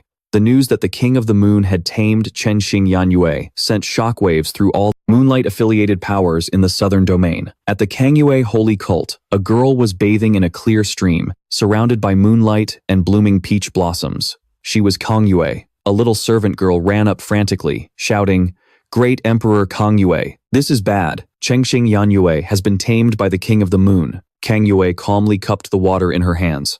Don't panic. I already know. She stood up, her drenched figure captivating, and continued, The King of the Moon is the favored child of the moonlight, the current wielder of the Book of the Moon. This is perfectly normal. Hearing this, the little servant girl cried out, "But great emperor, so are you. You were a 4-star beast tamer the moment you were born. You possess an emperor-level pet beast, and eyes that can see through all the moonlight in the world." Kang Yue, the girl with azure eyes and an innocent face, smiled. "That's right. I'm very curious. Who will the moonlight favor more?" She gazed into the distance. The moon god ritual.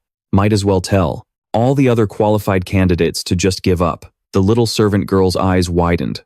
What? On a beach in a border region, 2 figures appeared. A girl with a pair of horns bowed her head before a person cloaked in black. "Your Holiness, the Holy Sun, those 2 have arrived," asked Lingji Zuo. "Do you think I will lose to the Moon King this time?" Lingji Zuo bowed his head with his eyes closed.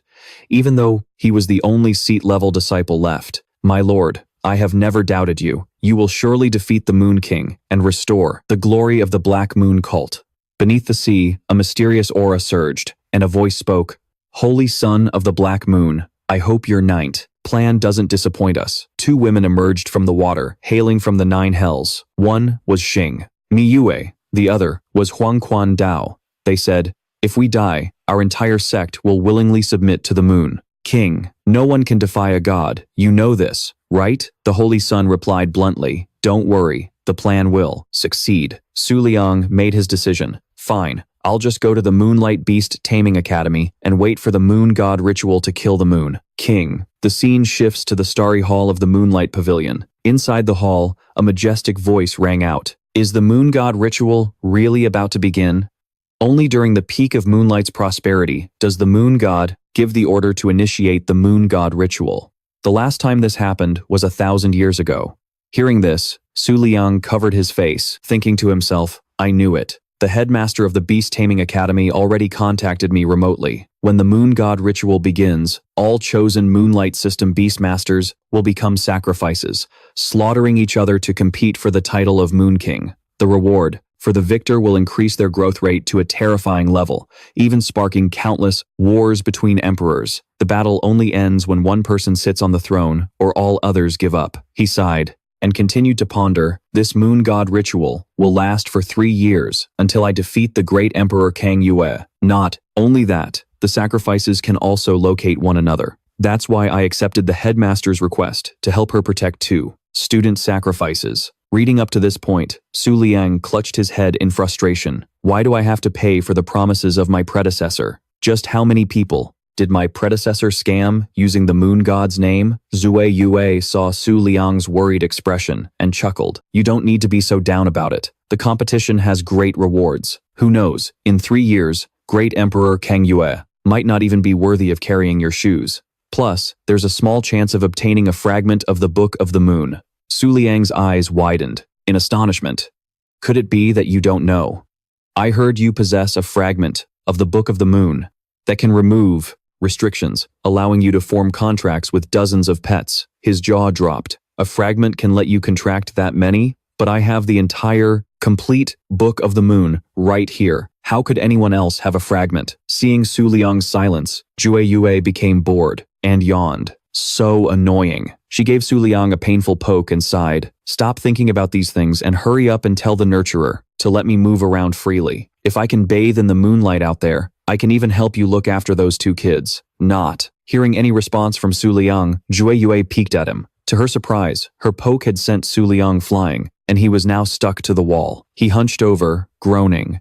"A single poke from a supreme being that almost ruptured my kidney." Su Liang immediately sent a message titled 100 Ways to Steam Venison to Zhuo Yue, which left her speechless, not knowing how to reply. Then, he sent the 2 students' profiles to Jue Yue. Bai Yuer, 16 years old, from the Western White Clan, an emperor's daughter, a tiger hybrid, possesses a supreme-level pet, but for some unknown reason, it's always asleep. Perhaps her own level is too low to manifest its power. Reading Bai Yuer's information, Su Liang stroked his chin, musing, "I thought she was a cat girl. Turns out she's a tiger." The second one is Bi Jiao, 16 years old, the 4th princess of the Azure Moon Empire, the most prosperous nation in the northern region. When she was young, she had a record of summoning a supreme-level pet. Su Liang muttered, "A princess and an emperor's daughter. What a pain. He forwarded the two students' information to Zhui Yue through his phone screen. Looking at the information, on Bai Yue, Zhui Yue replied, I find this girl interesting. I'll take her. The scene shifts to the dorm area of the port, Beast Taming Academy. Bai Yue sat on a swing, closing her eyes and sighing. Chen Xingyan Yue has been captured by the Moon King. I didn't even get a chance to dream. Su Jing stood up abruptly. All right, let's go assemble at the lecture hall. There's an important announcement soon, right? Behind a tree, Zhui Yue's figure silently observed Bai Yue, thinking, so that's the girl from the White Saint clan, huh? Her scent is easy to remember. It's a pity she's not very bright. Suddenly, raindrops began to fall, hitting Zhui Yue on the nose. She muttered, it's raining. I should head back. In this rain, my abilities will be significantly reduced. As she was leaving, a tornado-like vortex of energy appeared in the sky, shooting straight down towards the dorms and causing a massive explosion. An armored warrior glowing with power, with two horns on its head and a sharp gaze, stared intently at Su Jing and Bai Yue, roaring, found you. One of the 5 supreme targets. I'll give you 10 seconds to summon all your pets. I have no interest in sneak attacking a beastmaster to kill them. Bai Yue and Su Jing were terrified. On the shoulder armor of the warrior, Storm Tyrant, were 7 stars. Zhui Yue glanced over and immediately recognized the 7 stars. He's the pet of a 7-star beastmaster. All possess the mark of a monarch. On the main campus of the Beast Taming Academy, a few figures appeared in the downplus, rain. They were Bijiao's people. One of them spoke up, making us gather at the lecture hall in this rain. What's going on? Bijiao glanced over as a small, low-level shimmering butterfly landed on her finger. Her servant spoke, Your Highness, that's just a low-level pet beast. Before he could finish, Bijiao cut him off. How dare you compare me to that so-called King of the Moon? I'm just playing around. What's the big deal? Who knows? Maybe the King of the Moon plays with little beasts like this too. As they were talking, a voice called out from a distance. Are you all talking about the King of the Moon? Bijiao and her servants turned to see Lingji Zuo approaching. She smiled. I'm very curious about the stories of the King of the Moon. Could you discuss them with me? Bijiao's group was terrified, not daring to welcome her. Bijiao angrily shouted, You ugly little girl, stay away. Can't you see we're on our way to the Academy conference? Lingzu Zuo let out a cold laugh in response. Oh, I want to join too. And did you just call me an ugly little girl? As she spoke, a goat-like pet beast appeared beside her. She smirked. What a shame. I was hoping to deal with a brat who has a supreme-level beast and make her scream and cry. Bijiao's servants were startled, panicking. A supreme-level spotted spirit goat. Bijiao also realized that Lingji Zuo was a member of the Black Moon cult. In the Beast Taming Academy's plaza, students stood in the rain, their faces filled with annoyance. On the main stage, 2 figures, Ru Yue and Yue Guang, stood surrounded by students, but Bai Yue and Bijiao were absent, sparking a bad premonition. But Ru Yue spoke up. Everyone, please listen carefully. The once-in-a-millennium Moon God Festival is about to begin. When it starts, high-potential Moonlight System Beast Tamers will be chosen as offerings to fight and please the gods. The winner will receive an unimaginable reward. Yue Guang continued. The rules will decide the winner. Suddenly, a voice cut in. Is for the offerings to slaughter each other until only one survivor remains. In the sky, a full moon descended, bearing a set of pearly white teeth and 7 twinkling stars on its forehead. The voice continued. The last one standing will be the true King of the Moon for this era. Seeing the horrifying scene, Ru Yue and Yue Guang quickly ordered the students to retreat. But it was too late. The entire Beast Taming Academy was rocked by a heaven-shaking explosion. Ru Yue was thrown back, screaming, Damn it! That's the battle standard of a 7-star supreme. My moon-concealing chariot can only protect myself. I'm afraid the students. But when she looked back, she was stunned to see the students were safe in a corner. Ru Yue wondered, what's going on? The grotesque moon spoke. My attack was absorbed. It seems the King of the Moon has made his move. Indeed, among the students, Su Liang stood there, staring intently at the grotesque moon. He thought to himself, luckily, the battle at the moon-concealing mountain range tripled the protective range of my moon in the lake, saving the students. But this explosion still used up 40% of its protective range. If this had happened before, they would have all turned to dust. Su Liang revealed a mysterious smile. Haha, it's been a long time since I've been this angry. Suddenly, next to the grotesque moon, lightning flashed and space itself cracked open. A girl with angel wings appeared, 7 stars glittering on her chest. Ru Yue gaped. Another 7-star supreme. A 7-star beast tamer possesses at least one monarch level. Beast! The girl shouted. What do you think you're doing? What if all these people die? Was that really necessary? The grotesque moon casually replied, What do you know? As if the king of the moon cares about the lives of these ants. You fool. This is the Twin Moon Cult's territory. Our mission is to stop the 2 vice principals. Ru Yue stepped forward and pressed. Wait, the protector of the planet, the moon goddess. Is that Xingmi Yue? 5 years ago, I was an exchange student on planet Xingmi Yue, and was fortunate enough to be saved by her. Why are you sneak attacking us? The grotesque moon grinned sinisterly. Your other half, huh? What are you going to do now? The angel girl grew angry.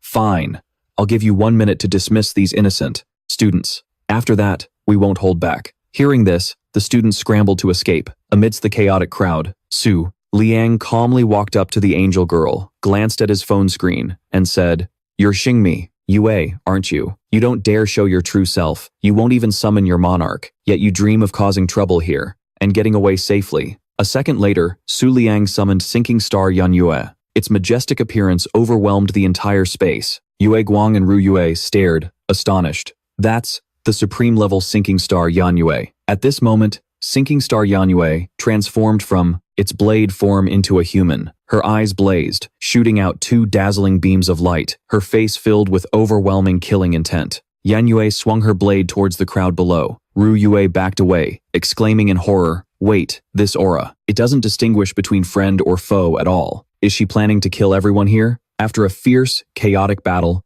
the angel girl and the grotesque moon gradually faded away in a brilliant light. The entire Beast Taming Academy was left in ruins, shrouded in smoke and dust. It was pitch black. From within the smoke, a dry cough echoed. Nu Ngyet sat amidst the ruins, her eyes darting around, muttering, Am I still alive? It seems the Moon King was still worried about the safety of his side. In the blink of an eye, the weird moon and the fairy girl had been utterly defeated by Tram Tin Yen Nguyen, left lying in a crater, with no strength left to fight back. Tram Tin Yen Nguyen and the Moon King stood above, looking down without a shred of pity. But even in defeat, the fairy girl stubbornly got up and provoked them. Even if we die, it's nothing more than a welcoming gift. For you. Let me give you one last warning. The Emperor will soon appear before. With that, the weird moon and the fairy girl shot up, gathering the last of their power. Sensing something was wrong, Tram Tin Yen Nguyet's eyes widened, and she charged forward without hesitation. Tu Luang gritted his teeth, thinking to himself that Ho Trung Nguyet's protection rate was down to just 4% after 2 attacks. It couldn't be used again. In 3 more seconds, Tram Tin Yen Nguyet would strike, and if they didn't stop, everything would turn to dust. What could he do?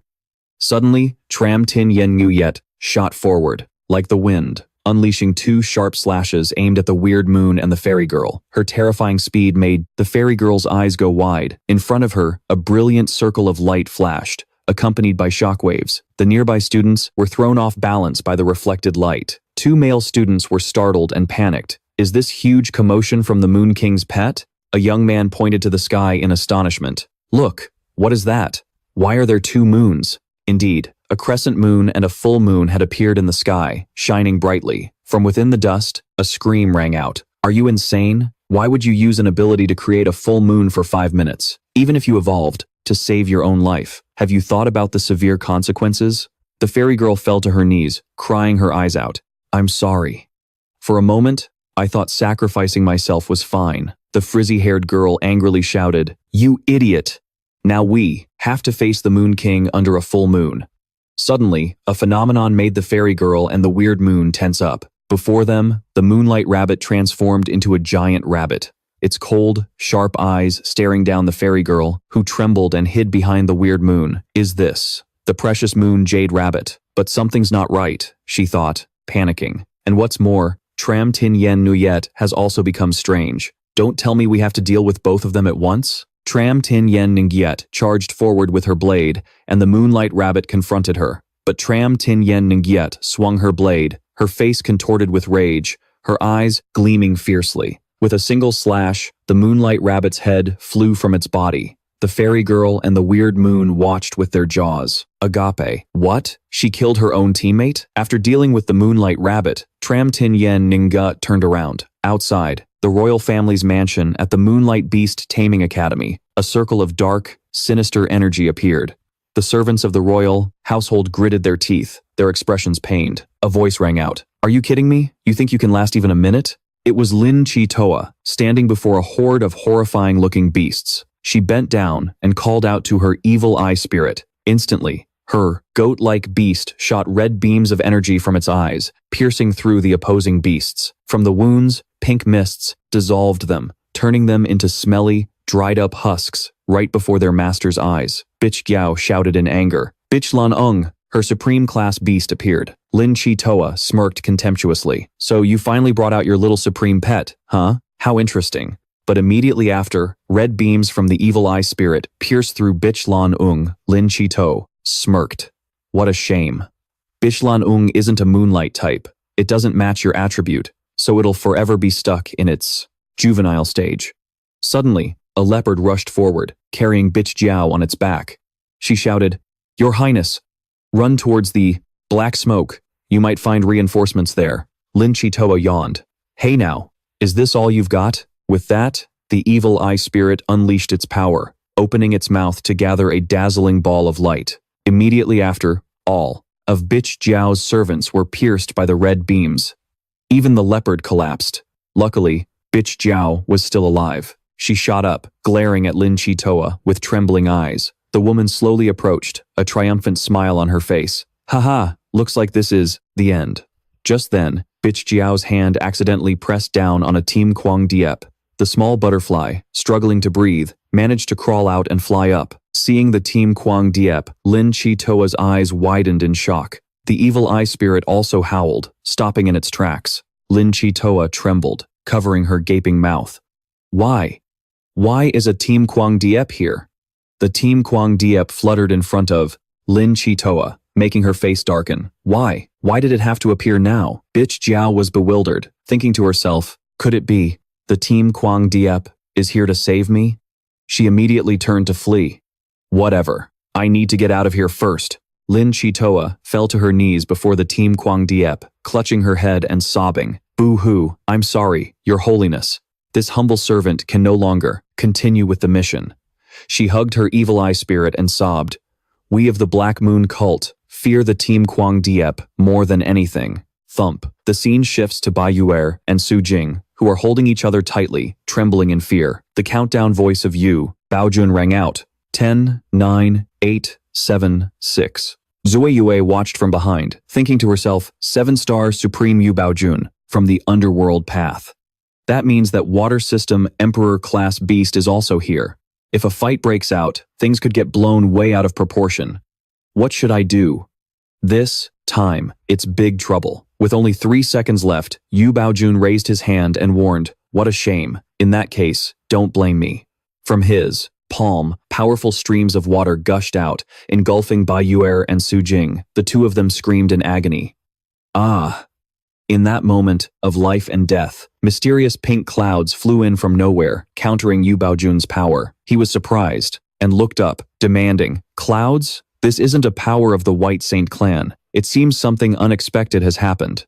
Who are you? Bai Yuer and Su Jing turned around, their jaws dropping. Zhuwei Yue arrived, riding on the clouds. Su Jing recognized her immediately, an intermediate rank. White flower deer, it saved us from a supreme. Zhuwei Yue looked away, thinking helplessly. Since I already agreed with the Moon King, I guess I have no choice but to go through with it. She rode the clouds and stopped in front of Yu Baojun. He greeted her. I am Yu Baojun, ranked 3rd under the Eternal Emperor of the Underworld Path. After hearing this, Zhuwei Yue looked left and right, then asked curiously, that romantic eternal guy? He didn't come with you? Yu Baojun was so furious he could have coughed up blood. How dare you call the Emperor that guy?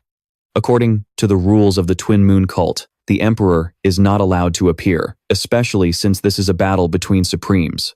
Zhuwei Yue stroked her chin nonchalantly. Oh, so that's how it is. No problem. She stood up, puffed out her chest, and laughed loudly. Heh heh, actually, I'm the type who yields to the strong and bullies the weak. Yu Baojun flew into a rage and clapped his hands together. Don't push your luck. As he finished speaking, a pool of water shot up. Battle flag. Of the deep sea. A torrent of water poured down from a giant iceberg in the sky. Zhui Yue was drenched, gradually disappearing into the pool of water. Intense spiritual energy gathered on the iceberg. Suddenly, Zhui Yue appeared, rushing forward. Like the wind, her face filled with killing intent.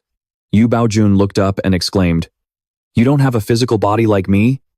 If that's the case, I'll have to use that move." He placed a hand on his chest, gathering his spiritual power, which transformed into swirling currents of water. The currents grew more and more intense, enveloping Zhui Yue. 2 seconds later, the pool of water exploded, creating a vortex. When the water dissipated, Yu Baojun looked down at the crater below, pleased with himself. That blow must have blown you to bits. He looked up towards the sky, with 2 moons, and muttered, "What is Star Mist Moon doing? He's arbitrarily changing the moon's shape. This is the territory of Moonlight System pets, which greatly affects a water system user like me. Good thing I've already defeated the enemy." He quickly turned to leave. This time when I get back, I have to demand some benefits. But before he could get far, a head of long, flowing hair appeared behind him. A girl's voice was heard. Startled, Yu Baojun turned around and saw a pair of flawless, fair legs. It was Zhui Yue, in her human form. She stepped out from the clouds, scratching her head. "Can we wait until the full moon is over before we fight? I really don't need the full moon to easily defeat you." Yu Baojun charged forward frantically, shouting, "What are you talking about? I insist on fighting right now, during the full moon." But his eyes suddenly widened, staring at Zhui Yue's horn piercing. Through him and everything around him, he was horrified. Impossible. This move's power is beyond imagination. It even surpasses the power of a supreme. Is this an emperor's bloodline? To think there's an opponent here that even a supreme like me can't touch. Zhui Yue stared at him intently. "I really wasn't using the full moon to bully you. You hear me?" Terrified, Yu Baojun mumbled, "Master, the next move must be made with extreme caution." With those words, he popped and vanished. The students from afar ran over, surrounding Zhui Yue amidst the clouds of smoke. She covered her face, thinking to herself, "I think I've attracted a bit too much attention." Suddenly, she opened, her eyes wide, looking at the ruins of the Beast Taming Academy and muttering, "It seems the person behind this and the Moon King are both there. What should I do now?" 3 minutes earlier, at the teaching plaza, everything, including the dormitory area, had been reduced to rubble. All the 7-star beast tamers were defeated by Chen Xingyan Yue when she unleashed her power. Right now, Chen Xingyan Yue was like a ferocious red wolf, knowing only slaughter. Her glowing eyes stared down below, where the moonlight rabbit was growing rapidly. The head that had been severed earlier regenerated in an instant. Moonlight rabbit, a low-level pet, waning moon physique, full moon state, high-speed regeneration, combat skill, body enhancement. Seeing the moonlight rabbit, Chen Xingyan Yue shouldered her blade and charged. But this time, the moonlight rabbit was quick to grab the blade. Chen Xing frowned, her face filled with anger. A chaotic, great battle erupted, shaking the entire Beast Taming Academy. The scene shifts to a forest, where the Holy Sun is with 2 girls. The blonde girl spoke up, "Hey, Holy Sun, are you sure the twin moon cult won't chase us down this path?" The Holy Sun gave a smug smile. "Haha, you underestimate me. This is my exclusive intel. There's absolutely no problem." But just then, a stream of green energy shot down from the sky into the forest, creating a terrifying explosion right next to the Holy Sun. It was the Moonlight Rabbit and Chen Xingyan Yue. Still, a fierce tug of war. The 3 of them gasped in shock. "Oh no, did the King of the Moon find us?" The Holy Sun looked down, his face beaded with sweat, but he remained calm. "The situation is chaotic. It might not be the King of the Moon." Suddenly, the Moonlight Rabbit stuck its paws down its throat and pulled something out. A corner of the King of the Moon's robe appeared, and Su Liang stepped out of the Moonlight Rabbit's mouth, standing on its ears. Seeing the King of the Moon, the 3 of them froze, their faces pale with fear. Su Liang asked casually, "The Black Moon Cult, Xing, Mio, and Huangquan Dao?" Hearing this, the woman from Huangquan Dao asked herself in a daze, "Who am I? Where am I?" She mumbled,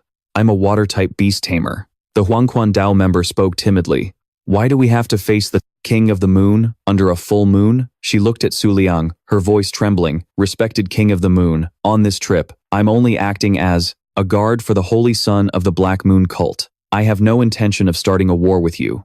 In contrast, the holy son of the Black Moon cult erupted, with arrogance, shouting, King of the Moon, I declare war on you. Su Liang was completely unfazed. The holy son's eyes glittered with bright moonlight as he retorted, You want to declare war? The holy son trembled and stepped back, but remained stubborn. Next full moon, after the Moon God Festival begins, I will use an emperor-level battle to end everything. I will carry the will of our fallen believers to defeat you. He clenched his fists, thinking to himself, 3 years ago, the Black Moon cult was destroyed, and I lost my eyes to something unimaginable. Back then, just like today, he looked at us as if we were ants. This is the true nature of the King of the Moon. Su Liang stared blankly at the holy sun. What the hell is this guy talking about? Why didn't my predecessor leave any memories? Did he forget everything? He thought to himself, no matter what, I have to find an excuse to get through this. Chen Xingyan Yue is about to lose her hold. Su Liang looked up and said to the Holy Sons group, although I couldn't care less how you ants struggle, I'll give you a chance. But as a price for your provocation, I will order the Twin Moon cult to hunt you down relentlessly. If you can escape safely, then I will agree to your challenge. After speaking, Su Liang turned to leave, recalling Chen Xingyan Yue. Before disappearing, Chen Xingyan Yue unleashed one final attack, causing the entire forest to explode, shaking the whole region. A dozen minutes later, in the ruins, from the explosion, a voice was heard. Is the King of the Moon gone? It was the Holy Sons group, covered in mud, getting up from the rubble. One of them mumbled, There's something wrong with Chen Xingyan Yue's power. If my emperor-level beast hadn't secretly intervened, we would have been goners. Xing Miyu shot up, furious. Doing that violates the rules. The Twin Moon cult has probably noticed. We should split up from now on. The woman from Huangquandao lowered her head and sighed. Next, we have to find a way to escape the Twin Moon cult's pursuit. Forget Chen Xingyan Yue, even a 7-star supreme. Rain Tyrant wouldn't stand a chance of escaping. The Moonlight Beast Taming Academy still has many hidden experts. Meanwhile, Su Liang wandered through the ruins of the academy, sighing. This battle caused some serious damage. But then again, Chen Xing and Da Yun easily defeated a 7-star supreme being. Even without a contract, it seems I've already taken down a bunch of powerful figures. As he was lost in thought, a bleeding sound was heard. Su Liang was knocked over and cried out.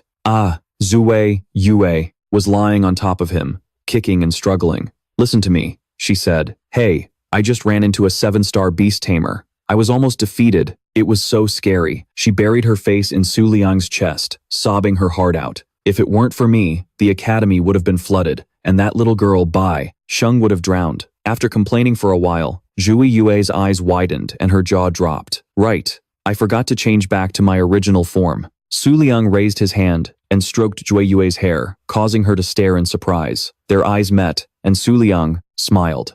In a few days, come with me to the Twin Moon cult. I need to discuss something with that tyrant. Zue Yue thought to herself, a tyrant? Is this the legendary meeting the parents? Her face turned red with embarrassment, but inwardly, she was screaming.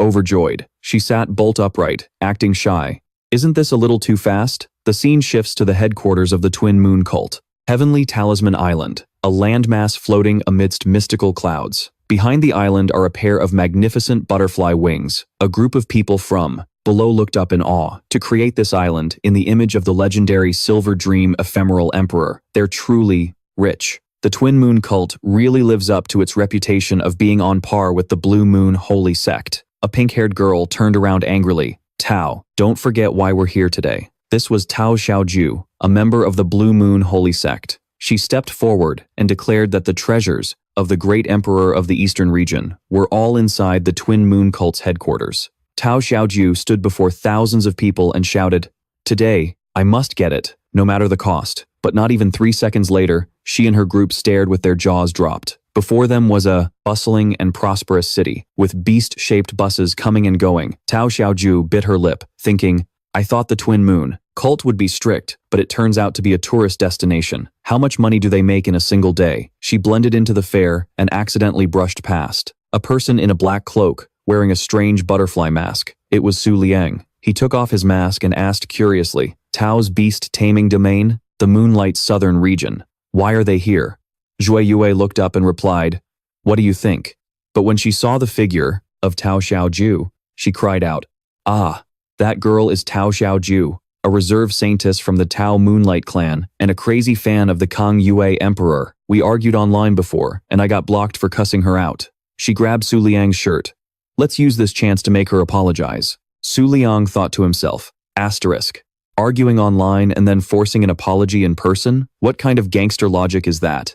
Asterisk. He turned to her with a warm smile. Come on, why bother with such petty things? What do you want to do next? We still have plenty of time before the moon appears. Zhui Yue glanced aside and spotted a restaurant hosting a pet food eating contest. There were no restrictions on participants, and you could even enter anonymously. Registration closed at 5 o'clock. She urged him excitedly, I want to join. Sign us up, quickly. Su Liang buried his face in his hands, in despair. Asterisk. The pet of the Moon King is entering an eating contest? If word gets out, how could I ever face anyone again? Asterisk.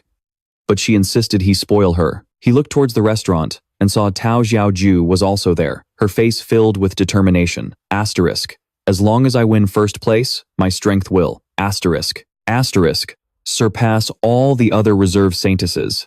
Asterisk. Su Liang was surprised. Asterisk. There are prizes? Asterisk. He read the notice. First place, 1 drop of Fondong, the cherry blossom, Emperor's body fluid. Second place, a box of moisturizing clay masks. Third place, a jar of Bobby whitening cream. Su Liang's jaw dropped, in anger.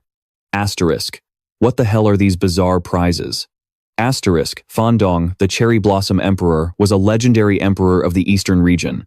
It was said that wherever it flew, cherry blossoms would bloom for 100 miles. But the eastern region's signal was isolated, so few had ever witnessed this sight. He asked Zhui Yue, who's organizing this contest, daring to offer an emperor's body fluid as a prize, alongside some cheap face masks? Zhui Yue replied nonchalantly, who else but your twin moon cult? Maybe to get revenge on Fandong, the cherry blossom emperor? It was said online that the twin moon cult was collecting butterfly-type pet food, causing a conflict with Fandong. I even thought it was your order. Su Liang was dumbfounded. Asterisk. No way. I'm just a low-level flickering light butterfly. How could I possibly use emperor-level food? Asterisk. He looked at the notice and muttered, this is actually pretty interesting. The Book of the Moon's second phase had unlocked a new function. Consume lottery draws to see clues. For unlocked pets, 5 draws for high level, 30 for supreme, and 100 for emperor. After unlocking more supreme pets, the Book of the Moon would level up and might unlock even more interesting functions. Inside the restaurant, a beautiful waitress with a killer figure shouted, welcome to the pet food battle, hosted by the Twin Moon Cult. I'm your MC, Yuer, and thank you all for your enthusiastic registration. The crowd murmured. Who'd be crazy enough to get involved in the conflict between the Twin Moon Cult and Fandong? These participants must be either really dumb or just actors hired by the cult. Yuer held up 2 fingers. Each person can summon a maximum of 2 pets. The contest will use supreme-level pet food. Only supreme pets can handle this insane level of spiciness. The waiters brought out 2 trays of food, and the pungent, spicy aroma assaulted their nostrils. The pets who smelled it felt their heads spin, covered their noses, and some even fainted. But Zhui Yue stepped forward fearlessly, full of excitement. Tao Xiaoju frowned. You don't have to force yourselves. After all, I'm not going to lose anyway. She raised her hand and shouted, come on out. The heavenly flame powder butterfly, a supreme-level fire-type pet, appeared. Tao Xiaoju smiled. Haha, it seems not everyone in the Twin Moon Cult has a supreme-level pet. Across from her, Zhui Yue and Su Liang were being mocked by her. Asterisk. What the hell? That guy is using a mid-level pet for the competition? Asterisk. Tao Xiaoju chuckled. Asterisk. Does he want his pet to die from the spiciness? Asterisk. Su Liang's expression turned serious. He thought, asterisk, I have the star-sinking moonblade, but it's not suitable. Asterisk. Asterisk. To appear right now. Luckily, I have another ace up my sleeve. Asterisk. He shot a cold glare at Tao Xiaoju. She returned it with a sharp gaze of her own. Yuer excitedly pointed to the clock. There's only 1 round. The time limit is 10 minutes. Su Liang and Tao Xiaoju stared each other down, the atmosphere turning ice cold. The heavenly flame powder butterfly started first, stuffing a piece of the food into its mouth and gobbling it down, looking like a tadpole chewing on wax. The other supreme-level pets also ate frantically, but their eyes were filled with tears of pain. Zhu Yue was the calmest, stuffing 2 pieces into her mouth at the same time. Tao Xiaoju glanced over, thinking, asterisk, could that be a supreme-level pet? Asterisk, she looked at her heavenly flame powder butterfly and smiled. Asterisk. Who still plays the pretending to be weak to ambush the strong game these days? Asterisk. She clenched her fist and shouted, no matter what, I absolutely will not lose. 3 minutes later, the other supreme-level pets had all passed out from the extreme spiciness, lying motionless. The heavenly flame powder butterfly had consumed 3 pieces of food, its stomach bloated, as if it were about to explode. Tao Xiaoju panicked. Heavenly flame, can't you hold on any longer? She looked up, and her jaw dropped. When she saw Yue was still completely unfazed. Asterisk. She's eating like it's nothing. You just ate a ton of snacks. How can you still eat more? You don't. Asterisk. Asterisk. Have to force yourself. Asterisk. Yue replied. The stomach for snacks and the stomach for pet food are 2 different things. Tao Xiaoju broke out in a sweat, muttering, impossible, she's completely fine. As a 4-star beast tamer, summoning 2 supreme pets at once. I'm afraid I can't last for 5 minutes, but for the Emperor's body fluid, I must win, she yelled recklessly. Come out! Van Lin. Yue Hun, a humanoid, supreme-level moonlight-type pet, appeared. Van Lin Yue Hun poured the entire plate of food into, then grabbed 2 plates and started eating like a starving dog. Truing Yuet was shocked. If he keeps eating like this, isn't he going to get a nasty case of diarrhea later? Dao Tuo, Ku's hands trembled. Double the amount. This victory is in the bag. The contest had 1 minute left. Thon Lin Nguyen had consumed 72 pellets, while True Juet had only eaten 34. Su Liang thought to himself, it was time for him to summon Hu Zhongye. Hu Zhongye appeared, wrapped itself around the food plates, and unleashed its power, swallowing everything in an instant. The crowd was stunned. What just happened? Hundreds of pet food pellets had vanished into thin air. Dao Tiaku's eyes widened in rage. This is absolutely impossible. Nguyet Ni raised her watch, announcing the end of the competition. She pointed to Su Liang and Trui Nguyet. This contestant is the winner.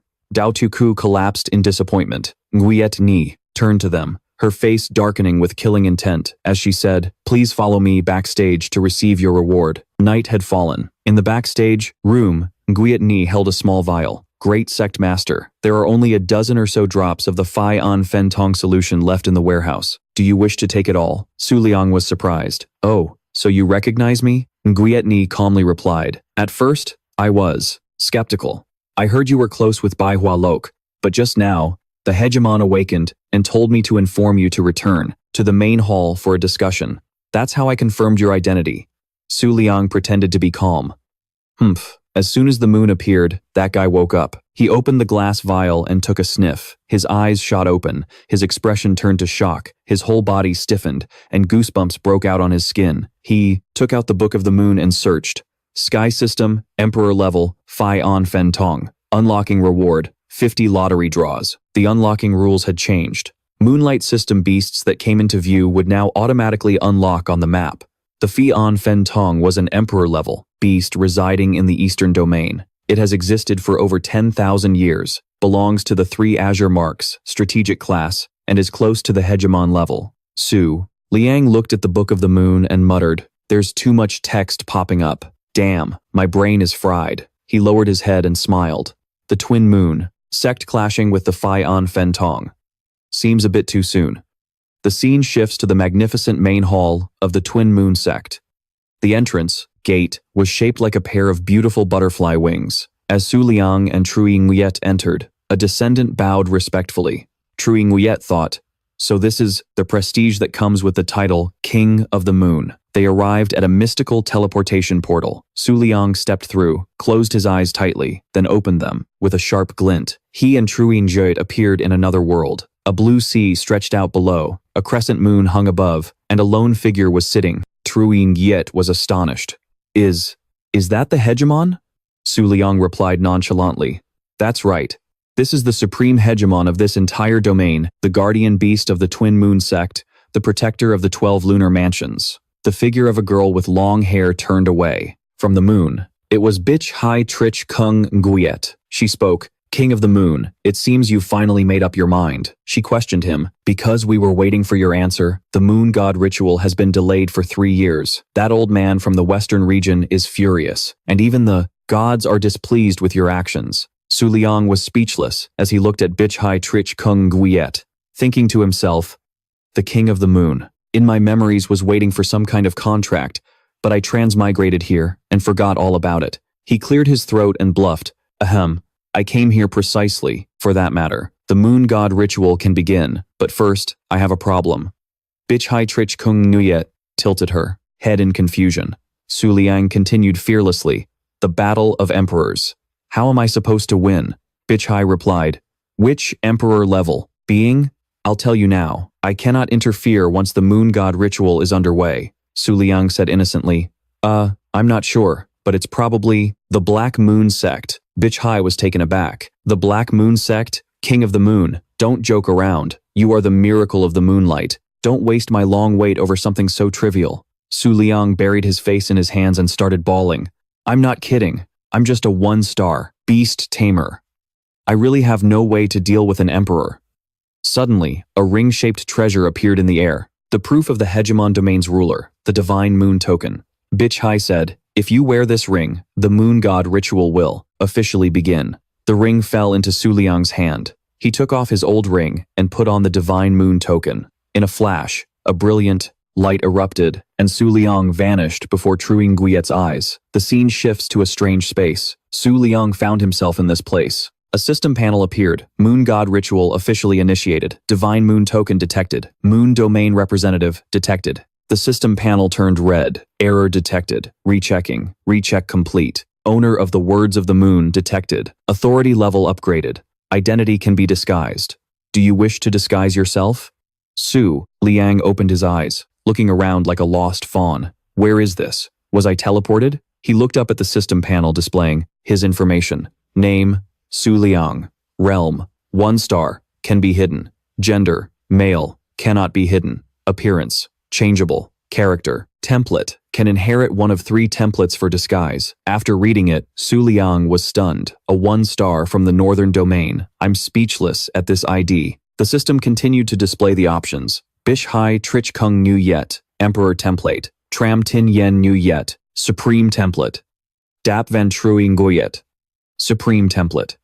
Su Liang thought to himself, the important thing is not to reveal my weak realm. Otherwise, once the Moon God ritual begins, I'm definitely screwed. He decided he should choose the stronger template.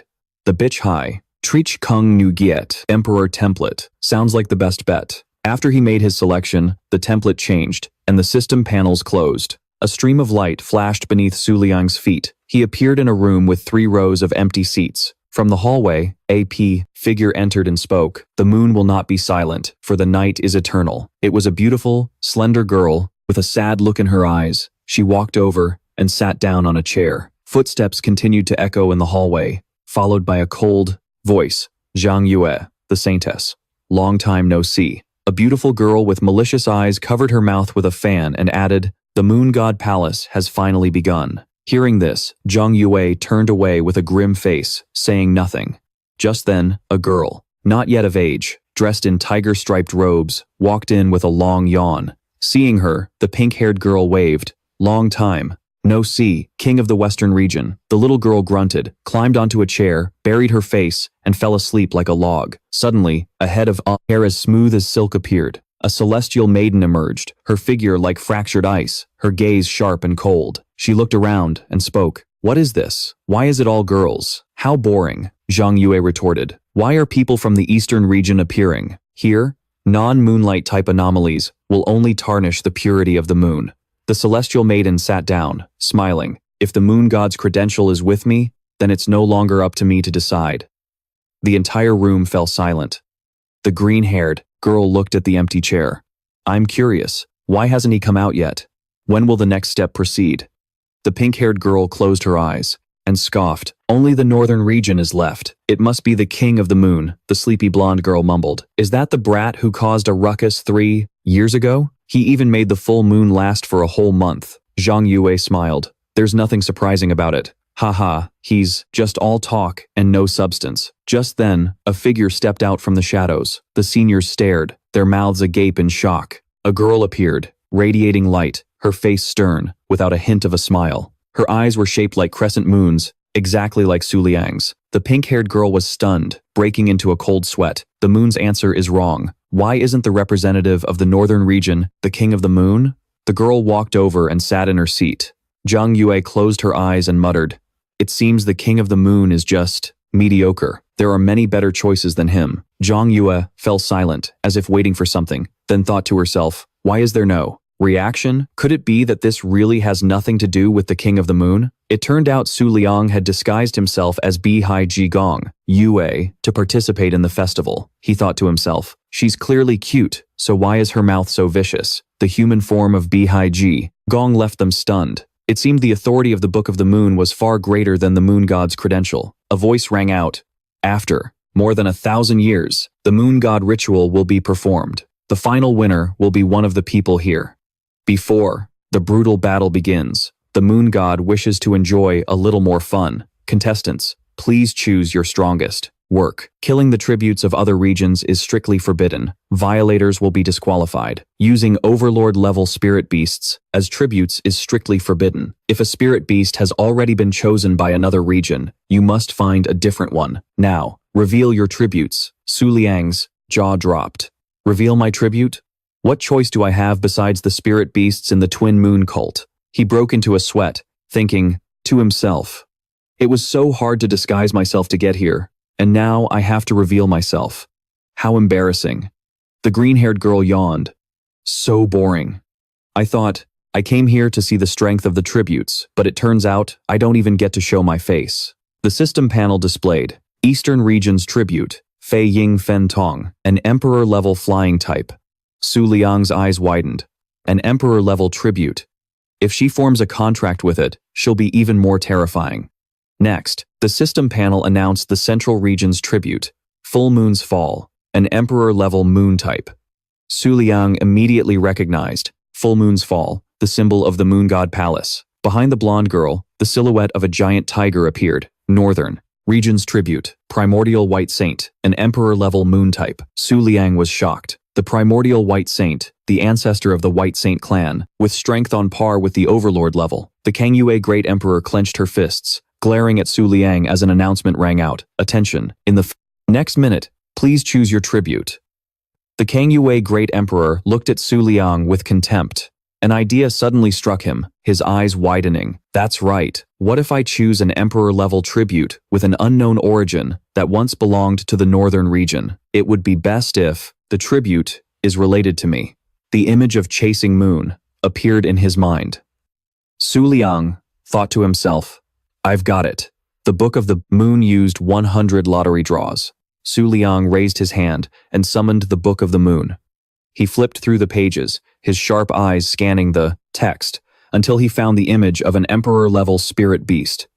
On the page, a majestic silhouette appeared, looking like the ancestor of Chasing Moon, Cloudkeeper of the Dream Pact, an Emperor-level spirit beast from the ancient northern region, the founder of the Moonlight Beast Taming Academy. First general information. 10,000 years ago, the Cloudkeeper of the Dream Pact was the guardian of the White Deer Palace, one of the 12 palaces of the moon. When the moon shattered, she fell from Overlord to Emperor level, entering a state of suspended animation, sleeping soundly in the sea of clouds in the northern region, waiting for the day the moon returns to awaken. Second general information. The 12 palaces of the moon are 12 paintings belonging to the Moon God's Glimmering Butterfly system. The Tensivan, only surviving guardian is the guardian of the 9th palace, the archer, Bihai Zi Gong Yue. The announcement echoed, 1 second. Remaining. If you have not made a choice, you will be considered to have forfeited your right to compete.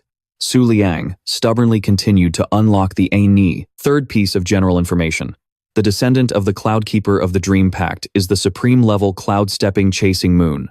Thanks to a moon fragment from the White Deer Palace, she ascended to monarch level. In the final 5 seconds of the countdown, Su Liang unlocked the 4th general information tab, revealing that the Dream Pact's Cloud Guardian and the host belong to the same faction and could become the host sacrifice through the Moon God ritual. With 2 seconds left, Su Liang and the Great Emperor Kang Yue raised their hands simultaneously. The system panel displayed the Northern Domain's sacrifice, the Dream Pacts, Cloud Guardian, a monarch-level moon type. Great Emperor Kang Yue gritted her teeth and frowned. It wasn't a spirit beast from the twin moon cult? Su Liang's eyes widened in shock. What? Great Emperor Kang Yue's sacrifice was only supreme level. The system panel announced the Southern Domain's sacrifice, Kang Xuan Yue Naira, a supreme level moon type. Moreover, it was a pair with the Shang Xuan Yue bone flower blade that Chen Xing Yan Yue had once sought. The announcements continued. The sacrifices for the 5 participants have been decided. The Moon God ritual begins. Enjoy. Teleportation initiated. Everyone in the seats was teleported away. The blonde girl woke up drowsily, murmuring, "Wait a minute. The Dream Pact's Cloud Guardian? How is that possible? Is this guy that formidable?" A flash of light, and Su Liang was teleported to a strange place. Bihai Jia Gong Yue sat on a crescent moon and spoke, "King of the Moon, you've felt it, haven't you? The Moon God ritual began a few seconds ago. Now, go and claim the position that rightfully belongs to you." Su Liang was silent for a long moment before standing up. I need to prepare a little. Let's stop here for today. The next time we meet, the Moon God ritual will probably be over." He stepped into the teleportation portal. Bihai Zagong Yue watched him leave, murmuring, "I hope our agreement comes true by then. The King of the Moon actually asked me how to defeat an ant like the Holy Son of the Black Moon cult. He's uncertain about his own power, doubting the decision of the Book of the Moon, and is afraid of the monarch-level sacrifices. It seems his memories have been completely wiped." She smirked. "I can't wait to see the Moon God Palace's reaction when they find out about this." The scene shifts to the Twin Moon cult's urban district. A brilliant light exploded in the sky, sending the populace into a panic. A girl pointed and screamed, "Look!" In the sky, a blood-red crescent moon appeared. Everyone present was branded with a red moon mark on their hand. The people cried out, "Ah, what is this? Is this a natural disaster?" The scene shifts to Great Emperor Kang Yu, soaking in a hot spring. A little handmaiden ran up to report, "Great Emperor, the Moon God ritual has officially begun." Kang Yue was furious. "Impossible. The King of the Moon is the moon's answer. So was everything I did just a farce?" The little handmaiden hesitated. "Great Emperor, you once said that when the Moon God ritual began, you would abandon the disciples in the sect." Kang Yue turned, her gaze sharp and cold, then closed her eyes and tucked her hair behind her ear. "No need. I have another way. For now, don't worry about the sacrifices in the sect. First, have Wu Ye participate in the sacrifice selection tournament organized by the Northern Domain. I'll go on a trip myself. I must see what's really going on between the King of the Moon and the Moon."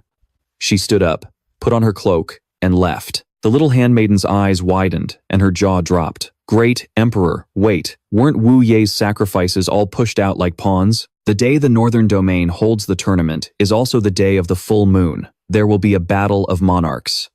On the roof of the Beast Taming Academy, Zhu Ye carried Su Liang on her back. They both stood there looking in one direction, surrounded by mysterious auras. Su Liang thought to himself, the number of supreme-level experts hiding around the academy is unusually high. It seems the followers of the Twin Moon cult are about to arrive. Suddenly, a voice called out. Su Liang and Zue Yue turned around. Qingxia ran over breathlessly, holding up her phone and shouting, "Lord King of the Moon, you're finally back. You have to step up and get justice for us."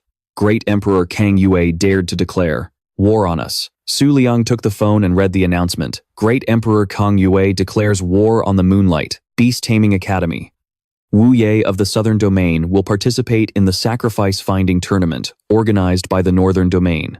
They're definitely targeting our sacrifices, wanting to wipe them all out. He stared intently, thinking, declaring war on the academy. She wants to probe me, deliberately sending Wu Ye. He turned to Qingxia calmly. "Don't worry. I'll let the Twin Moon cult handle it. I want to rest for a bit. Give me the list of factions participating in the tournament." A few hours later, in Su Liang's room, Jue Yue was sleeping soundly on the bed, hugging the moonlight rabbit and the shimmering butterfly. Su Liang sat under the lamp, carefully studying the list of factions participating in the tournament. He rested his chin on his hand, pondering. So the tournament is hosted by the Bai Yue Empire, but the descendants of Bihai, Zhe Gong Yue shouldn't be making things difficult for me. The Ling Yue sect and Yun Yue are old friends. They're probably just here to watch. The show. List of participants. Northern Domain, BUA Empire, Moonlight Beast Taming Academy, Ling Yue Sect, Yun Yue, Central Domain, Cross Moon Pavilion, Angel Society. Southern Domain, Wu Ye. Su Liang. Analyzed. The Cross Moon Pavilion and the Angel Society are minor forces from the Central Domain with ties to the Twin Moon cult, so they're not a major concern for now. The key issue is that Wu Ye is just a backup for the Holy Maiden Tao Yue Guang, but they have 2 supreme-level members. The Holy Maiden's strength must be immense. I'm afraid. Even Dayun Jue Yue and Chenxing Yan Yue are no match for her. He shot to his feet, murmuring, "It seems I'll have to hand it over to," dealt with by 2 followers of the 12 Moons. Tu Luong slumped onto the bed, scratching his head with a troubled expression. This is exhausting.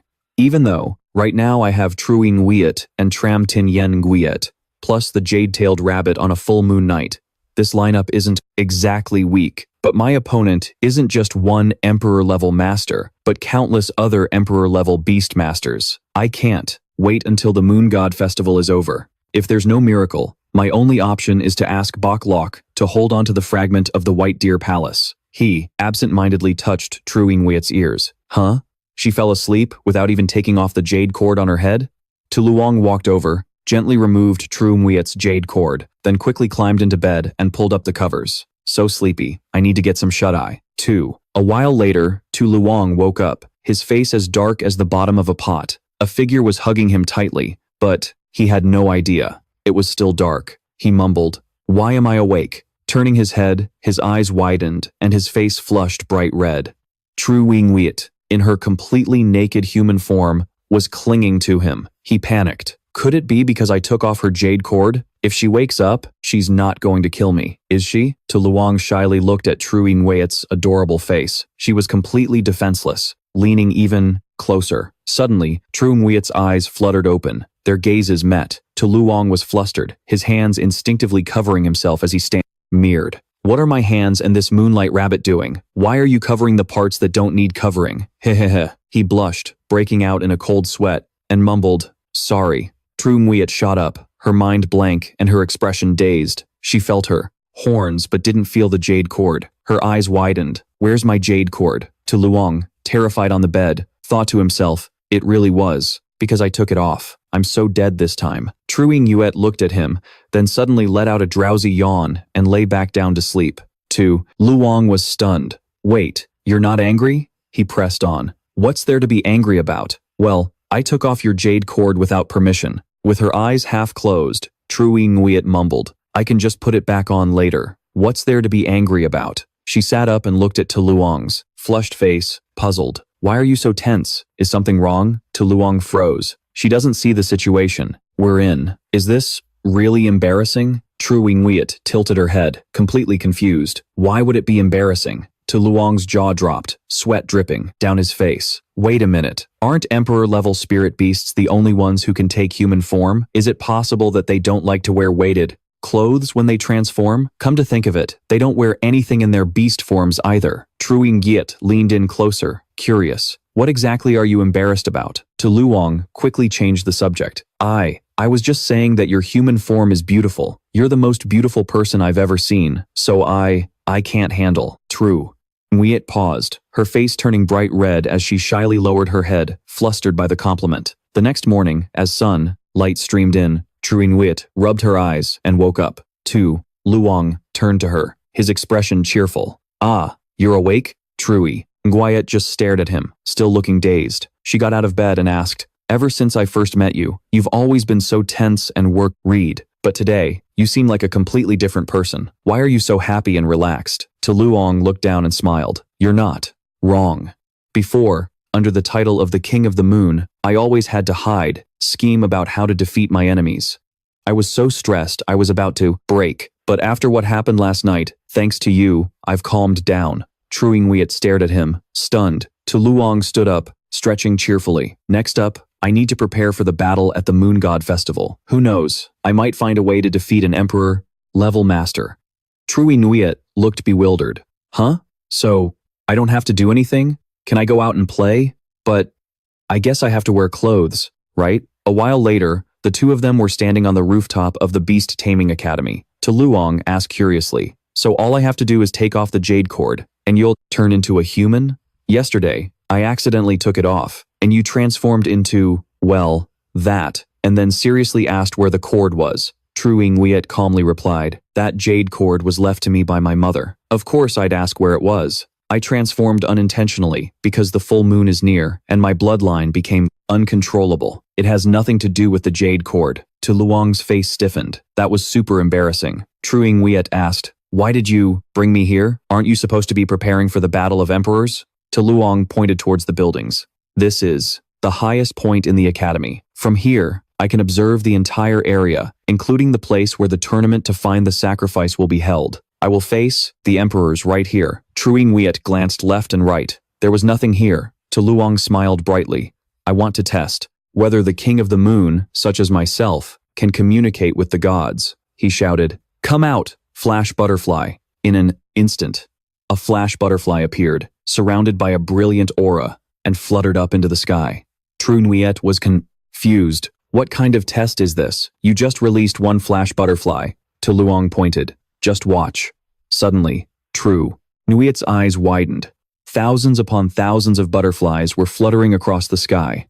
To Luang explained, low-level flash butterflies are only used for scouting, but they love to gather in swarms. Every time I release a flash butterfly, it will attract a wild swarm, and no one will be able to tell which one is mine. The swarm of butterflies drew closer, converged, and then exploded, creating a blinding flash of light. True Nguyen was horrified, her eyes as wide as saucers. They're gone. To Luang, what did you do?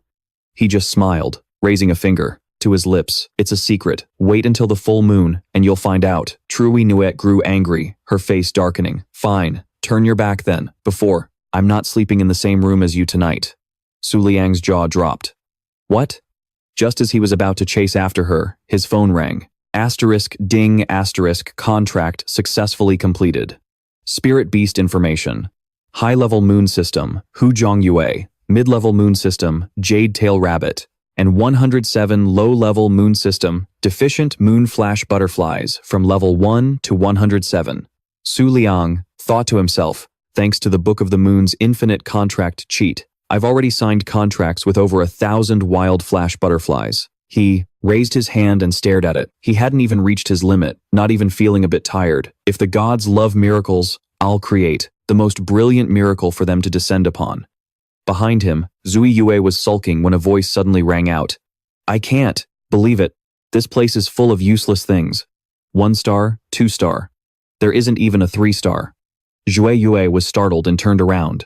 It was Wu Ye, the saintess of the Chrysanthemum Moon Terrace. The girl in red beside her replied, the great emperor surely has his reasons. Without the Moon King, the Moonlight Beast Taming Academy is just trash. That was the saintess of the Plum Moon Shrine. She crossed her arms over her head.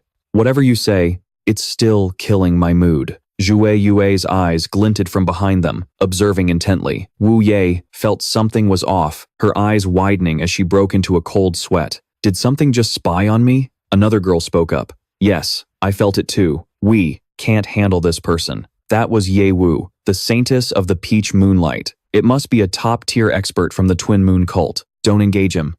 Zui Yue stood on the rooftop, chin in hand, looking boredly ahead when a voice spoke up. As expected of the Azure Moon Sacred Sect, so many supreme-level experts, not far from being emperor-level. Zui Yue replied, you should talk less and watch more. An emperor-level battle is a rare event. Su Liang bent down and saw Zui Yue was still angry. He smiled.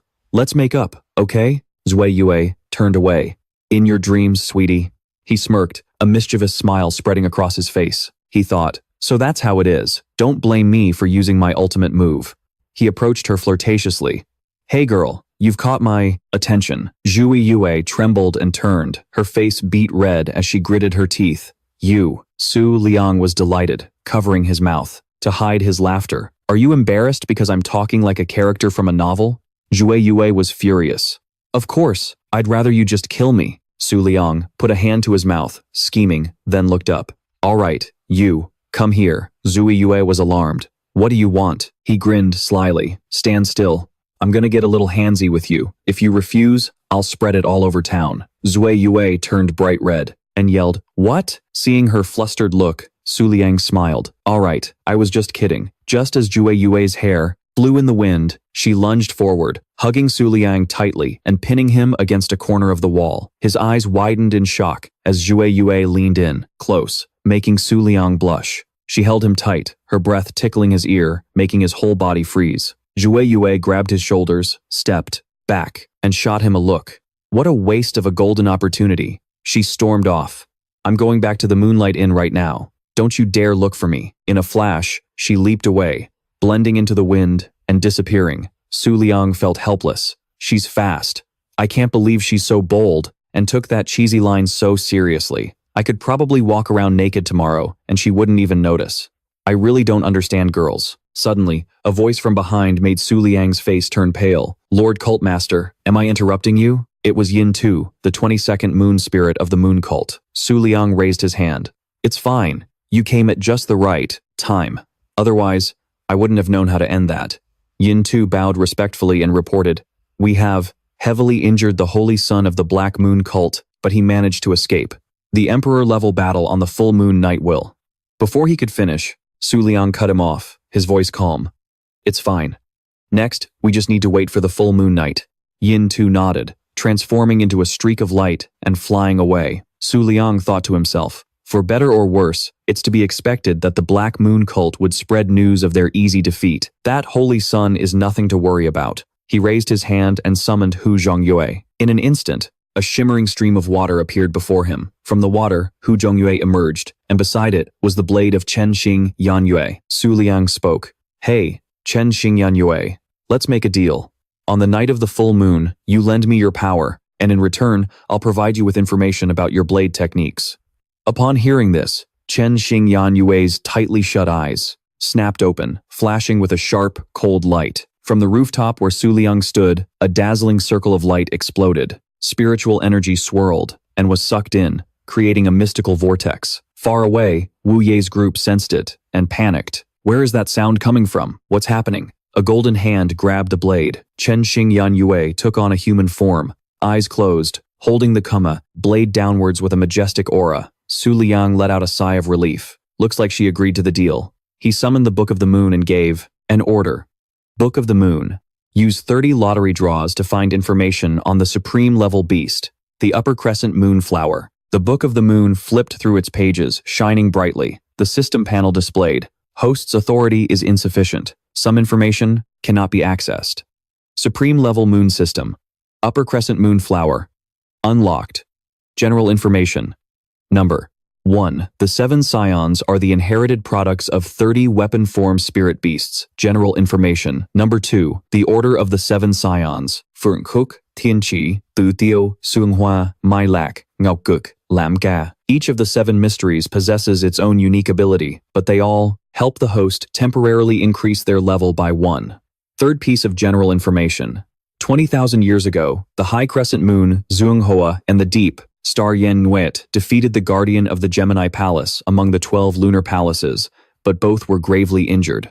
10,000 years ago, deep star Yin Nuit awakened, while high crescent moon Zhonghua remained in a deep slumber, currently located in the treasury of the Ice Feather, Heavenly Qilin, in the Eastern Domain. Just as he was getting to the most intense part, the system warned the host that he was temporarily unqualified to wage war against the overlord of the Eastern Domain, the Ice Feather Heavenly Qilin. He needed to form a contract with at least one more Emperor-level spirit beast to ensure his survival in battle. Tolurng's jaw dropped in shock. What the hell? The overlord of the Eastern Domain snatching the martial blade from his hands was like something out of a dream. He turned and calmly reported the news. Deep Star Yen Nuit, High Crescent Moon Zhonghua is in the Eastern Domain. Deep Star was still, in a state of deep sleep, and didn't respond. Tolurng continued, If we want to take it back, our opponent is the Ice Feather Heavenly Qilin. Upon hearing this name, Deep Star stirred. Her face darkened, a murderous aura radiating from her. Sweat trickled down her cheeks, her hands clenched into tight, trembling fists.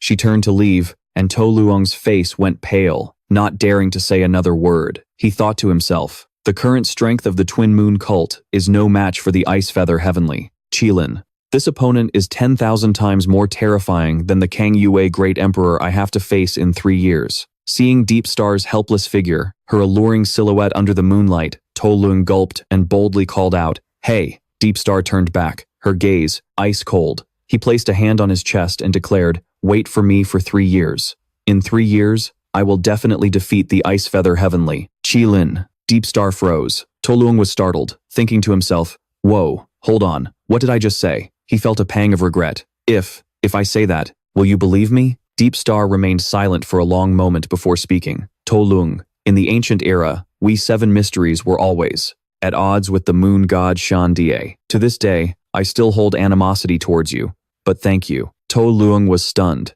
Deep Star opened her eyes slightly, her voice soft. "Even if I have to wake up from this dream, just let me dream for a little while." To Leung clenched his fists and gritted his teeth, cursing inwardly. "Damn it, so you do know how to talk. The times you chased and tried to kill me before were just because you hated me. If it weren't for Hu Zhongyue, I would have been chopped into 1,000 pieces." He lowered his head and sighed. "Oh well, what's done is done. No use thinking about it." To Leung pushed off the ground and floated up, moving closer to Deep Star. "No matter what, I'll help make your dream last a little longer." He smirked mischievously. "But if it comes true, will you repay me with your body?" Deep Star lowered her head and said bluntly, "The era of warring gods is over. If you help me retrieve my martial blade, I would even marry you. But if you want children, you'll have to wait until I find my martial blade. Only then will I bear your children." To Leung's jaw dropped in astonishment. He glanced at Deep Star, not expecting her to be so serious. The scene shifts to the reception room of the Moonlight Beast Taming Academy.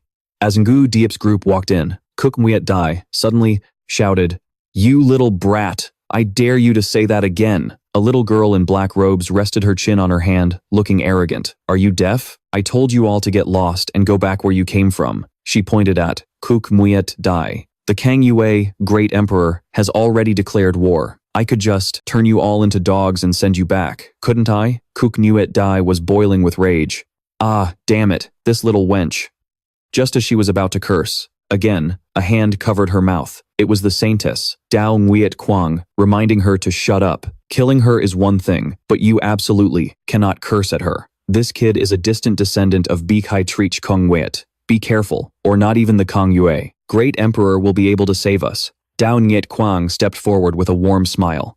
"You must be the 7th princess of the Azure Moon Empire, Bitanke. Even if you possess the sacred moon body, you're not old enough to fight us." Cookmwit Dai glared. "This little brat has the sacred moon body? The 1 in a million type that can unleash its full power even during the day?" The 7th princess crossed her arms and glared back, unafraid. She even taunted the old ladies. "Are you going to fight or not? Just say it. Let me tell you, this place has the backing of the Azure Moon Empire. If I say you can't stay, you can't stay. Get out and sleep on the streets." The 4 members of Ngu Diep's group had faces as dark as a toad's. Behind, Dao Nguyet Quang exploded. "You little brat, don't get smart with me, or I'll make you eat dirt." The princess smiled nonchalantly, raised her hand, and spiritual energy gathered, emitting a dazzling light. Ngu Diep's group vanished in a cloud of dust.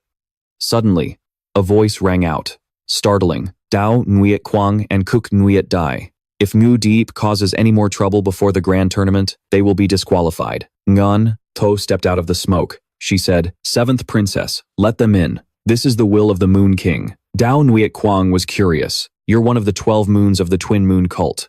Ngan To turned to the princess. "7th princess, let them in." The princess glanced at her, a sad expression on her face, then broke into a bright smile. "Okay, Sister Tho." The scene shifts to a rest stop eatery in the Twin Moon cult's territory, where the students were resting before the offering ceremony. Ngu Diep's group, Nganto, and the princess walked in, each lost in thought. The princess looked at Nganto excitedly. "Oh right, Sister Nganto, what's your rank among the 12 moons?" Nganto smiled. "2nd. Why? Do you ask?" The princess pondered. "If the 2nd rank is this strong, then the 12th rank must only be a little stronger than me. If in 3 years I become the 1st of the 12 moons, I'll be qualified to challenge the 4 moon generals." The little girl clasped her hands together, her face flushing red. "If I were born 3 or 4 years later, I would have had a child with the King of the Moon to carry on our powerful bloodline." The silver rabbit broke out in a cold sweat and replied perfunctorily, "I'll be waiting for the day you challenge him." She turned on her heel and walked away, her face darkening as a mysterious smile spread across her lips. "You arrogant little brat, Just wait for the festival in 2 days. Then I'll see the true power of the sacred moon body.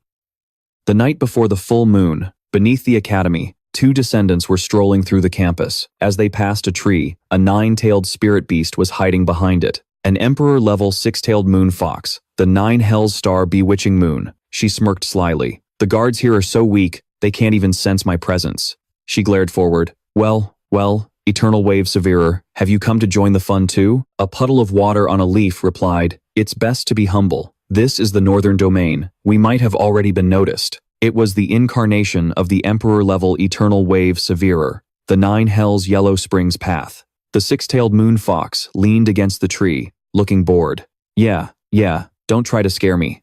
Weren't you just curious, so you accepted the Black Moon Cult's commission? She grinned wickedly. Who do you think will win? I can't for the life of me figure out what the King of the Moon's spirit beast is. Is he really just a 1-star beastmaster? Can he really make an emperor-level beast obey him? It's so curious. Suddenly, an unusual silence fell over the area. The 6-tailed moon fox was confused. Hey, why aren't you talking? The Eternal Wave Severer spoke up. I think the fact that he always maintains his rank as a 1-star beastmaster is what makes the King of the Moon so terrifying.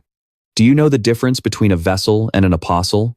The moon fox froze. Are you talking about a representative of a god? The Eternal Wave Severer replied. An apostle is someone who cannot lose. A vessel can be easily defeated, because if they fail even once, the apostle will lose the god's favor. The Eternal Wave Severer nodded, looking at the 6-tailed moon fox. You're not wrong. An apostle is stronger than a vessel, but it's not the final result that distinguishes them. According to the ancient records of the Yellow Springs path, the biggest difference is that a vessel receives direct guidance from a god in the shadows, but it's the player who carries out the mission in the night.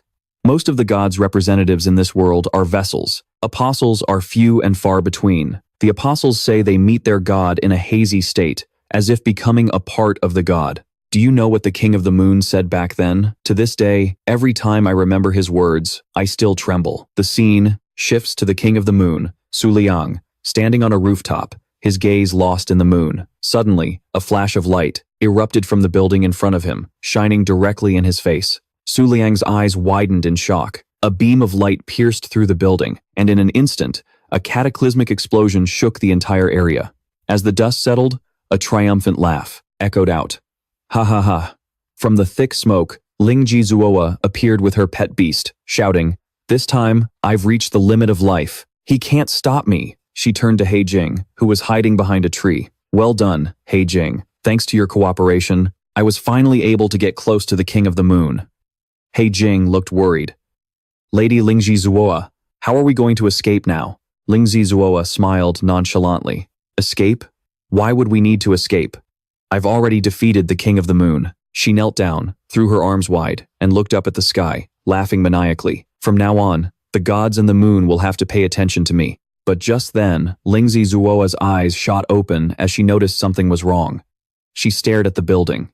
The King of the Moon was still standing there, protected by the waters of the moon in the lake. Su Liang's eyes were sharp, and his voice was as cold as ice. Open your eyes and look carefully. The sinking star, hidden moon, appeared, enveloped by the moon in the lake. She opened her large, round eyes and stared at Lingzi Zuoa, her killing intent soaring. The blade in her hand swung, and fierce lightning crackled around it. Lingji Zuoa gritted her teeth, sweat pouring down her face, her eyes wide in disbelief. Impossible! She slammed her hand on the ground, summoning a protective circle. In an instant, the circle vanished, taking her with it. He Jing reached out a hand in panic. Lady Lingji Zuoa abandoned me and my spirit beast. The evil-eyed spirit of the 100 bronze battle flag began to smoke as if it were evolving. It created a defensive sphere, blocking the spirit energy from the sinking star, hidden moon. Su Liang raised his hand to the sky. A stream of blue energy gathered, and with a gentle wave of his hand, a brilliant light exploded, unleashing a ferocious attack. In a flash, the evil-eyed spirit and He Jing were completely obliterated. The scene shifts to Lingzi Zuoa, leaning against a tree and panting heavily. I've run over 100 kilometers. I should be safe now. But behind her, a brilliant light appeared. She turned around, and the light rushed towards her, distorting her face. Lingzi Zuoa was terrified. Holy sun! The light engulfed her, sending her to her next life. Time flies, and the day of the festival to find a sacrifice has arrived. Xiao Tao stepped out, waving her hands excitedly. Hello, all my beloved fans. The festival to find a sacrifice starts right now. She was full of enthusiasm, live streaming the event. I'll be broadcasting the entire festival live. Remember to like and follow my channel. She already had over 1 million viewers, 100 times more than usual. She screamed, "We're finally going to see the King of the Moon's spirit beast." In the stands, 2 girls were chatting. The festival is starting so early. It's not even the full moon yet. That's right. If it's not a full moon, how can they use their full power? Tao Yueguang interjected with a serious expression. It's not just the festival. The entire full moon, Moon God ritual, will decide the winner. As long as we return from the emperor-level battle in one piece, it's a victory. Opposite her, the 7th princess smiled innocently. Tao Yueguang glared at her, thinking, if only this brat got eliminated early, that would be great. Letting her get to the inner rounds could affect the Moon God ritual. The MC's voice rang out. I sincerely thank everyone for participating in the great tournament to find the offerings. I will now announce the rules. The host is Bu, an employee of the Twin Moon cult from the Bua Empire. The 7th princess listened excitedly to the tournament rules. Participants must be offerings who are at least 20 years old. They must summon their spirit beasts before the match, and cannot summon them after it has begun. Both sides can withdraw at any time, and it will not affect their qualification for the Moon God ritual. Attacking the audience or the Beastmasters is strictly forbidden. Tao Yueguang was focused on her phone. Bu announced, the tournament begins. Contestants, choose your opponents. The 7th princess excitedly ran up. Auntie, I'm all ready. Can we start? Bai patted her head and smiled. Not yet. It's not the full moon. You are the one who will help the Moon King defeat the Kangyue Emperor. From afar, Su Liang looked at the stands, where lights were flaring up like an explosion. He thought deeply. The tournament has begun, but the real threat isn't there. A few powerful auras are approaching. They must be Emperor-level spirit beasts wanting to witness the battle between me and the Black Moon cult. Suddenly, footsteps echoed, and a voice spoke up. Su Liang, you've sensed it, haven't you? It was Chen Xing Yanyue. Su Liang turned to look at her. Are you talking about those Emperor-level spirit beasts? Chen Xing closed her eyes and looked up. No, I'm talking about the gods. They are watching you. Back at the stands, amidst the arena, smoke and embers exploded. A dinosaur-like spirit beast opened its mouth, creating a circle of spiritual energy that shot out a beam of light. A young man knelt before a crater, sobbing his heart out. His spirit beast had vanished, and the moon mark on his hand had faded away. Zhu Yuetai let out a long yawn. This match between the Tiancheng Guild and the Lingyue sect is so noisy, it woke me up. She turned to the girl beside her. What match number is this? The girl replied cheerfully. The 5th. Zhu Yuetai stretched. What a waste of time. It's almost our turn, isn't it? She gave a sinister smile. I won't touch the brat with the special bloodline, but taking my anger out on a few other guys from the BU Empire should be fine. She leaped down from the stands, raising her hand to challenge the guys from the BU Empire. This should be fine, right? The 7th princess gritted her teeth, angrily running to Bai Yu for help. Auntie, before she could finish, Bai Yu raised a hand to stop her. You can't. It's not time yet. A white-bearded old man stepped out and bowed. Zhu Yuetai, the saintess who is ranked only 4th among the 5 leaves. There's no need for the 7th princess to act. He glared with sharp eyes. Just give me 5 minutes. Later, Bu and the 7th princess stared with wide eyes in astonishment. The old man and his spirit beast had been utterly crushed, his entire team wiped out in the blink of an eye. Zhu Yuetai stood before her 2 spirit beasts, the moon-chasing flower emperor, a 6-star supreme level moon type, and the beauty under the moon, a 6-star supreme level moon type. She smiled smugly. The rewards for winning against these spirit beasts aren't even worth a few days of my training. Suddenly, a gush of energy swept past, making Buyu's eyes widen as she shouted, No! It's still a while until the full moon. The 7th princess angrily leaped down from the stands. It's fine. I just need to stall for a bit. She glared, afraid that if she was a few minutes late, the Black Moon Saint would arrive. Zhu Yuetai glanced at her, sneering. Ha, does this little pipsqueak really want to fight me seriously? The 7th princess clutched her head, her face darkening. Humph. Even if it's not the full moon, if I go up any later, I won't make it in time. She stood before the crescent moon, her eyes blazing, a chance to smack that filthy mouth from the southern domain. How could I pass this up? Zhu Yuetai was about to explode. but a hand landed on her shoulder. Tao Yueguang stepped forward to switch places. Zhu Yuetai was surprised. She's just a 3-star. Brat, why does she have to step in personally? Then it dawned on her. Could it be she wants to use this chance to kill this brat and eliminate a future threat? Tao Yueguang's sharp glare made Zhu Yuetai break out in a cold sweat. She looked at the 7th princess, thinking, what's so strange about this kid? A member of the 5 Leaves can't be eliminated before the moon god ritual. I have to witness this myself. The 7th princess smiled, provocatively. A smart choice. If it were that shrimp over there, I'd have finished her in a heartbeat.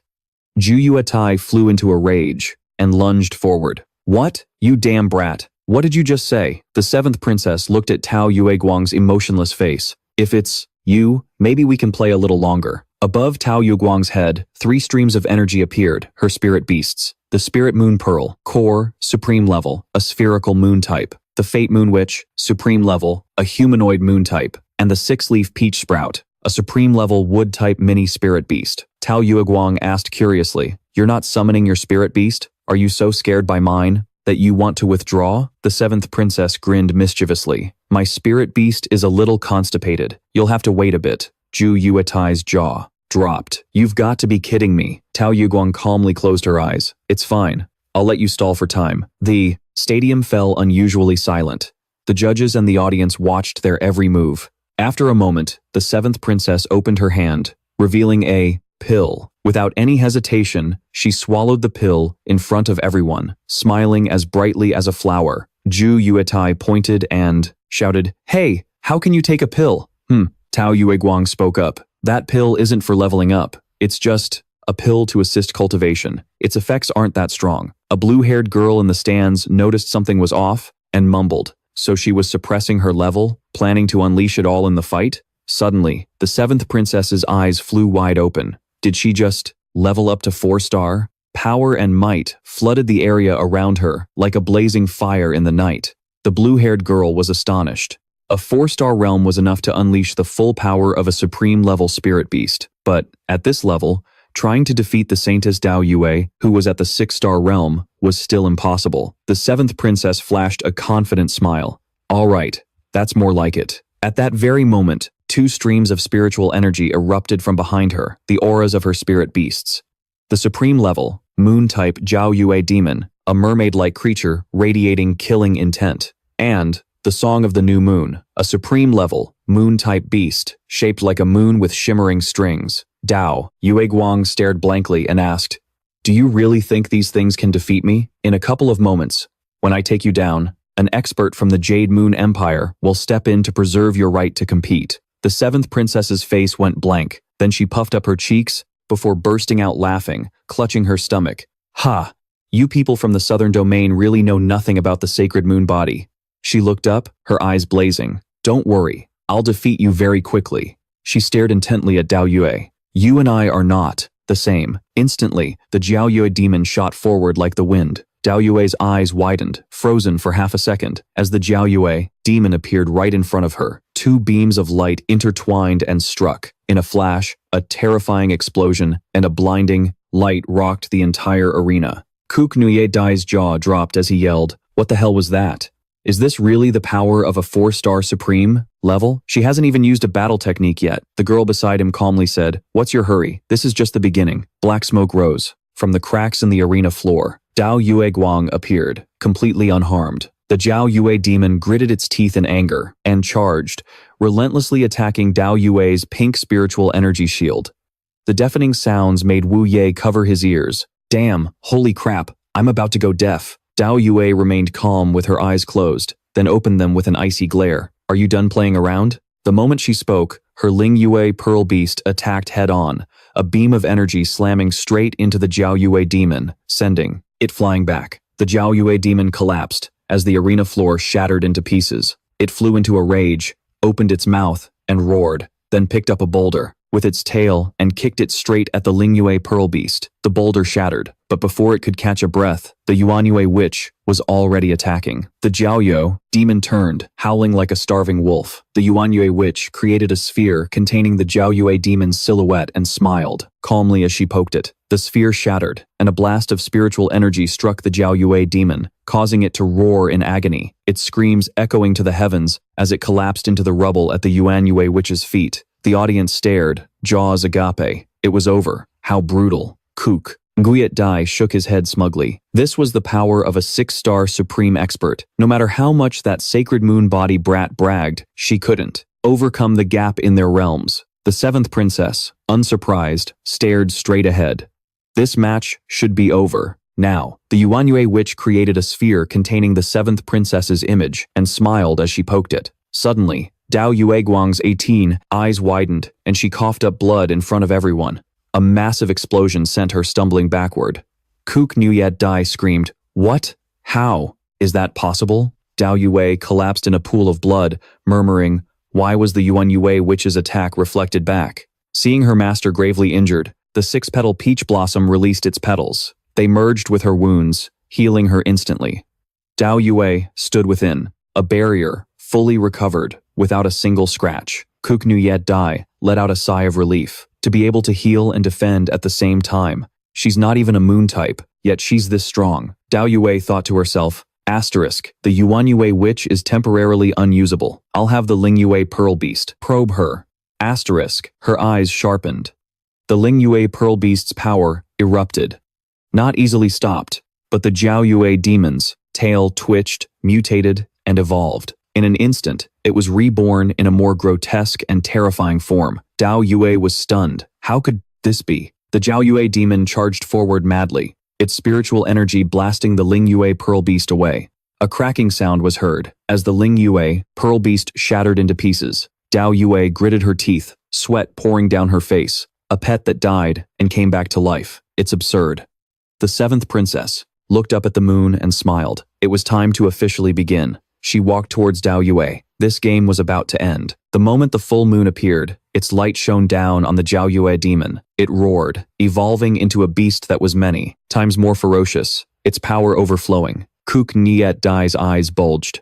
What the hell? Everyone knows a full moon boosts moon-type powers, but this is just ridiculous. Dao Yue was silent, thinking to herself, asterisk, the sacred moon body can jump 3 whole stars on a full moon night. Asterisk. From a distance, Su Liang spoke up. So that's how it is. He stood on a rooftop, looking at the light from the arena.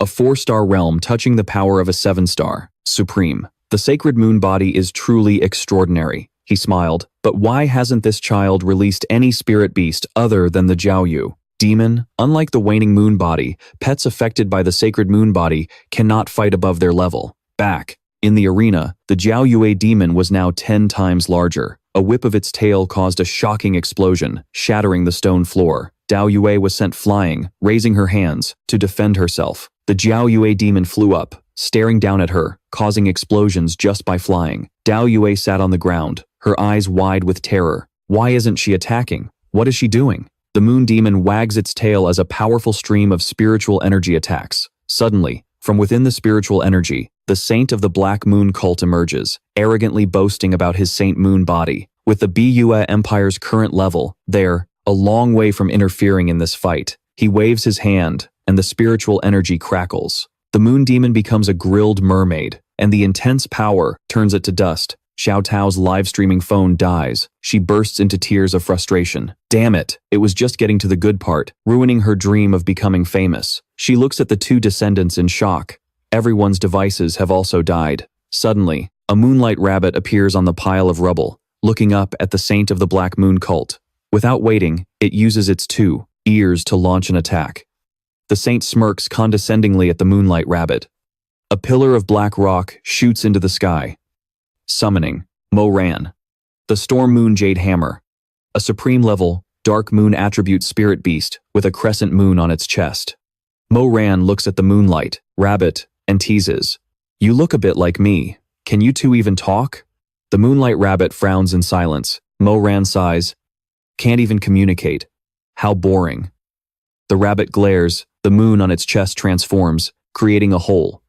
2. Hammers grow from its ears, and its eyes flash with a blinding light. The moonlight rabbit is furious, its eyes glowing red as it roars and stomps its feet, charging forward. Mo Ran counterattacks, its hammer slamming into the moonlight rabbit's stomach, causing an explosion that rocks the stands. The Saint of the Black, Moon mutters, getting closer and closer. All to the Moon King. He looks at Su Liang's building and smiles. Su Liang stands on the rooftop, surrounded by sparkling wild shimmering butterflies. Zhui Yue and Chen Xing Yan Yue are beside him. Zhui Yue is worried. What should we do? Su Liang smiles. Don't worry. The moonlight rabbit has the waning moon body. Its regeneration is even more absurd than the saint. Moon body. A sound makes Zhui Yue's eyes widen. Chen Xing Yan Yue, who was sleeping, frowns in annoyance. A girl appears.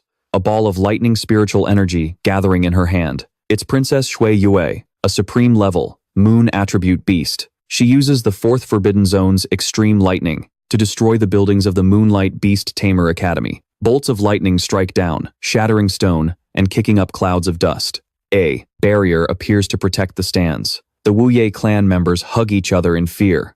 Bai Yi Wu sighs in relief. Luckily, the Twin Moon cult taught the Emperor how to create a protective barrier. But then she panics. What about the Moon King over there? Her eyes widen. Su Liang's building is completely untouched. Not a single spark has hit it. The Saint of the Black Moon cult stands on Princess Shui Yue's shoulder, furious. What a scam. After such a terrifying attack, the Moon King still hasn't appeared. Su Liang, Zhui Yue, and Chen Xing Yan Yue stand peacefully on the rooftop, watching the smoke. Su Liang looks cool on the outside, but inside he's terrified. Holy crap, that scared me to death. Chen Xing's moon in the lake attack was on par with this, yet it was blocked, while Princess Shui Yue's attack broke through. Chen Xing Yan Yue clenches her fist and steps forward. Let me go. Before she can finish, Chen Xing Yan Yue has already shot into the sky, standing before the moon. Her eyes fly open, glowing, with a green light.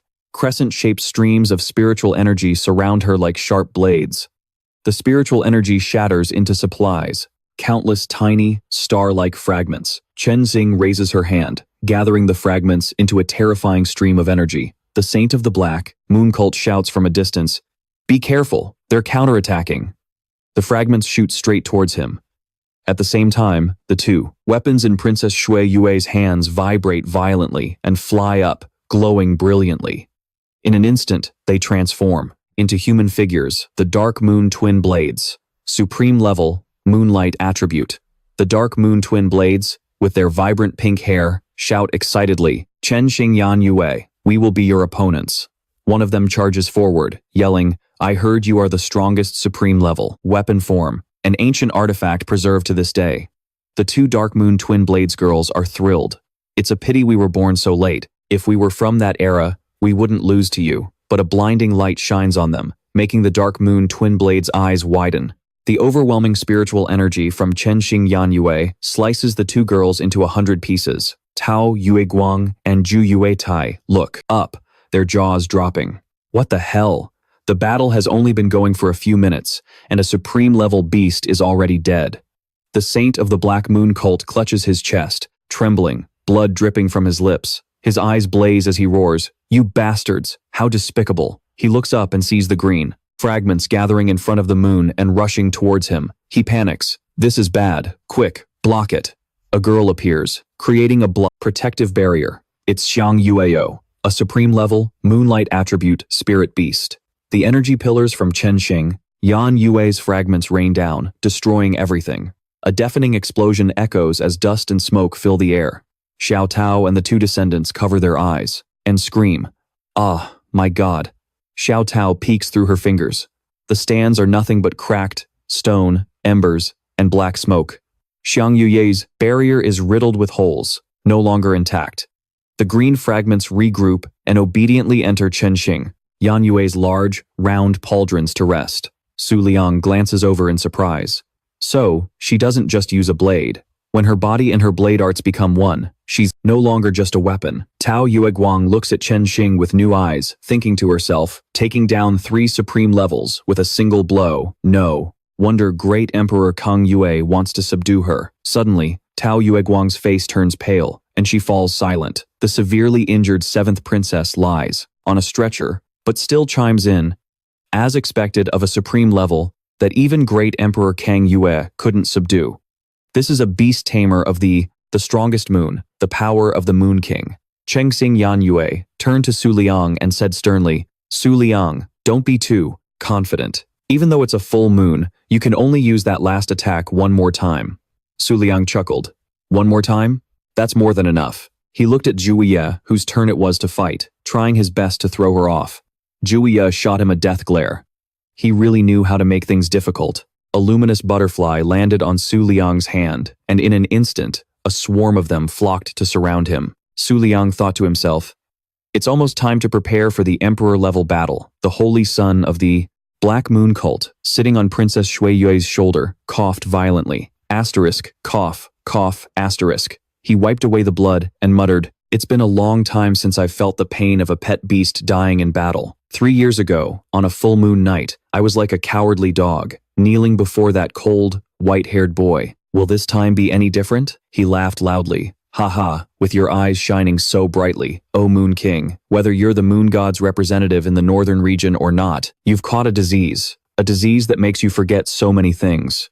Do you remember the words you once said, to me? Su Liang's eyes widened, completely bewildered. The Holy Sun roared. Why did you spare me that day? What happened after I fell unconscious? After our battle, why did the northern region lose a part of itself? And why is one of your most prized pet beasts missing? Have you been abandoned by the gods? Su Liang clutched his head in sharp pain, closing his eyes and gritting his teeth. Why does my head hurt so much? I have no memory of anything he's talking about. He calmed himself down, thinking that no matter what, with the enemy right in front of him, he couldn't waste energy on useless matters. The scene was desolate, with shattered rocks and swirling mist. Su Liang suddenly remembered he didn't know what she transformed into on a full moon night. If only a 1-on-3 fight were easy, he thought, as mist enveloped Princess Shui Yue and the Holy Sun.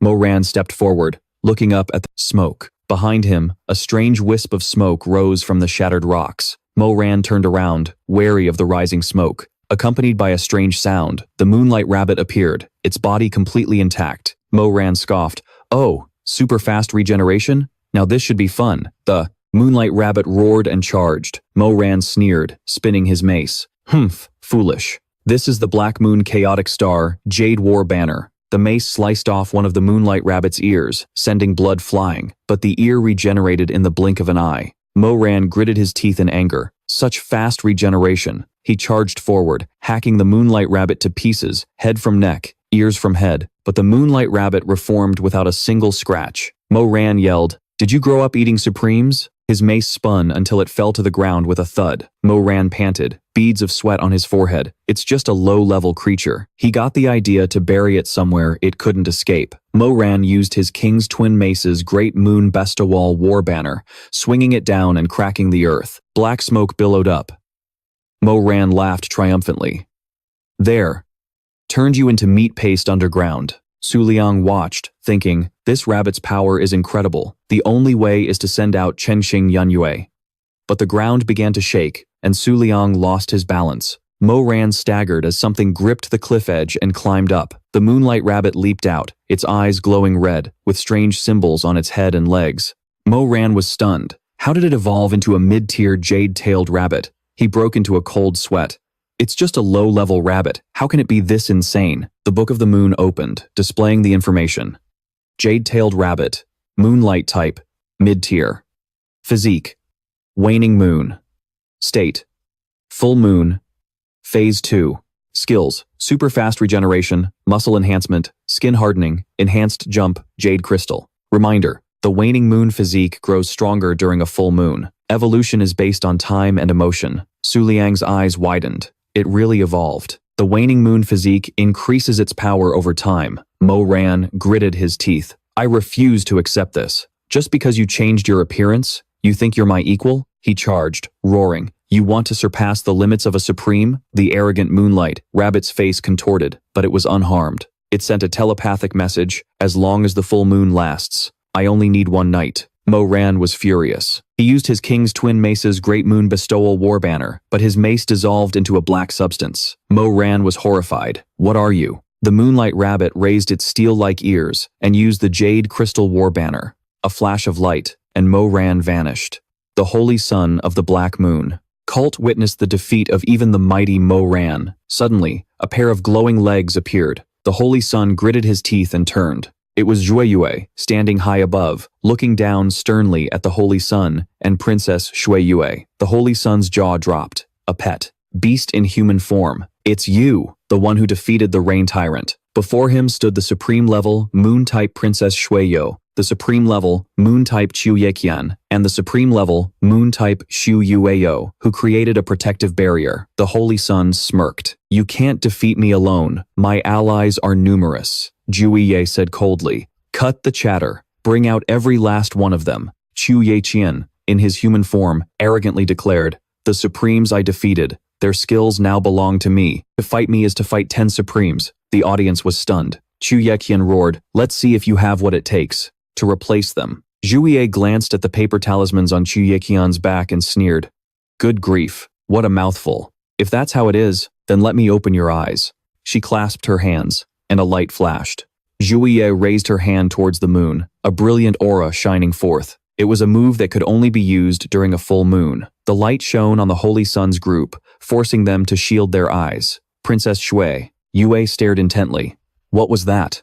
Yue held 2 swords, the embodiment of Yunji, an emperor-grade weapon. The princess broke out in a cold sweat. Yue let out a soft breath, twirled the swords in her hands, and suddenly attacked from behind. Powerful streams of energy slashed through the Shu Yue barrier. Princess Shu Yue was shattered, and Chu Ye Tian was sliced into 3 pieces. Tao Yue Guang was stunned. It was over in an instant.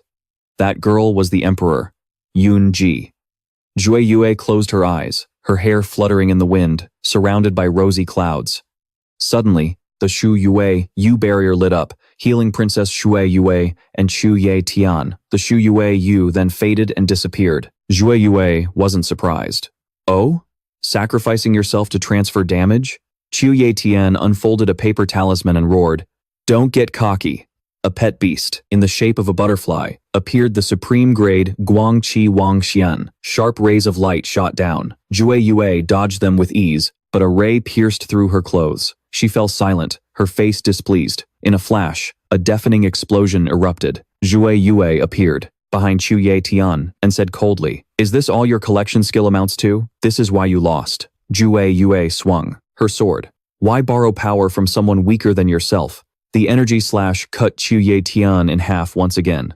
The saint clutched his chest and bowed his head, with only 1 life remaining. I've lost. Yue glanced at him. If you had just listened to me from the start, you wouldn't be in this mess. The saint gave a bitter smile. I was too arrogant, daring to think I could defeat the Moon King. He raised a burning talisman and shouted, Moon God. Palace, transfer contract. Langduan Qianqiu and Yue Hu Lu Wei sat on a cloud, secretly observing. Both of them yawned, bored. It's over. Langduan Qianqiu's eyes flashed as he spoke. That child might just become the next Ice Queen. Yue was brimming with power, surrounded by spirit energy. Ju Yuetai shot up, excited. Haha, are you kidding me? Trying to become the Ice Queen? How could a mere supreme grade stand in her way? A deafening explosion made her face turn pale. A pillar of crimson energy descended, crushing the Beast Taming Academy. Smoke and dust billowed everywhere as everything crumbled. Su Liang floated in the air, surrounded by a swarm of shimmering butterflies. Yue turned to see him, and Su Liang asked urgently, This aura, is it an emperor? Yue leaned on her sword and stood up. No, but this one has already stepped halfway into the emperor realm. Her face was filled with extreme excitement. Before them, a green orb flickered, and a slender foot stepped out. It was a humanoid spirit beast with green hair and vibrant clothes. Juzuan Yulin, Supreme Grade, Moonlight System. Tao Yue's jaw dropped. Ju Yutai shouted, That's against the rules. Isn't that the Moon God Palace's trump card Supreme Beast? How could the saint summon Su Liang? Opened the Book of the Moon. The information read, Juzuan Yulin possesses a high concentration of Emperor-grade bloodline, a treasure of the Moon God Palace. Even the current saintess found it difficult to form a contract with her. Her combat power is on par with an emperor, earning her the title of the strongest supreme. Juan Yulin looked drowsy and sleepy, The seventh princess punched the air in anger. How dare the Moon God Palace interfere so shamelessly? The twin moon cult charged forward. Bu explained, "You can't."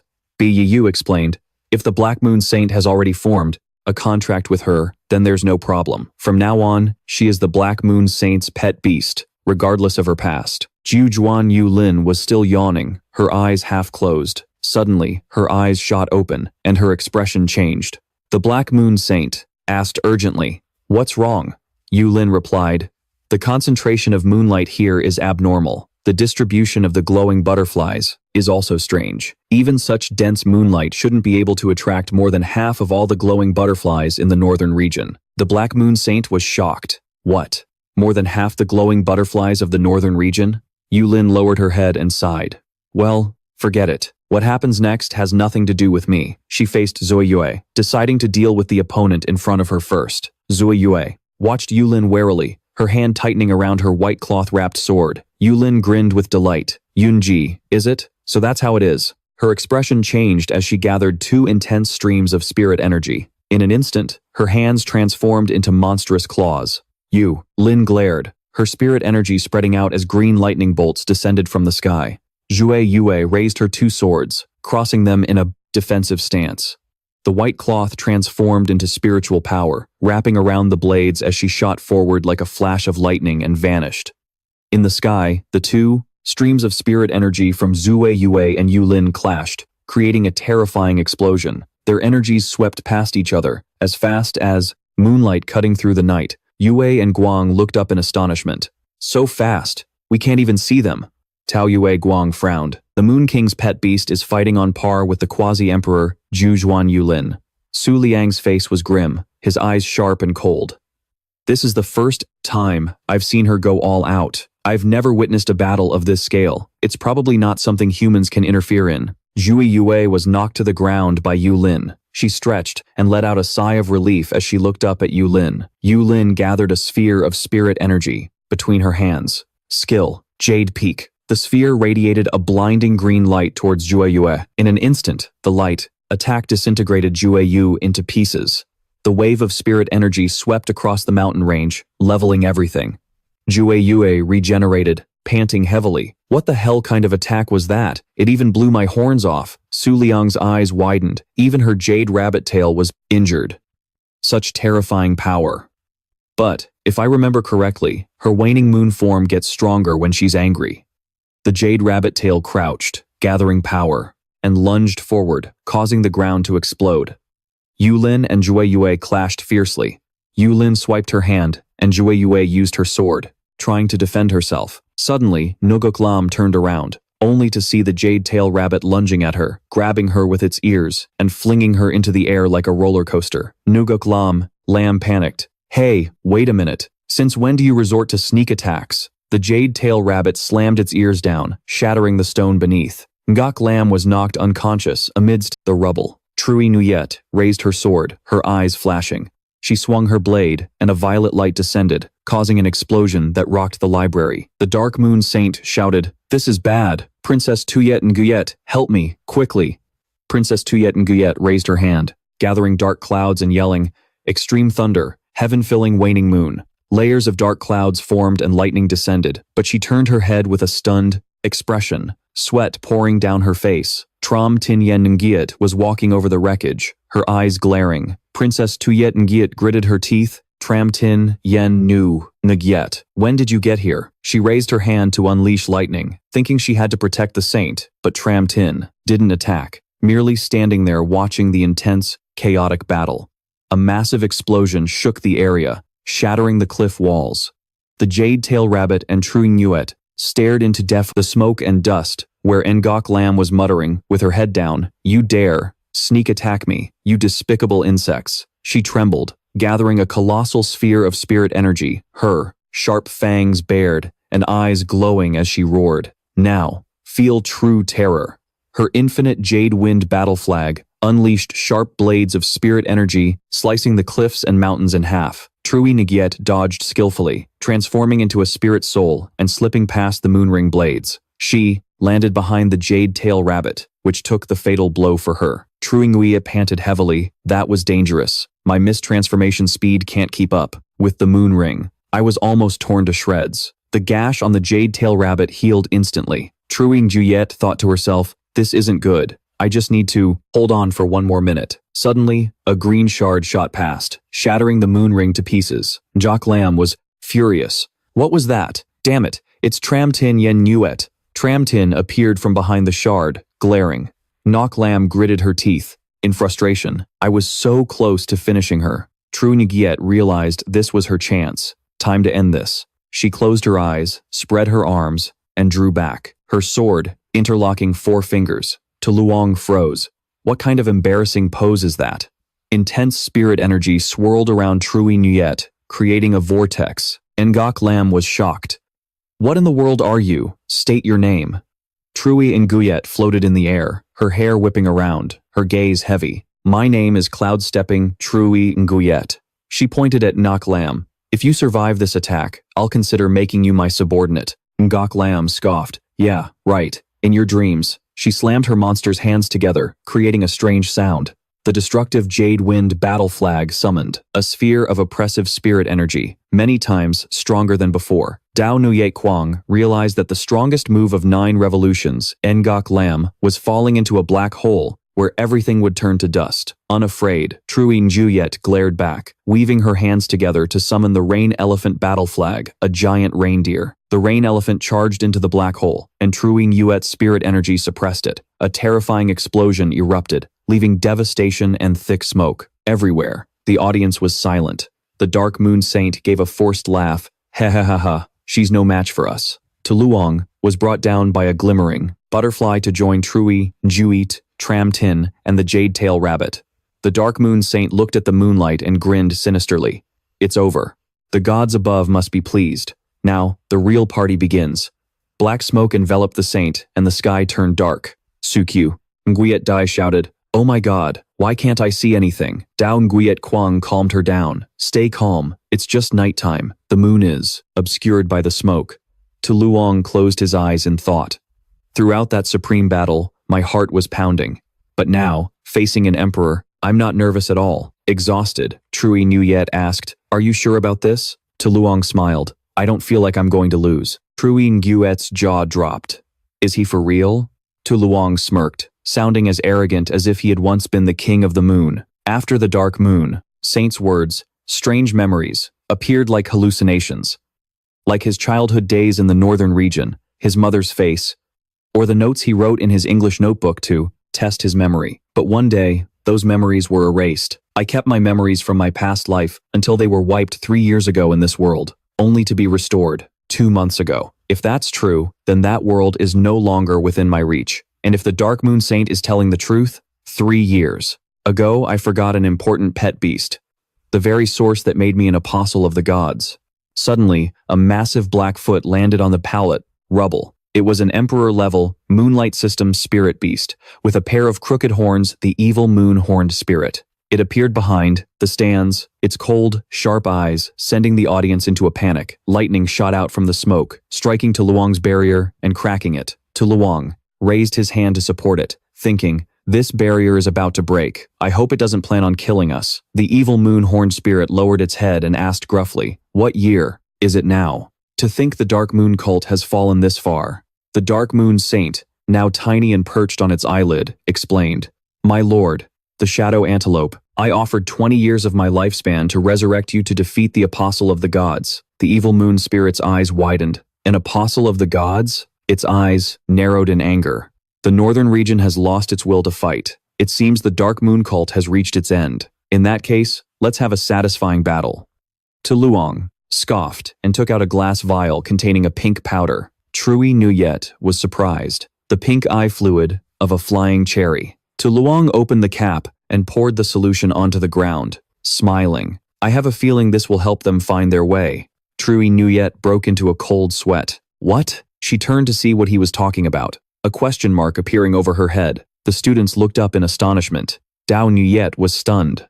What is that? In the sky, through the thin smoke, shimmering lights appeared from glimmering butterflies. They grew more and more numerous, becoming dazzlingly bright. Tu Luong closed, his eyes, his face radiant. I am the moon's apostle of moonlight. The elder's jaws dropped. Tu Luang was summoning the glimmering butterflies. Model, the northern domain. Jue was stunned. Su Liang smirked sinisterly. I want to form a pact with them. Tens of thousands of glimmer butterflies appeared, their light blinding. Su Liang revealed, a few days ago, I had the glimmer butterflies spread a message. They left the moon god, palace, and the azure moon's sacred sect. The disciples panicked as the glowing butterflies initiated pacts on their own. I hid them all over the northern domain, to be summoned when the emperor-level battle began. The swarm of glimmer butterflies gathered before Su Liang as the Book of the Moon flipped continuously. Tao, Yue, and Zhu, Yue Tai were shocked as the Moon King's pet beasts abandoned the moon. The jade-tailed moon-chasing rabbit and the sunken star retreated, pulling back their forces. Tao Yue looked at Su Liang. This place is about to become an emperor-level battlefield. Su Liang spread his arms, surrounded by the glimmer butterflies, and he murmured, Moon God, are you watching? Does this offering please you? If you are awake, then witness this miracle. He glared, smiling triumphantly at the moonlight.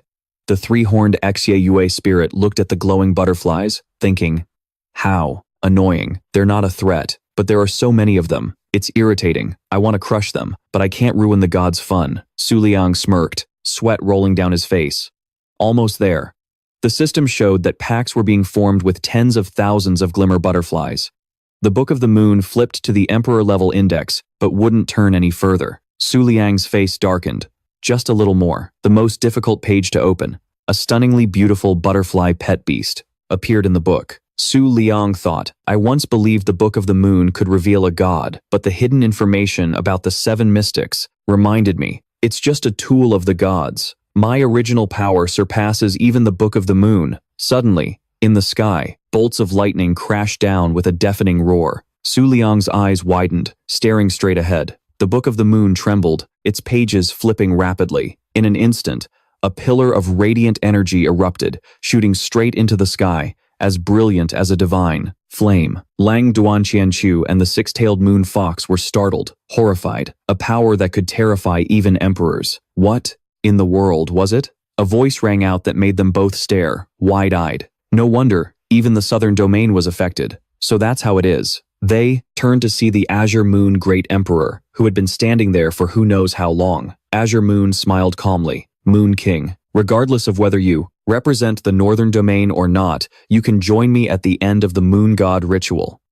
After speaking, she turned away and murmured, there's no need to watch any further. The Azure Moon Great Emperor vanished before Longduan Qianqiu and the six-tailed moon fox's eyes. The six-tailed moon fox composed itself and muttered, Holy crap, when did the Great Emperor get behind us? You scared the hell out of me. You're like a ghost, appearing and disappearing in the blink of an eye. In the sky, the glimmer butterflies illuminated the entire region. The members of the 5 leaves knelt, looking up at the figure. The Jade Moon Empire also knelt, their eyes glued to the light. Bu was so moved, she sobbed uncontrollably. Boo-hoo, my life's wish was to witness this miracle. The Black Moon Saint Sun broke out in a cold sweat. How do I deal with this? The three-horned Xie Yue spirit was silent, its pair of horns twitching. The Black Moon Saint Sun was bewildered. Hey, what's going on? The Xie spirit laughed loudly. Haha, little brat, you want me to deal with the one before us now? Its mood shifted to sentimental tears. Though it was brief, the Black Moon cult's mission is over. This is the end. It moved forward. The Xie Yue spirit closed its eyes, causing the Black Moon Saint Sun to fall. It said, Witness the final curtain. This is not our era. Princess Shui Yue raised her hand, catching the Saint Sun in her palm, and stared ahead. The Shi Yue, spirit's eyes, flew open, its expression grave. Apostle of a god. I've never heard of an apostle like this. The crescent moons in NEIT, Su Liang's pupils glowed, transforming into full moons. His face was as cold as ice as a colossal pressure manifested behind him. The second palace of the 12 moonlit palaces, the 8-winged moon monarch. A gigantic butterfly, the Black Moon Saint Sun gave a bitter smile. So that's it. This is no longer an emperor-level battle. The 8-winged moon monarch flapped its wings, releasing a dazzling radiance. The light shone on the audience, causing them to panic, covering their eyes and ears. Princess Shui Yue collapsed in pain. Trui Nuet, the jade-tailed rabbit, and Chen Xingyan, Yue were also hit by the reflection and fell, Lang Duan, Qian Chu, and the six-tailed moon fox were thrown backward. What is this power? A shockwave shook the entire continent. This kind of existence no longer exists in the central domain. They were engulfed in a cloud of dust. The three-horned Xie Yue spirit looked up at the radiance from the 12 moonlit palaces and smiled. What an honor. I have no regrets in this life. The 12 moonlit palaces vanished, leaving behind shimmering residual energy. The Shi Ye spirit said, after I die, I hope to become moonlight. The radiance swallowed the Shi Yue spirit, causing its head to crack and its body to wither. Its spirit form disintegrated in an instant.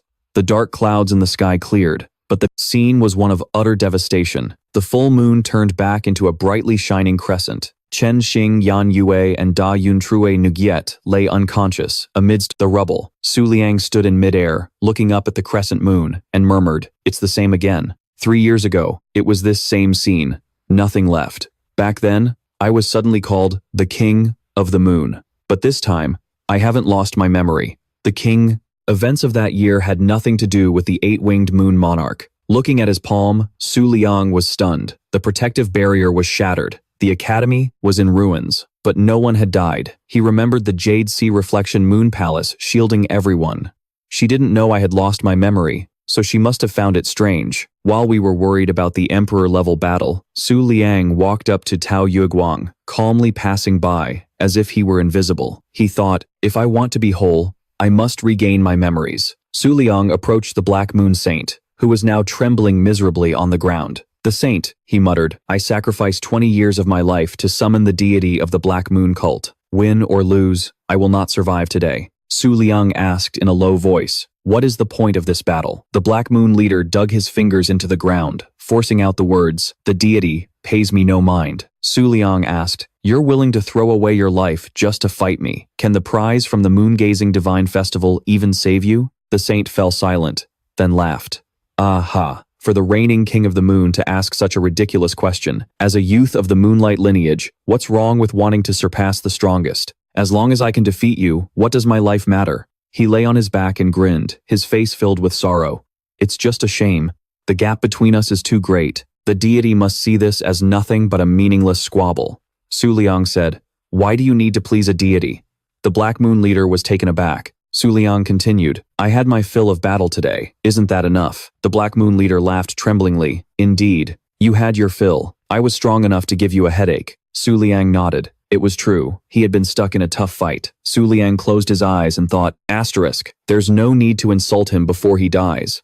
Asterisk. The Black Moon leader said, haha, thank you for comforting me with your lies, King of the Moon. Listen closely. This might be related to your memory loss. Su Liang's expression turned serious. The Black Moon leader said with a contorted face, that year, the one I faced might have been the eight-winged moon monarch, but even if that scene were to repeat itself, I would still feel uneasy. That incident caused 1/3 of the northern region to vanish, yet no one ever speaks of it. Where are all the missing people? Have they simply been forgotten? Su Liang's eyes widened as he realized something. The Black Moon leader's mask cracked and shattered. He said, King of the Moon, what happened that year was not simple. From now on, you're on your own. The Black Moon leader faded away, his spiritual body dissipating. Su Liang stared blankly at the fading embers. The Black Moon cult was finished, but he felt no joy. His memory loss had nothing to do with them. The one who made the northern region forgotten was someone he couldn't even touch. Su Liang clenched his trembling fist, then relaxed it. He bowed his head and sighed softly. Why did he feel so heavy-hearted? At least he was safe for now. He staggered and fell backward, along with the students and elders of the academy. A few hours later, a voice echoed from the ruins. Looks like it's over. Long Duan, Chiang Cho, and the six-tailed moon fox sat up on a cloud and stretched. Man, the aftershocks of that battle wore me out. That was the eight-winged moon monarch, wasn't it? The six-tailed moon fox looked around. The observers have already left. Suddenly, a glowing reindeer appeared, making both of them break out in a cold sweat. The white reindeer closed its eyes and trod on the clouds, radiating light.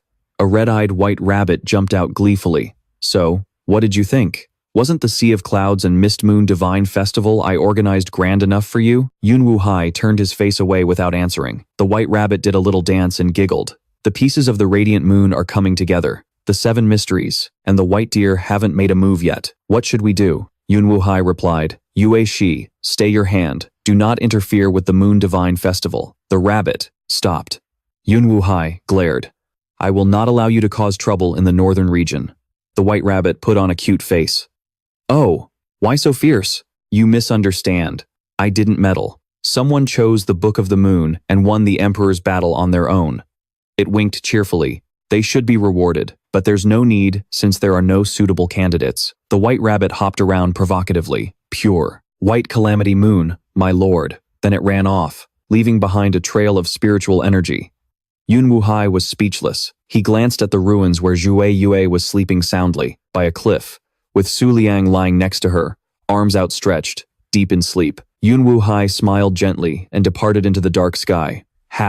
An hour later, the six-tailed moon fox woke up, trembling and biting her lip. Both of them were stunned. They were still alive. It was unbelievable. They realized the reindeer was the pure white calamity moon, the king of Yun Wu Hai, creator of the seven mysteries, and the deity, white deer. The white rabbit was the supreme yin flying moon god, the king of Sili. The pure white calamity moon had been absent for 2,000 years and hadn't attended the era's moon divine festival. The two deities were enemies. Lang Duan, Qianqiu shivered. A deity beyond our data. He decided to act like nothing happened and tell no one. The six-tailed moon fox nodded, frantically. Suddenly, Bu appeared and asked, Did a deity just visit? Both of them were startled. A human could sense a deity? When did she get here? Bu held out a penguin and said in a commanding, mature voice, Yes, but they've already left, so don't worry. The six-tailed moon fox jumped up and pointed at Bu. Enough. Stop playing games. Who are you? Bu calmly replied. To the two esteemed 9 Jade Emperor Kings, I am Bu, caretaker of the pet beasts for the twin moon cult. A mere mortal, not worth mentioning. You both came to the northern region, and I was unable to welcome you. On behalf of the Jade Moon Emperor King, I apologize. The two gritted their teeth in frustration. Yi smiled and presented the penguin. This lord has something to say. The penguin stared, with its deep blue eyes, making both of them tremble in fear, their faces turning purple. The six-tailed moon fox collapsed, thinking, what kind of terrifying being is this? To do this with just a glance. Bu reached out her hand, and the penguin flew up, radiating a rainbow light. A beautiful girl appeared, her hair fluttering. Too lazy to even say hello, she muttered. That guy is still so annoying. She was Bihai Jiaogong Yue, the hegemon who guards the twin moon cult, from the 7th palace, Sagittarius, of the 12 palaces of the radiant moon. She glanced down. Clearly, you two entered the northern region without permission. You have violated the rules. For 1 year, you are not to leave, nor send any messages. Otherwise, Xingmi Yue and Huanyuan Dao will be plunged into disaster. Both of them trembled. Bihai closed her eyes. I will not interfere with the moon divine festival, but I must reprimand the Moon God Palace for breaking the rules. She raised 2 fingers, summoning a constellation in the shape of Sagittarius. A massive spaceship appeared. Its cannon barrel rotated and fired a beam of energy, destroying a mountain peak near the Moon God Palace. The explosion was deafening, and thick smoke filled the air. The descendants of the Moon God Palace stood up from the rubble, unharmed but completely bewildered. The hegemon of the Moon God Palace's face. Frowning, she knelt down. Hegemon of the Radiant Moon, the Moon God Palace means no provocation. Please calm your anger. She turned and snapped. Who sent? The 9 revolutions? Ngok Lam stepped forward. The 4th consort approached with a grim face. The hegemon warned that the 4th consort was to be expelled from the 10 consorts, and within 3 days, she must get out of the Moon God Palace. The 4th consort calmly agreed. That night, under the moonlight, the 4th consort looked at a photo of herself and the mother of the King of the Moon, murmuring, Why did they say the Moon God Palace's branch in the northern region was unclear? My sister guaranteed me the position of branch. Master, what happened 3 years ago? King of the Moon, Su Liang, my nephew. Do you have the answer yet? The scene changes. Su Liang, with his eyes closed, suddenly opened them wide to look at the sky. He was surrounded by a thick white fog, looking bewildered. Where is this? Turning around, he saw the figure of the little rabbit, Taiyin Fei, in the mist. Seeing Su Liang, Taiyin Fei smiled and stared at him. Su Liang was surprised. Huh? A moonlight rabbit. He sat before Taiyin Fei, curious as to why a moonlight rabbit was in this strange place. Su Liang reached out, intending to touch her ears. Taiyin Fei covered herself, her face blushing as she yelled, "You pervert! What do you think you're doing?" Su Liang's jaw dropped. What the hell? Calming down, he realized she could talk. Su Liang was suspicious. It was rare for her species to speak, especially the low-level ones. He shot up and pointed at Taiyin Fei. "Stop pretending. What are you? Where is this?" Taiyin Fei looked down, aggrieved. "How rude. I came here specifically to give you a gift." Su Liang looked dumbfounded. "A gift?" Taiyin Fei beamed. "The reward for the Moon God ritual, the missing equipment from the Book of the Moon, a supreme beast pet, a half-blood beauty, or eternal life." She gave him a mischievous wink. "What do you want?" Before Su Liang could answer, Taiyin Fei looked up. "Oh, I forgot. My Book of the Moon was stolen by you." Su Liang's mouth fell open. Asterisk. "Your Time's Book of the Moon? That means you're the Moon God. Shi Li Ji Yue." Taiyin Fei. "You won the previous Moon God ritual." He became wary. "This is a dream, but I'm not replacing the Moon God." Taiyin Fei smiled. "I'm not joking. The host of the Golden Butterfly Palace has joined my side. We will win this Moon God ritual." Su Liang was horrified. "What are you talking about?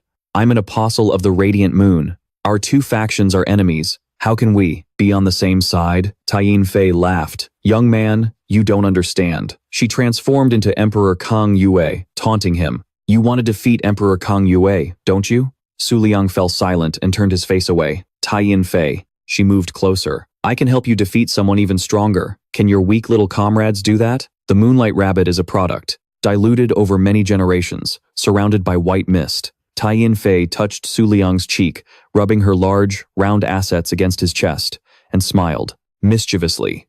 "Abandon them, and I'll give you the power to trample over everything, along with beautiful beast pets that carry a perfect bloodline." Images of the Moon Chaser, the Moonlight Rabbit, the Moon in the Lake, the Sinking Star, Hiding the Moon, and the Glimmering Butterfly appeared. Su Liang came to his senses and pushed Taiyin Fei away, waving his hand dismissively. "I refuse." Taiyin Fei remained calm. "Why? I can satisfy your every desire. Years ago, that little devil from the Flying Rabbit Palace, who was on the Radiant Moon's side, also joined me. You are far more important. It's okay to be angry." Su Liang grabbed Taiyin Fei's hand and replied, "You're wrong. The Moon God grants wishes, but doesn't decide the winner of the Moon God ritual." He glared at her. "You're trying to recruit me, because you're afraid an apostle of the Radiant Moon will take the throne. You have no right to judge my comrades. One day, my weak comrades and I will defeat your apostles and seize the throne right under your nose." Su Liang's words caused the fog to swirl violently. He roared, "Until the Radiant Moon is victorious, you can wait in anxious, agonizing despair." Taiyin Fei's face darkened, lightning flashing in her pupils. She fell silent. Then, she gave a majestic laugh and began to fade away, saying, "Very well, Apostle of the Radiant Moon. If you're so confident, I will patiently wait for you to prove it. Taiyin Fei is about to be resurrected, and my perfect descendant is about to reappear." The sky turned dark, shrouded in clouds and smoke. Taiyin Fei's soul entered Kang Yue, sinking into the clouds. "The 10-moon eclipse is invincible. I'll be waiting for you in the future, King of the Moon." 3 streams of spiritual energy struck Su Liang, leaving him floating lifelessly. He then gradually lost consciousness, his eyes closing tightly as he fell into a deep sleep. One day, after the Battle of Emperors, in a remote residential area, beast pets were diligently doing chores. On a steep cliff, a steady foot landed, and a pair of sharp, cold eyes observed the living area below. The person spoke in a deep voice. "What do you think?"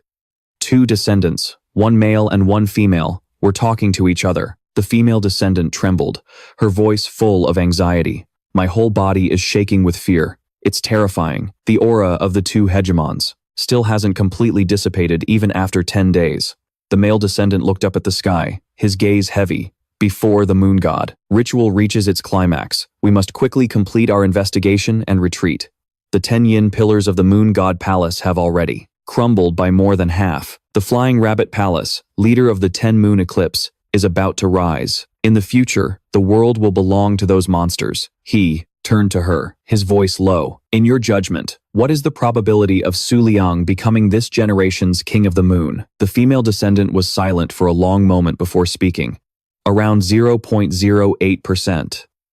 The male descendant was startled, exclaiming in shock, "What? How can it be that high? The female descendant took out an ancient book from somewhere, slowly opened it, and turned to a recorded page. Western region's twin white descendants, 0.018%. Southern region's Emperor Kang Yue, 0.3%. Central region's Radiant Moon Saintess, 0.001%. Northern region's King of the Moon, 0.08%. Northern region's Princess Yun, unknown. The man mused. If that was her judgment, it couldn't possibly be wrong. 3 years ago, the full moon shone for 30 days and nights, and since then, our deity has fallen into a deep slumber. Although the body was small, the culprit is definitely among the apostles of the Moonlight faction. He emphasized that, no matter who it is, once found, the Hegan divine sect will pursue them to the very end, fighting until their last breath. The scene shifts to a snow-covered village, where a makeshift settlement stands.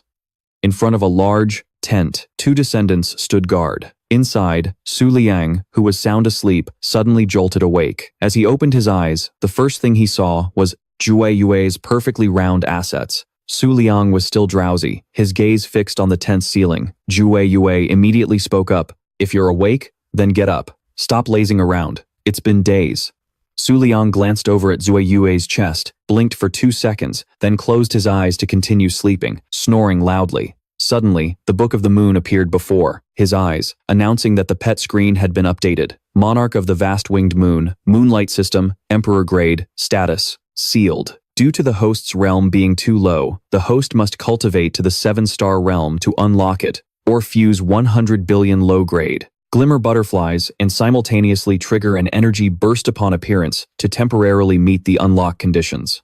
Low-grade Moonlight system, Glimmer Butterflies, total 137,422,834,056. Due to the host's realm being too low, summoning is impossible. During a full moon, 100,000 can be summoned, with a growth limit of 10,000.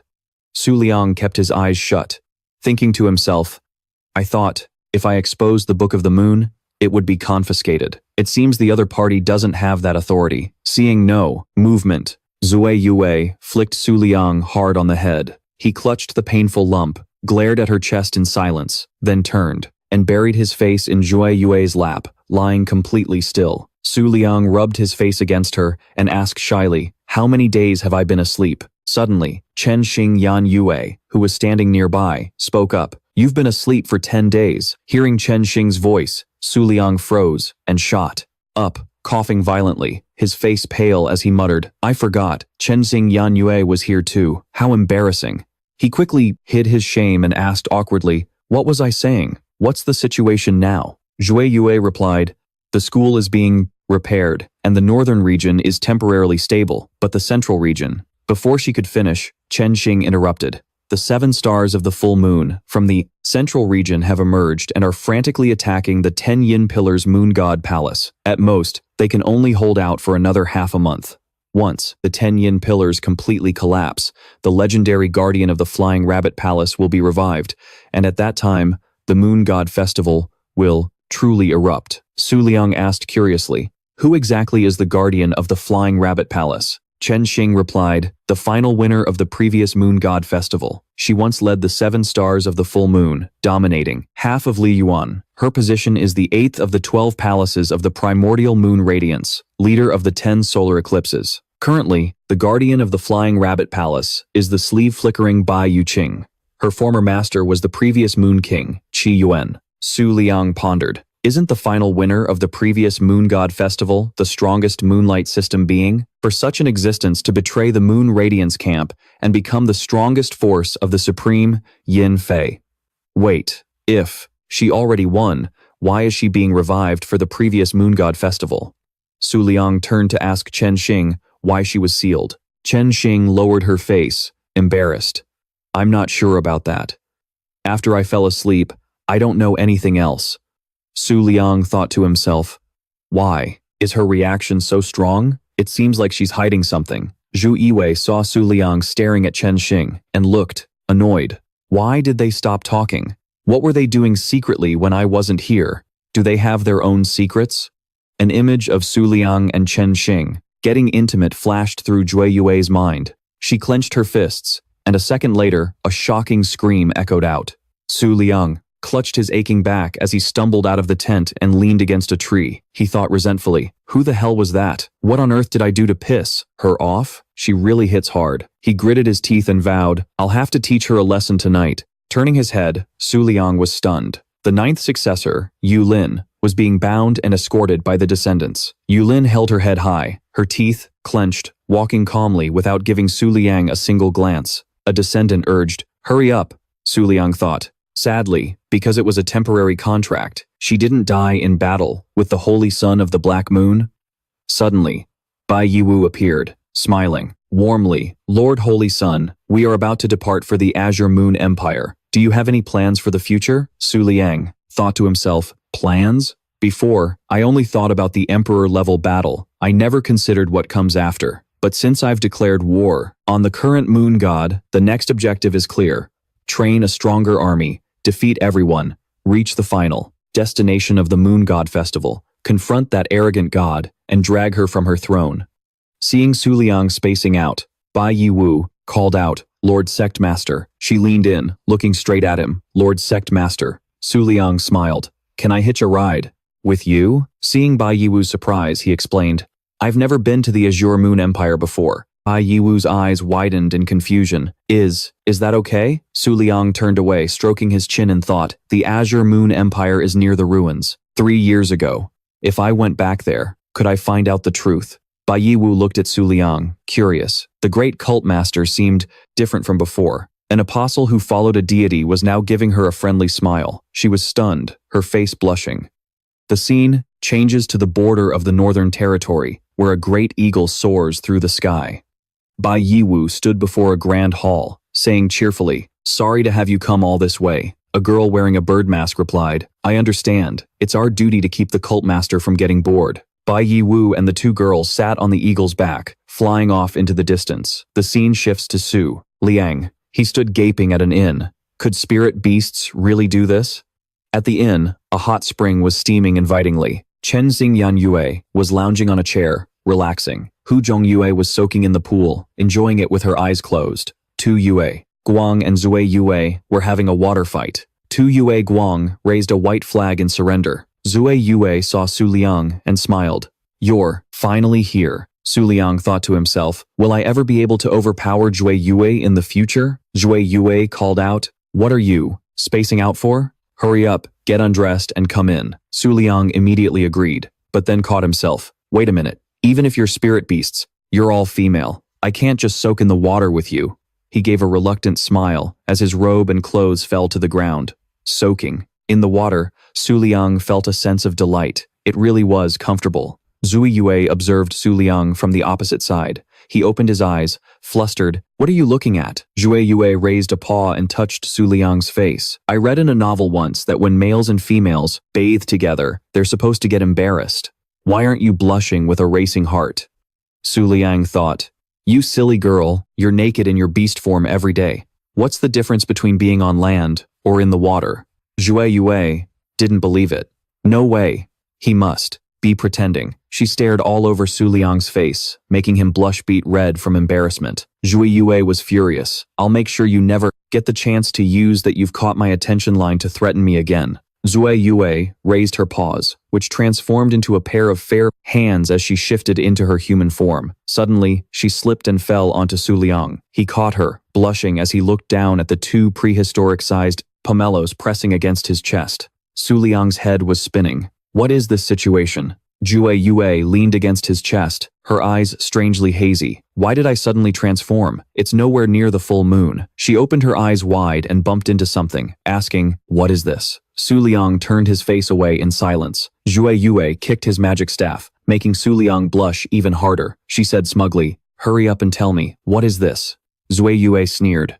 So, this is what the legendary Moon King is like. No different from an ordinary human. Su Liang gritted his teeth, sweat pouring down. Do you have some misunderstanding about the Moon King? I've always been just an ordinary person. Zui Yue leaned down and glared. I've clearly caught you. What's with this attitude? Su Liang grabbed her shoulders and yelled, hey, stop messing around. He pushed Zui Yue's hand away, accidentally touching that soft mound. Zui Yue froze. Su Liang was holding the huge bun, completely embarrassed. Jue Yue opened her mouth in anger, sweating profusely. Her face beat red. Ah, Su Liang stroked her hair, whispering, "Don't be so unruly. You know the laws of attraction for the Three Beauties clan. If you act so recklessly, do you really think you can just walk away?" Jue Yue was terrified, tears welling in her eyes, and gave Su Liang a painful bite. His scream echoed throughout the inn. Chen Xing woke up and glanced at Su Liang, seeing his dumbfounded expression. Su Liang quickly explained, "It's just a mosquito bite." He turned and left. Chen Xing stared after him, muttering, "Playing rough. Huh." Su Liang walked down the hallway, arms crossed and frowning. "To be honest, I really want to sign a contract with her right now, to let her know the real relationship between a beastmaster and a spirit beast. But, at my die, 1-star realm, even a supreme-level contract wouldn't be able to tame her." He felt embarrassed. This kind of intimate contact isn't right either. The scene shifts to the Northern Territory, the Azure Moon Empire, a prosperous city with towering skyscrapers. A giant bird landed on a roof. Su Liang stepped down, marveling. The Azure Moon Empire is so prosperous. The two girls behind him were surprised. Why does the cult master keep pulling at his collar? Bai Yiwu smiled. Actually, the Azure Moon Empire only became this developed in recent years, thanks to the royal decree from the Archmaster of the Sagittarius Palace. He once said that the technology of the past was 100 times more advanced than it is now. Just 2 battles between 2 overlords caused all global electronic devices to fail, and technology was set back tens of thousands of years. Su Liang's eyes widened. "All global electronic devices?" Bai Yiwu explained. "That's right. That battle caused billions of deaths. After it ended, the 2 overlords received severe punishment."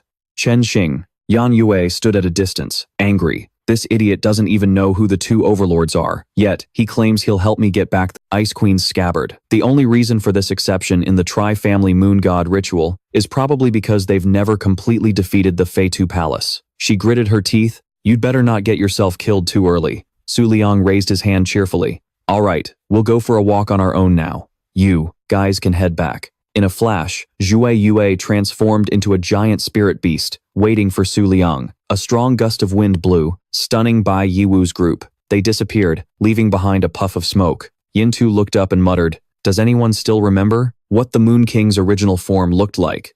Bai Yiwu replied, "Are you trying to bring up the day Tian Yuan appeared? How could we? Forgotten?" Yintu shook her head. "It's hard to imagine the cult master traveling and sightseeing with a spirit beast. I thought he didn't even have basic human emotions." Bai Yiwu frowned and shouted, "That's enough! Stop talking! The ones who respect and fear the King of the Moon the most are us, those who have witnessed the followers of the miracle." The scene shifts to the northern region's heavenly abyss, a place where rock platforms jut out amidst layers of clouds and mist. Zue Yue, Su Liang, and Chen Xing appeared. Su Liang turned to his 2 descendants and said, "I'm going in for a bit. Don't let anyone enter." After Su Liang left, the 2 descendants started talking. The female descendant said, "Why did the King of the Moon suddenly return to the Moon God Palace's territory? At first, Princess Yun had the highest probability, but now it seems there's a problem." She continued, "I can faintly sense a divine aura from him. His danger level surpasses even Princess Yun." The male descendant stepped forward. "How about this? I'll go in and check. You stay here. We need to avoid the whole team being wiped out. If I die, you leave immediately and raise the probability of him being the King of the Moon to 100%. Inform the other dreamscapes to gather in the northern region and join forces to eliminate him." Inside the heavenly abyss, Su Liang and Jue Yue were walking through a cave. Su Liang looked around, wondering, "It's clearly daytime, so why does it feel so oppressive?" Zue Yue looked sad. "What's wrong? Are you lost?" Su Liang closed his eyes. "No, it's just a bad feeling. There's something strange about this place," he thought to himself. The headquarters of the Twin Moon Cult and the Jade Moon Empire are both nearby. If there's any trouble, the Jade Sea Moon Palace would sense it. Even though there's nothing left, by returning to the starting point, maybe I can find some clues. Jue Yue couldn't fight off her drowsiness and drifted off to sleep. From behind them, a pair of feet stealthily stalked them. The male descendant snapped his fingers, sending out a signal. A strange, bowl-like object oozing with slime appeared, releasing a dark, foreign substance, but it vanished instantly. Su Liang walked on, realizing this place was completely controlled by the Twin Moon cult. There wasn't even a single footprint. Suddenly, his eyes widened. Yue accidentally bumped into him, waking up in a daze. "What's wrong?" Su Liang didn't answer, just muttered, "How can this be?" In front of them was a purple book. Su Liang thought to himself, "Why is my diary here? Unless I always carried it with me, so it wasn't damaged after I lost my memories. I couldn't understand it, so I must have just tossed it here." He hurriedly stepped forward, reaching for the book, when suddenly, something flashed past like the wind. A girl in a wedding dress snatched the book, shouting joyfully, "I found it! This must be the guidance left by the gods." She excitedly flipped through the pages, then paused, her eyes wide. "I have to admit, the gods' guidance is really complicated." Su Liang and Zhui Yue were stunned. Zhui Yue shouted angrily, "Who's there?" Su Liang broke into a cold sweat. He couldn't tell what her cultivation level was, but he felt she was extremely dangerous. He yelled, "Chen Xing Yan Yue, here, my command!" Chen Xing charged forward with his blade, glaring at the girl. He swung his weapon, creating a flash of energy. Smoke billowed up, and Su Liang was surprised. "What's going on?" That was way too weak. The girl stood in the smoke without a scratch, looking at Su Liang affectionately, and said, "What is everyone doing? You don't actually want to start a war with me in broad daylight, do you?" Su Liang glared at the girl angrily and said, "That's right. This is a problem most pseudo-light beast tamers want to avoid. So what if we fight in broad daylight?" She held up Su Liang's book, a sinister smile on her face. "King of the Moon, we have no reason to fight for now. We have no reason to fight. I'll be on my way." Truine Guyet leaped forward, roaring, "If you want to leave, then leave behind what's in your hand." To Luong watched the girl's retreating figure, breaking out in a cold sweat. This aura, it far surpasses even the Supreme Ones. The Moon Empress showed no reaction to, so she's not from the Moonlight system. How did she get past the Jade Sea Moon Palace to get here? Who is she? Before leaving, she turned back and asked, "Could it be that you can read the writing in here? Do you know what happened in this place?" She gave a grotesque smile, her mouth splitting open at the cheeks. "Now, I've changed my mind." Su Liang was stunned. The girl spread her monstrous hands and roared, "I want to inspect your memories." A dark, evil energy erupted from her hands, rushing towards Su Liang and Zhui Yue. Zhui Yue quickly channeled her energy, creating a brilliant shield to counter the girl's evil aura. But the girl's terrifying power shattered the shield, and the evil energy pierced through Zhui Yue's body. Seeing the critical situation, Su Liang shouted, "Chen Xingyan, Yue, original form." He snatched the blade from Chen Xingyan Yue's hands and charged forward to block the girl's monstrous hands. But, no matter how strong his pet beast was, Su Liang was sent flying dozens of meters by her attack. Clutching Chen Xing tightly, Su Liang coughed violently and gritted his teeth in anger. "Isn't it a characteristic of Chen Xingyan Yue that it can't harm me? How can it be dead? Already?" He glanced at the unconscious Zhui Yue beside him and thought, "Is this the price for challenging an emperor during the day?" The girl retracted her monstrous hands and said, "Forget it.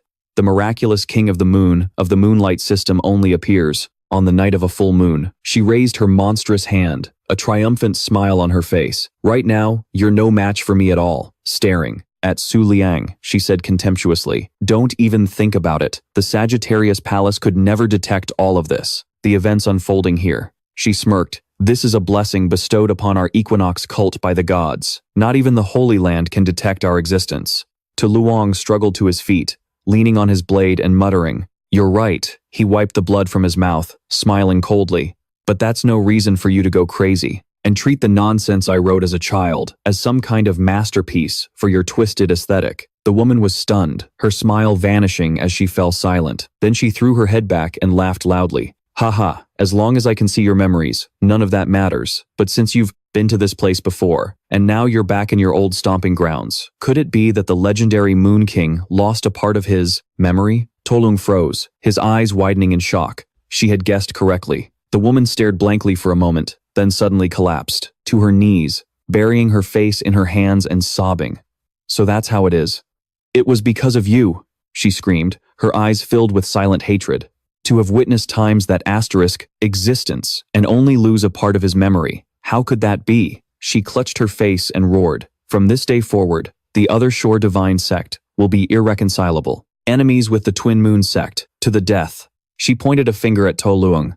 "The #1 dream painter will kill you right Here, right now. As the Moon King finished speaking, she tensed up, her mouth agape, her hair standing on end, her clothes ripped apart and grotesque. Grinning mouths appeared all over her body. Standing before a giant maple tree, she glared at To Leung. He just smiled. It seemed he'd found the reason for his amnesia. Though, this situation was a bit hopeless, wasn't it? She pointed at the maple tree, and it immediately began to shake violently, its leaves falling like rain. She gathered the maple leaves, forming a vortex of energy filled with killing intent. The razor-sharp leaves shot towards To Leung. His eyes widened in surprise. In that instant, Trui Nguyet leaped in front of him, taking the full force of the attack. The maple leaves tore her clothes to shreds. Trui Nguyet gritted her teeth in anger. The two streams of energy collided, creating an explosion that shook the entire heavenly abyss. To Leung shot up, glancing over at Trui Nguyet. Through the thick smoke, her silhouette appeared, kneeling, before she coughed up blood on the spot. The woman's power was too great. Trui Nguyet couldn't hold on and collapsed unconscious in front of To Leung. An object fell from her body and shattered. To Leung's hands trembled as he furiously gripped the Trum Tin Yen Wiet blade. He leaped forward, slashing twice, sending two green energy blades flying towards her, but they were useless. The maple leaves swirled around her, forming an impenetrable shield. The woman stared back, completely unscathed. Asterisk. Was that just my illusion? Asterisk. She glanced at Trui Nguyet, thinking to herself, asterisk. This one seemed to have been asleep before I seriously injured her. Asterisk. She raised her hand and fired a blast of energy at To Leung, causing a massive explosion.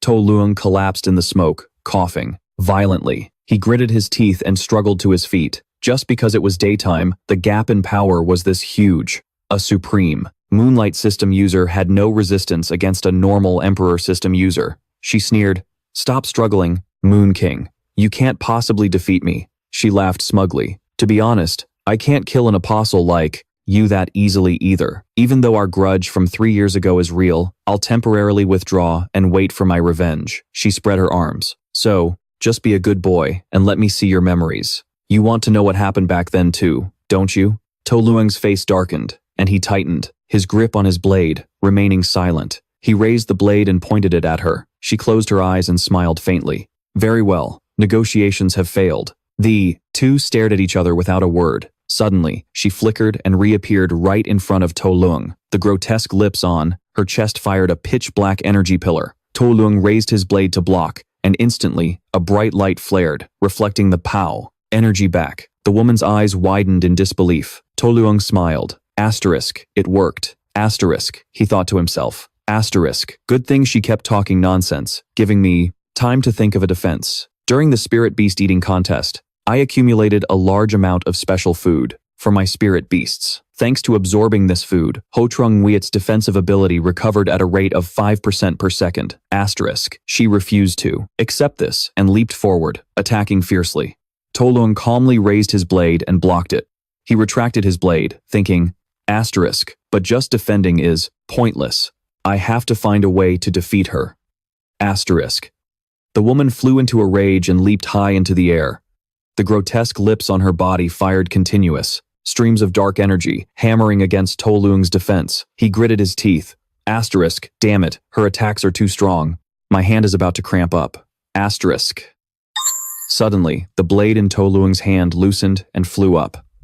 He froze, breaking into a cold sweat. Asterisk. The blade is moving on its own? Asterisk. An invisible hand gripped To Leung's, and the silhouette of Trum Tin Yen Nguyet appeared, her eyes blazing with fury as she glared forward. She turned to him and whispered, "Don't you want to save her? Then focus on the fight." To Leung was knocked back, his body slamming hard against the stone cliff. Tu Haka grew more and more impatient.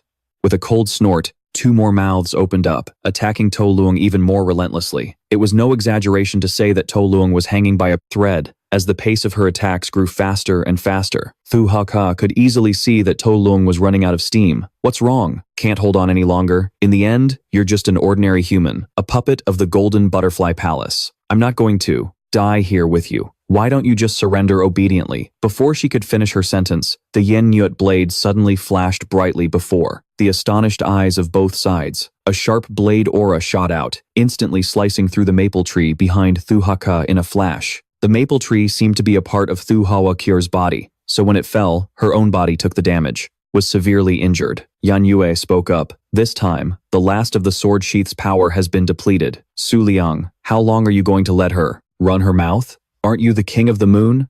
Don't you still have to defeat the Ice Queen and the Archer Palace? To fall after just this? You truly disappoint me. Her words were like a splash of cold water, jolting Su Liang awake. That's right. What am I doing? She's just an ordinary emperor, that's all. Despite her internal injuries and weakened state, Chu Huaji still maintained a confident look. You detestable thing, do you really think you can defeat me in broad daylight? She blustered. King of the moon. Back in the day, I hated you moonlight people the most. Always so arrogant, never giving a damn about anyone else. After the lunar glory shattered, didn't those arrogant overlords also die while trying to escape? Chu Huaji sneered. Wake up, kiddo. The era of the lunar glory's reign has long since faded. Su Liang placed a hand on his chin, deep in thought. Seeing that she was being ignored, Chu Huaji trembled with rage, her dark energy about to explode. Go to hell, Su Liang retorted, his voice firm. Perhaps you're not wrong, but that is precisely why I am here. I will sit upon the throne, recreate the lunar glory, and ensure that pathetic creatures like you never have a chance to rise again. As he finished speaking, a pillar of brilliant light descended from the heavens, like a spotlight shining down on Su Liang. Chu Huaji hurriedly used branches to cover her body for defense. Su Liang stood proudly, the Book of the Moon revealing the number 700 draws. Luckily, he had accumulated 700 draws, enough to find a way to take down an emperor. He shouted, consecutive draws, 700 times. The pages of the book flipped frantically, announcing new spirit pets being unlocked. The number of illustrations skyrocketed. Moon-colored Mystic Wheel, Netherworld Serenade, Icefield, Winter Moonstone, and Waning Moon Crow, all belonging to the Supreme Moonlight System. Su Liang looked at the series of illustrations, thinking to himself that even without an Emperor-class pet, he still got several rare ancient variants. He smirked and decisively shouted, cancel the packs, convert everything into spirit power value. The illustrations dissolved, turning into a stream of spirit power that flowed into Su Liang's body. With the abundant energy he had just absorbed, he was on the verge of breaking through to the 6-star level. But at his current 5-star realm, defeating an emperor was still impossible. Therefore, he yelled, Golden Butterfly, bow, I don't need any of this. It's all yours. Yes. The light around Su Liang quickly faded as most of the energy transferred to the Golden Butterfly bow. He thought to himself, with this much power, the Golden Butterfly bow would surely have an explosive upgrade. But life is not a dream. The unlock progress was a mere 1%. Su Liang's face turned red with embarrassment. He never expected that enormous amount of energy would only unlock 1%. He had truly spoken too soon. His energy was depleted, and now he was just a clown. But seeing Chu Huaji's mocking expression, Su Liang suddenly noticed the light behind him. It turned out the energy he was absorbing wasn't for the Golden Butterfly bow, but from 100 billion shimmering light butterflies. The bright sky suddenly turned pitch black in an instant. Chu Huaji was stunned. What's going on? Why did the sky suddenly go dark? Has the moon risen already? She muttered to herself. Su Liang didn't need to explain. He had somehow managed to forcibly change the heavens. This guy was no ordinary apostle. Su Liang regained his confidence. I warned you. If you had obediently returned the diary, it wouldn't have come to this. A beam of light pierced through the area below Chu Huaji's collarbone, simultaneously severing the remaining maple tree root. Her body began to disintegrate, but Chu Huaji kept smiling until the very end. King of the Moon, I'm still the one who won. Chu Huaji and the red maple leaves gradually vanished from the world. Su Liang let out a weary sigh, claiming victory even as you fade away. What kind of fighting spirit is that? After the intense battle, he could finally relax and collapsed onto the ground. Whatever. I'll just lie here for a bit and figure things out later. Suddenly, a voice rang out. That's right, we won. Su Liang was startled and looked up to see a young girl in a black dress who had been standing there watching for who knows how long. She picked up a maple leaf and mused, Seventh sister, you were right. Good thing. You told me to hide beforehand. If we had fought together, we would have surely been wiped out. This girl was the prophet of the Equinox cult. She smiled, looking at the exhausted Su Liang, thinking that he now had no reason to lose. She slowly approached, looking down at him, and said, Even though you've surpassed the limits of an apostle, it all ends here. The invincible king of the moon shall be buried here. But a lazy voice made her pause. Why is the moonlight out already? She turned towards the voice. Jue Yue yawned as she woke up, wondering if she had slept all the way until nightfall. She glanced around absent-mindedly and saw a struggling Su Liang and a strange young girl in a black dress. Zui Yue instantly became wide awake, warily realizing the other girl wasn't human, but another emperor. The girl in the black dress analyzed the situation with an air of indifference. Having witnessed the last fight, the dear girl's threat level is 0. That blade has run out of power. It's no longer a danger. Now I just need to worry about the hegemon of the Archer Palace. A summoned creature needs about 5 minutes, but without the hegemon, 1 minute is enough to handle this. But in reality, 10 seconds is more than enough. She snapped her fingers, summoning a giant black umbrella. A dark-colored drop of water landed on Jue Yue's cheek, making her think it was raining. But, model. The sky was clear, with no sign of rain, yet a strange downpour appeared only where Su Liang and Tru Wei Nuet stood. The young woman, in the black dress, introduced herself. I am the 9th dream of the Equinox God cult, Supreme Ming Ye. From now on, the Radiant Moon era I will put an end to you myself. A strange, acidic rain began to fall from the black umbrella, corroding the stone ground around them. The crescent blade could resist it, but Truing Guait and Tuluang could not. The raindrops burned into Tuluang's flesh, leaving him able to do nothing but curse silently. Damn it, I have no strength left to fight back. Suddenly, a soft white smoke enveloped Su Liang, making him vanish, right before the black-dressed girl's eyes. Only Trui Ngide remained, facing the powerful enemy. The acid burns on her body quickly, healing themselves. She said calmly, "You've made 2 mistakes." The girl in the black dress widened her eyes in shock. Trui Nuet's voice deepened. "First, you dared to say, 'I'm not a threat,' which I find a little annoying. Second, you should not have stood before the White Deer clan in the dead of night." She suddenly realized something was missing from her head. Ah, right, it was destroyed in the fight. True, Nuyet shrugged, her eyes glowing brightly. She placed a hand on her chest and drew her sword from it. The silver-haired girl, Vu Tuong Van Ko, was ready for battle. The girl in the black dress just sneered. Humph, all talk. A mere supreme daring to speak so arrogantly. The falling black raindrops suddenly stopped, then shot towards True Niget, in unison. She transformed into an agile cloud, dodging them, vanishing before Ming Ye's eyes, and, in a flash, severing one of her arms. Ming Ye was stunned. How could this be? It was clear that just moments ago, she couldn't even touch Seventh Sister, yet now her movement trajectory was invisible. The dear woman's aura was clearly only at the supreme level. So, what in the world was happening? Ming Ye was suspicious. What was this thing? How could a supreme surpass an emperor? Despite losing an arm, Ming Ye remained calm, reassuring herself that her opponent was just putting on an act. Her lost arm quickly regenerated. Ming Ye reached out, unleashing her combat skill, the Dark Hand. Trui Nuet was restrained by an invisible force, and dark bruises appeared on her shoulders. Ming Ye said smugly, "How about that? There's no escaping this time, is there? They say the mist world of the White Deer clan is unbreakable, but only an emperor can pass through a complete mist world. Against an emperor, I can't fight back, but what can a mere supreme like you do?" As she finished speaking, Trui Nuyet was swallowed by Ming Ye's black orb. The orb turned into a black vortex and then vanished, leaving only a dying ember. Ming Ye was triumphant. Just an incompetent fool, yet she dared to be so arrogant with me. Realizing she had gone a bit too far, she cleared her throat. How excessive. Just defeating a Beltman. Supreme. What's there to be proud of? The mist world shattered. She thought the Moon King now had nowhere to hide. But when she turned around, Ming Ye's face went pale. Truang Yuyet stood there, completely unharmed, her aura even stronger than before. Truang Yuyet leisurely mocked her. 10 seconds are up, and you still haven't fulfilled your promise. I'm starting to get bored. Her long, silver hair touched the ground.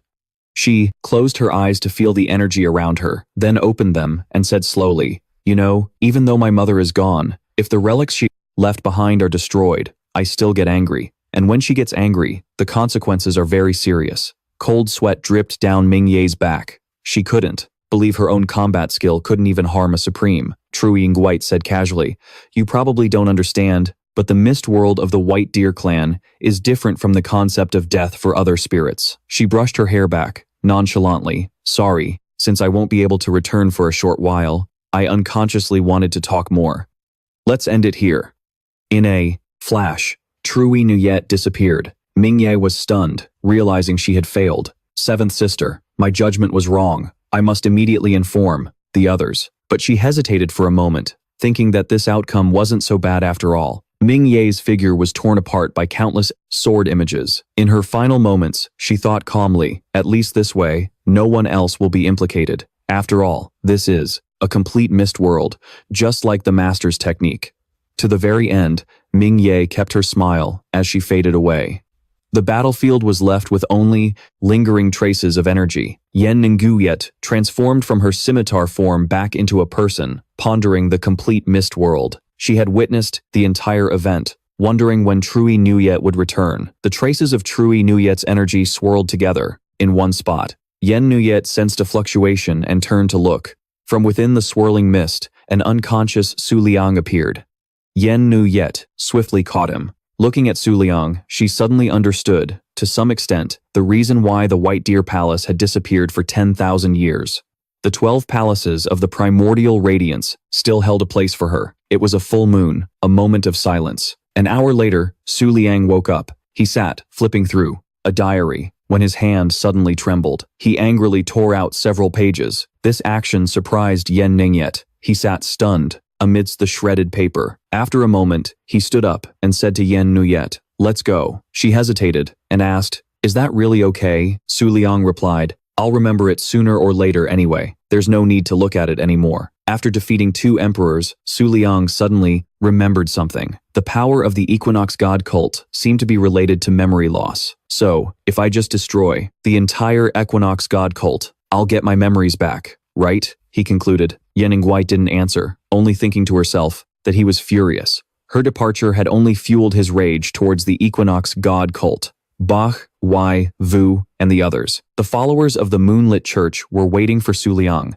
The moment they saw his figure, they shouted in unison, "Lord Sect Master." Yin Tu hurriedly asked, "Lord Sect Master, please, what happened?" Su Liang suddenly spoke up, "Sagittarius Palace, during the last Moon God ritual, you also survived by avoiding conflict, didn't you?" His words made Bai Yiyu's face turn pale. He glanced at the blue bird on Bai Yiyu's shoulder and said coldly, "I don't know what you're plotting, but I hope the next time we meet, we won't be enemies." Yin Tu and the girl in the crane mask were both stunned. Bai Yiyu was momentarily flustered, his heart filled with a storm of emotions. The moonlight shifted and darkness fell. The Azure Sea Death Moon Palace must have noticed, yet they sent no reinforcements. Yin Tu and the girl in the crane mask wondered to themselves. They never expected the King of the Moon to warn the hegemon of the Twin Moon sect like that.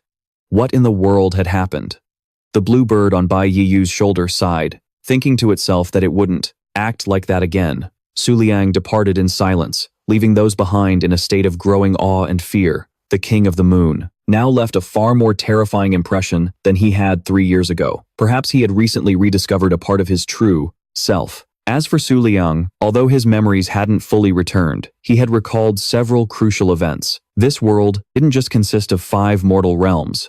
There were also mysterious sacred lands. Strangely, the territories of these sacred lands seemed countless times larger than the planet itself. What was even more absurd was that the planet-destroying power of the damn hegemon coexisted with mere mortals, in a place where reality itself was being heavily manipulated. So, why hasn't the world collapsed yet?